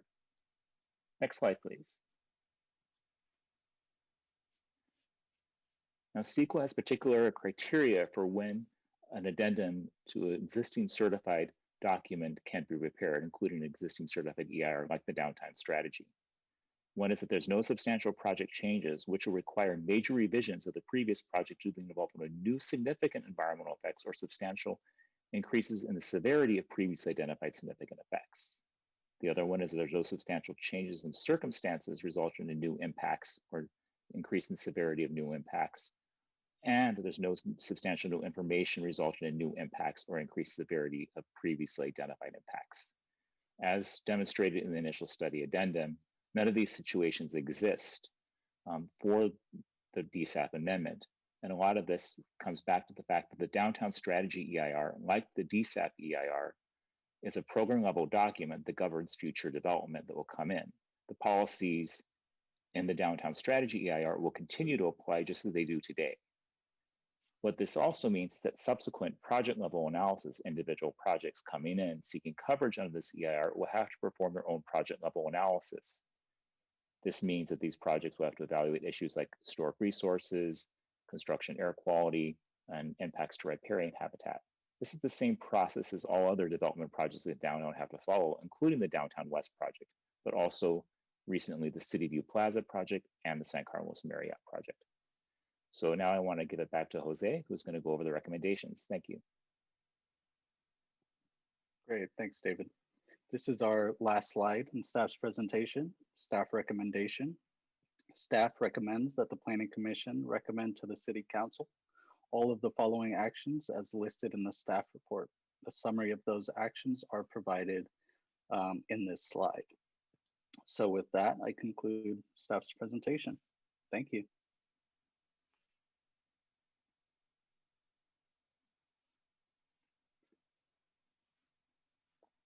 I believe you may still be on mute, Chair. Thank you. I just realized that.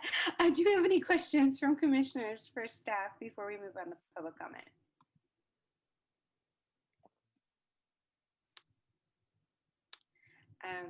Okay, Commissioner Oliverio. Thank you, Chair. Staff, during this process, there was a variety of comments on what type of housing density could be achieved. And it would appear to me that if there's anywhere you're going to put density, it would be next to this, all these levels of transit. Where do you feel it came out versus the variety of opinions that were on the topic?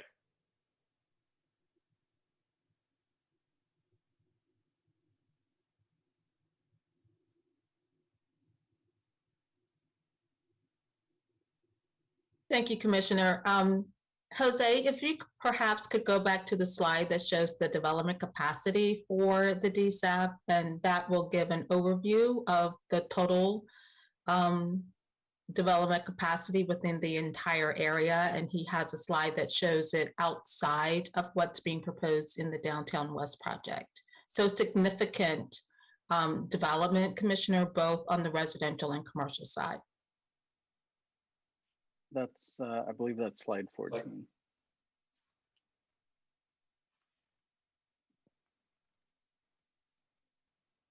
There we go.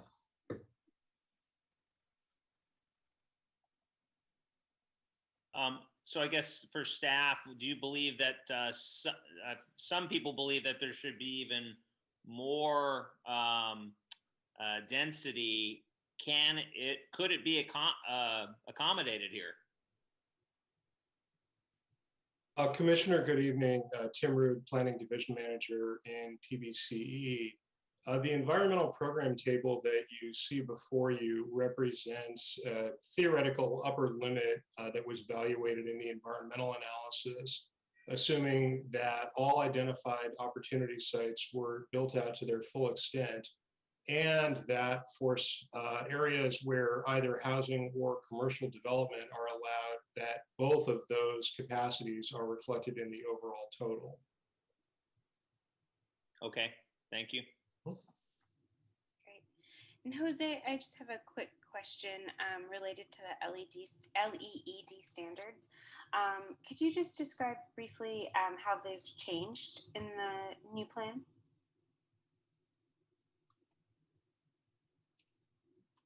Tim, I don't know if you'd like to take that Yeah, question on. yeah, good evening, Chair.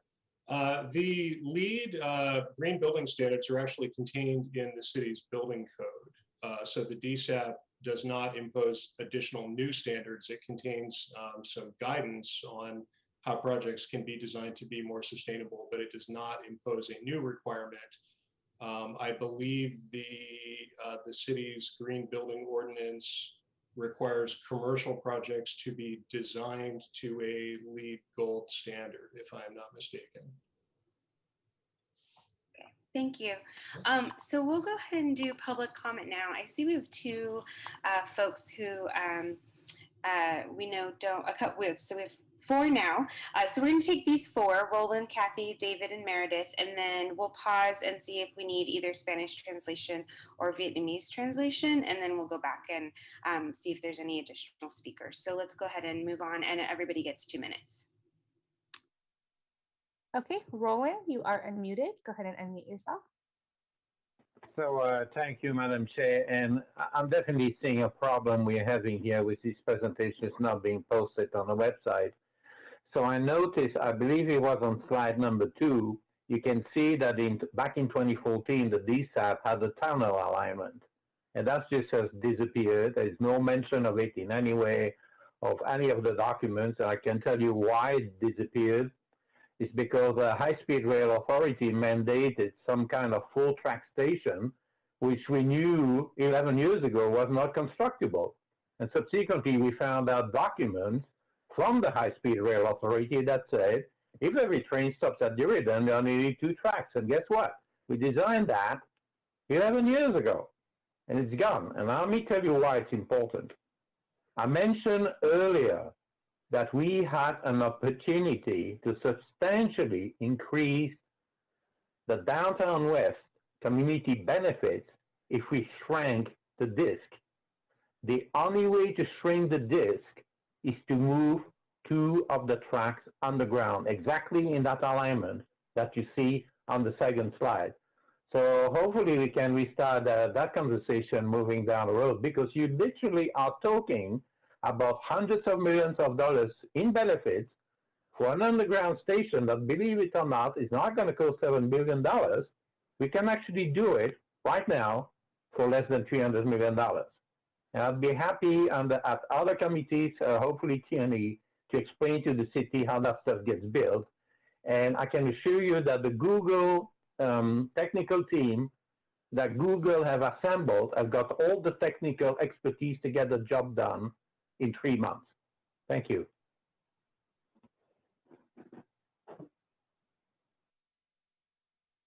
Okay, Kathy, you are unmuted. Please unmute yourself and begin to speak. Thank you. Good evening. And I know it's late. Thank you, Chair.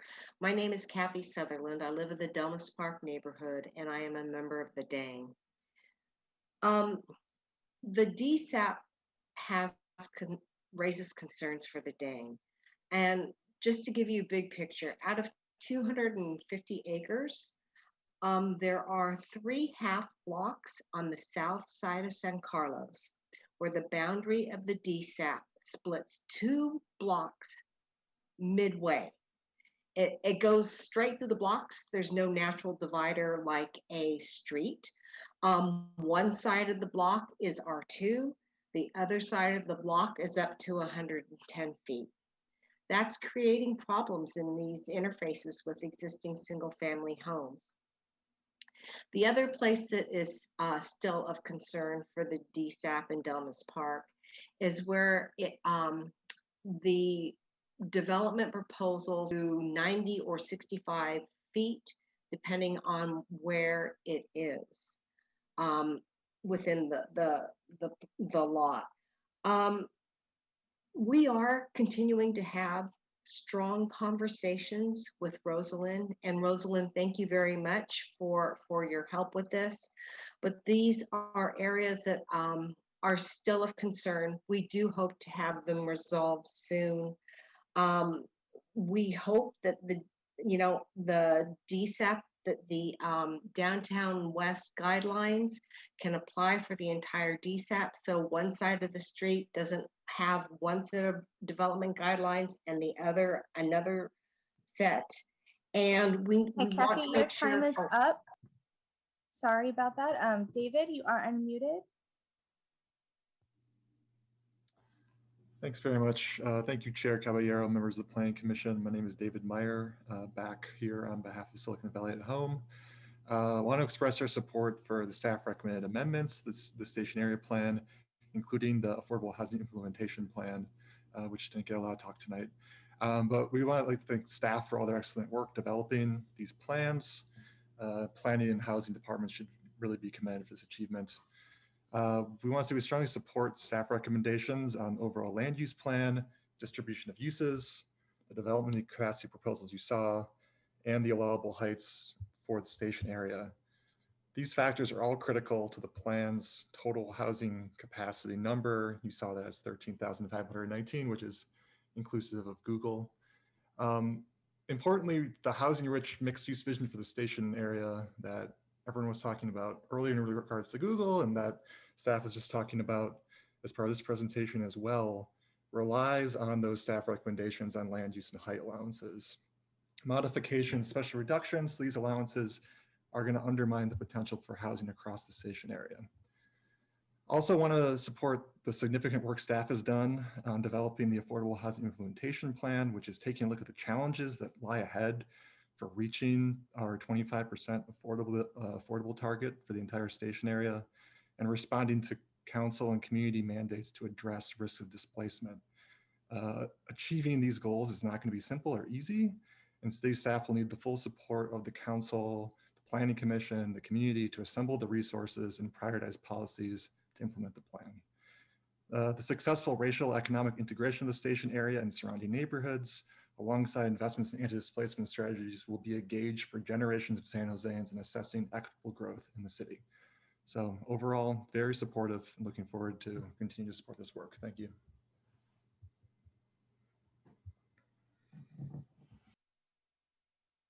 Okay, Meredith, you are unmuted. Hello again. I don't have access to your slides, so I can't reference any specific maps. And I've asked this question before about the DSAP, which is what is the plan for pedestrian access along Cinnabar and Lenzen? I've heard the answer before that there's also supposed to be a proposed park on Stockton, and the speck of green keeps moving in every meeting that I come to for where that park is actually going to be. So I would like to also know that we just sat through the Google presentation and it appears that they intend to build a building that actually spans Cinnabar on the east side of the train tracks. So I'm wondering yet again, what is the pedestrian access going to look like with elevated rails through your innovation corridor, such that the Garden Alameda and College Park and all of the established neighborhoods to the west and north have access to San Jose Marketplace, as well as all of the vital gardens and parks that will be in the northern Google development. If anybody could illuminate that, that'd be nice. Thank you, I'm done.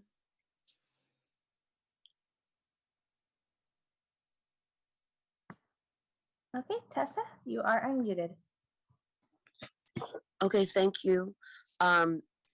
Basically, just looking at green space and that the real problem that we are all going to be facing as a human species, no matter what our color, is really going to be surviving on this planet without fossil fuels, and even having where we don't become cannibals, because as we go back to living without fossil fuels, which is back in the 1700s, we have no natural habitat. We have destroyed our natural habitat.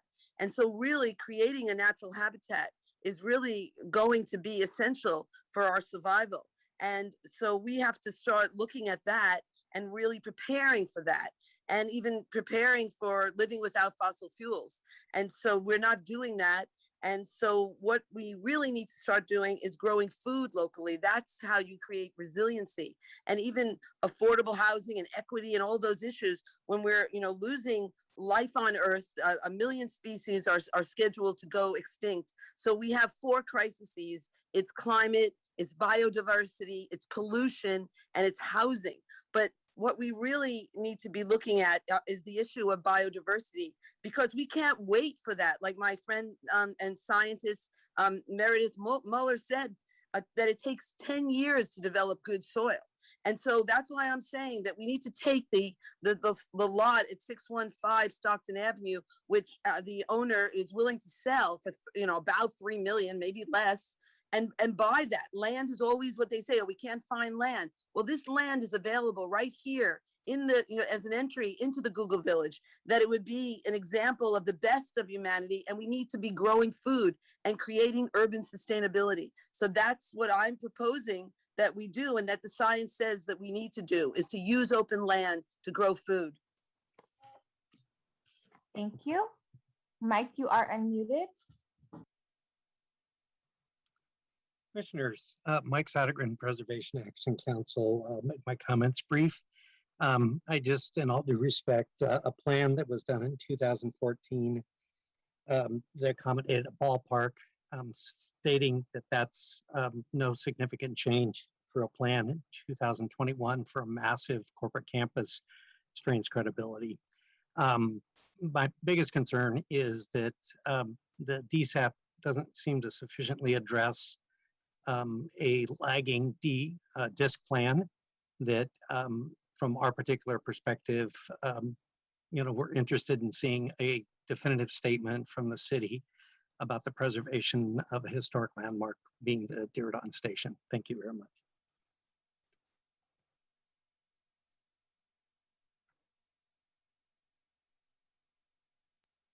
Okay, Alex, you are unmuted. Hey everyone, Alex Shore again with Catalyze SV.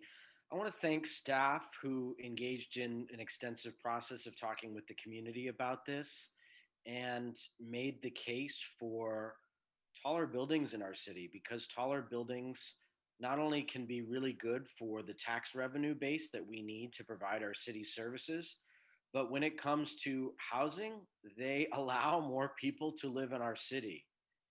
It's not that an existing neighborhood of single family homes concerns aren't valid.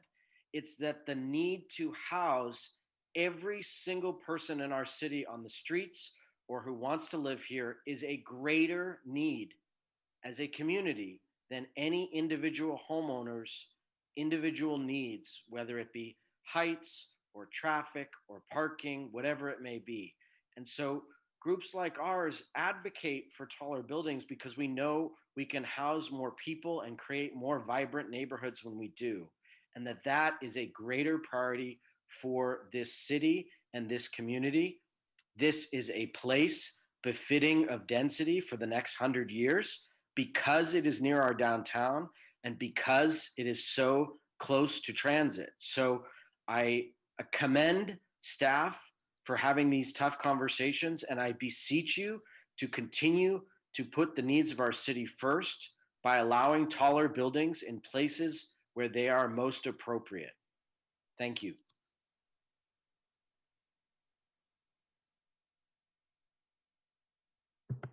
Okay, Oscar, you are unmuted. Hi, Oscar Morales. I talked earlier, so no need to present myself again. I completely favor this plan. We need more density, and this is another step towards San Jose becoming a quote-unquote real city. I have more of a question than a comment for beyond that. I need to confirm my understanding that this plan does not affect any of the crossings past the rail tracks, basically Ozerize, Park, San Carlos, potentially San Fernando, Santa Clara, etc. And that will have to wait for the actual station plans to happen before we see what's going to happen with those. Am I correct there? Oscar, staff can respond after the public comment. All right, thank you. Then I'm good I'm good to go. You can leave it to the next person. Thank you. Catherine, you are unmuted. Go ahead and unmute yourself. Thank you very much, committee. Yeah, I wanted to call to second what Alex Shore just said about putting density where we need density. You know, San Jose is a big city that looks like an overgrown small town in some ways. And big cities, great cities have to go up to fit that many people into the land they have. And I think the project has a good balance between density and green space and all these other amenities. So it isn't just that we're building a bunch of, you know, big blocks and stuffing people into them. We need to have density and near transit and make the most of this land, because the reason transit doesn't work in San Jose is because the population is so spread out. If we need, we definitely need to have more people using transit to reduce global warming. And the only way to do it is to put more people near transit instead of having everybody spread out in, you know, 95% single family homes like we keep hearing about. Thank you very much. I yield my time.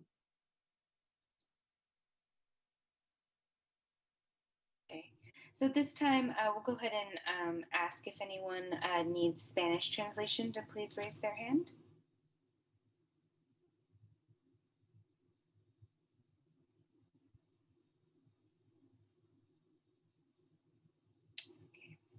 Not seeing any hands raised. If we could announce that if anyone needs Vietnamese translation and would like to speak during public comment, now is the time to raise their hand.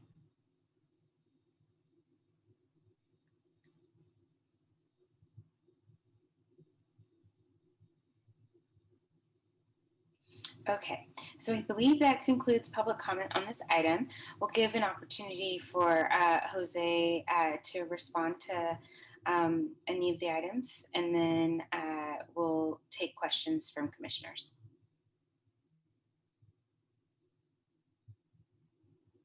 Great, thank you, Madam Chair. In regards to Cinnabar Street, and Jess, please correct me if I'm wrong, the segment of Cinnabar that crosses under the planned elevated tracks from Stockton to the east side is an active greenway. An active greenway are streets that are closed to motor vehicles and open to pedestrians, bicyclists, shared micromobility, and emergency vehicles. They serve as open spaces that connect people and places.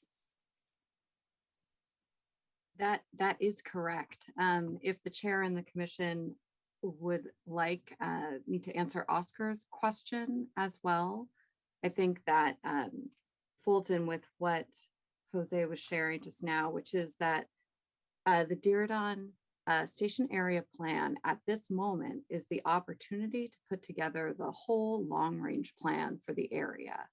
And so Oscar asked about whether the city would be reestablishing some of the grid, or whether that would have to wait for the Diridon integrated station concept plan to be realized.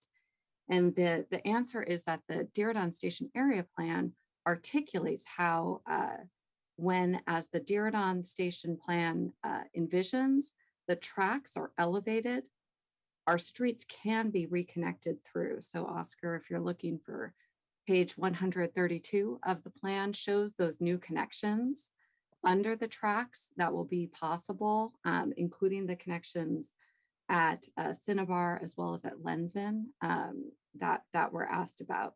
I will note for clarity that in the description of the Lenzen connection, there's the active greenway, just like Cinnabar, as Jose articulated, as a bike ped street, also emergency vehicles. There's also an option for Lenzen that would allow motor vehicles to use that to cross under the tracks as well. That's all. Thank you, Jessica. Thank you, Jose.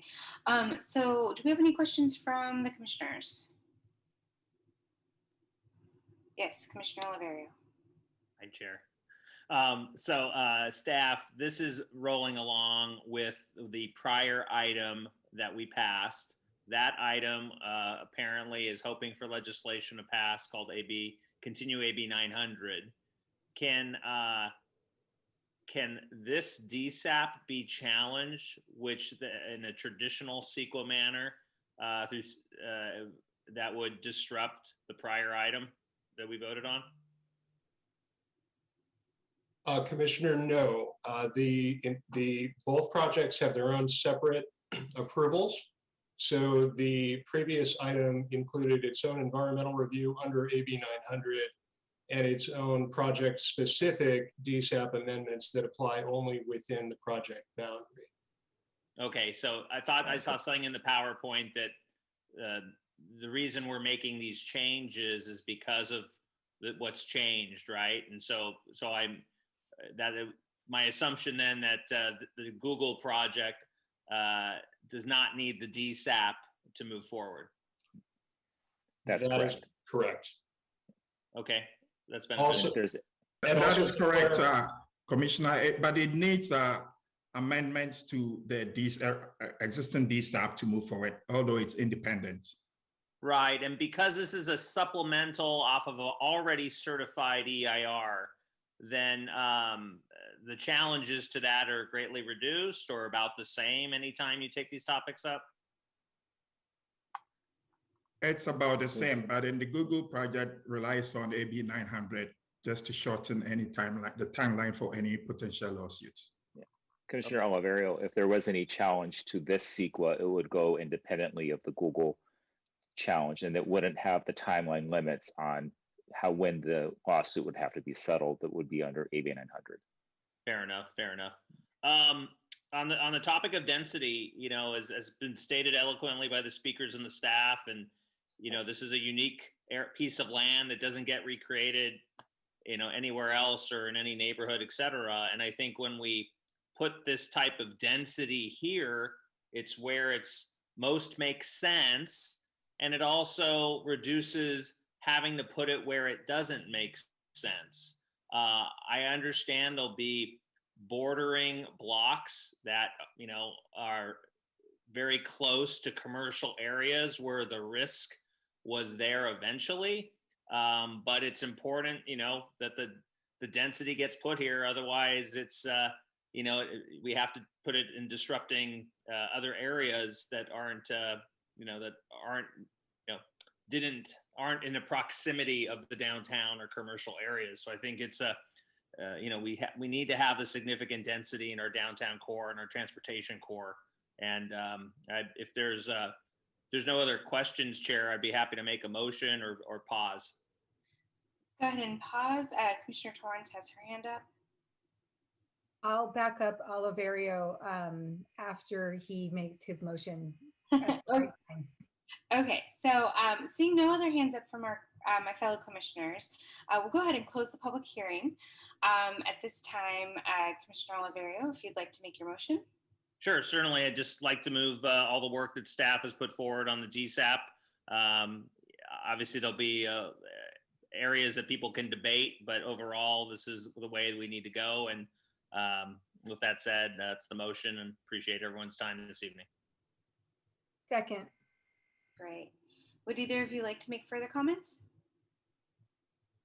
I'm okay. No, thank you. Is there any discussion? I think having a commission of 5 really reduces the amount of discussion. Sure does. Okay, so we're going to go ahead and call a vote. Recognizing that Commissioner Bonilla and Commissioner Lardino are absent today. So Commissioner Casey. Aye.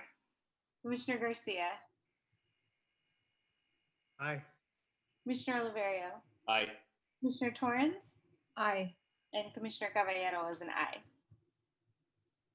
All right. Well, staff brings that up. I'm going to continue the general plan hearing, public hearing until May 12th of 2021.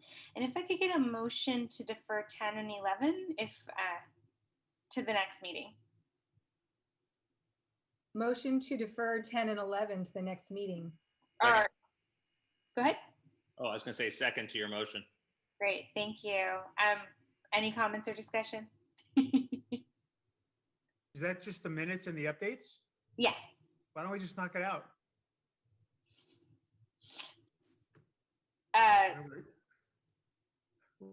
All right, Let's whatever. just go ahead and vote, and then you. All right. We have a motion on the floor. Yeah, because the next meeting is going to be really short, right? On the 12th. Yeah.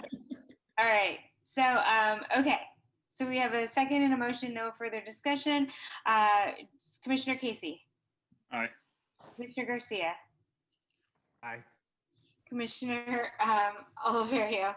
Aye. Commissioner Torrance. Aye. And Commissioner Caballero is an aye. We're adjourned until May 12th. Thank you, everyone. Thank you, staff. Commissioner Torrance, I really like your background. Have a wonderful evening. This is a great day for our city, and hopefully it'll be even better when the city council approves this. Fingers crossed. Good night. Thank you, Chair.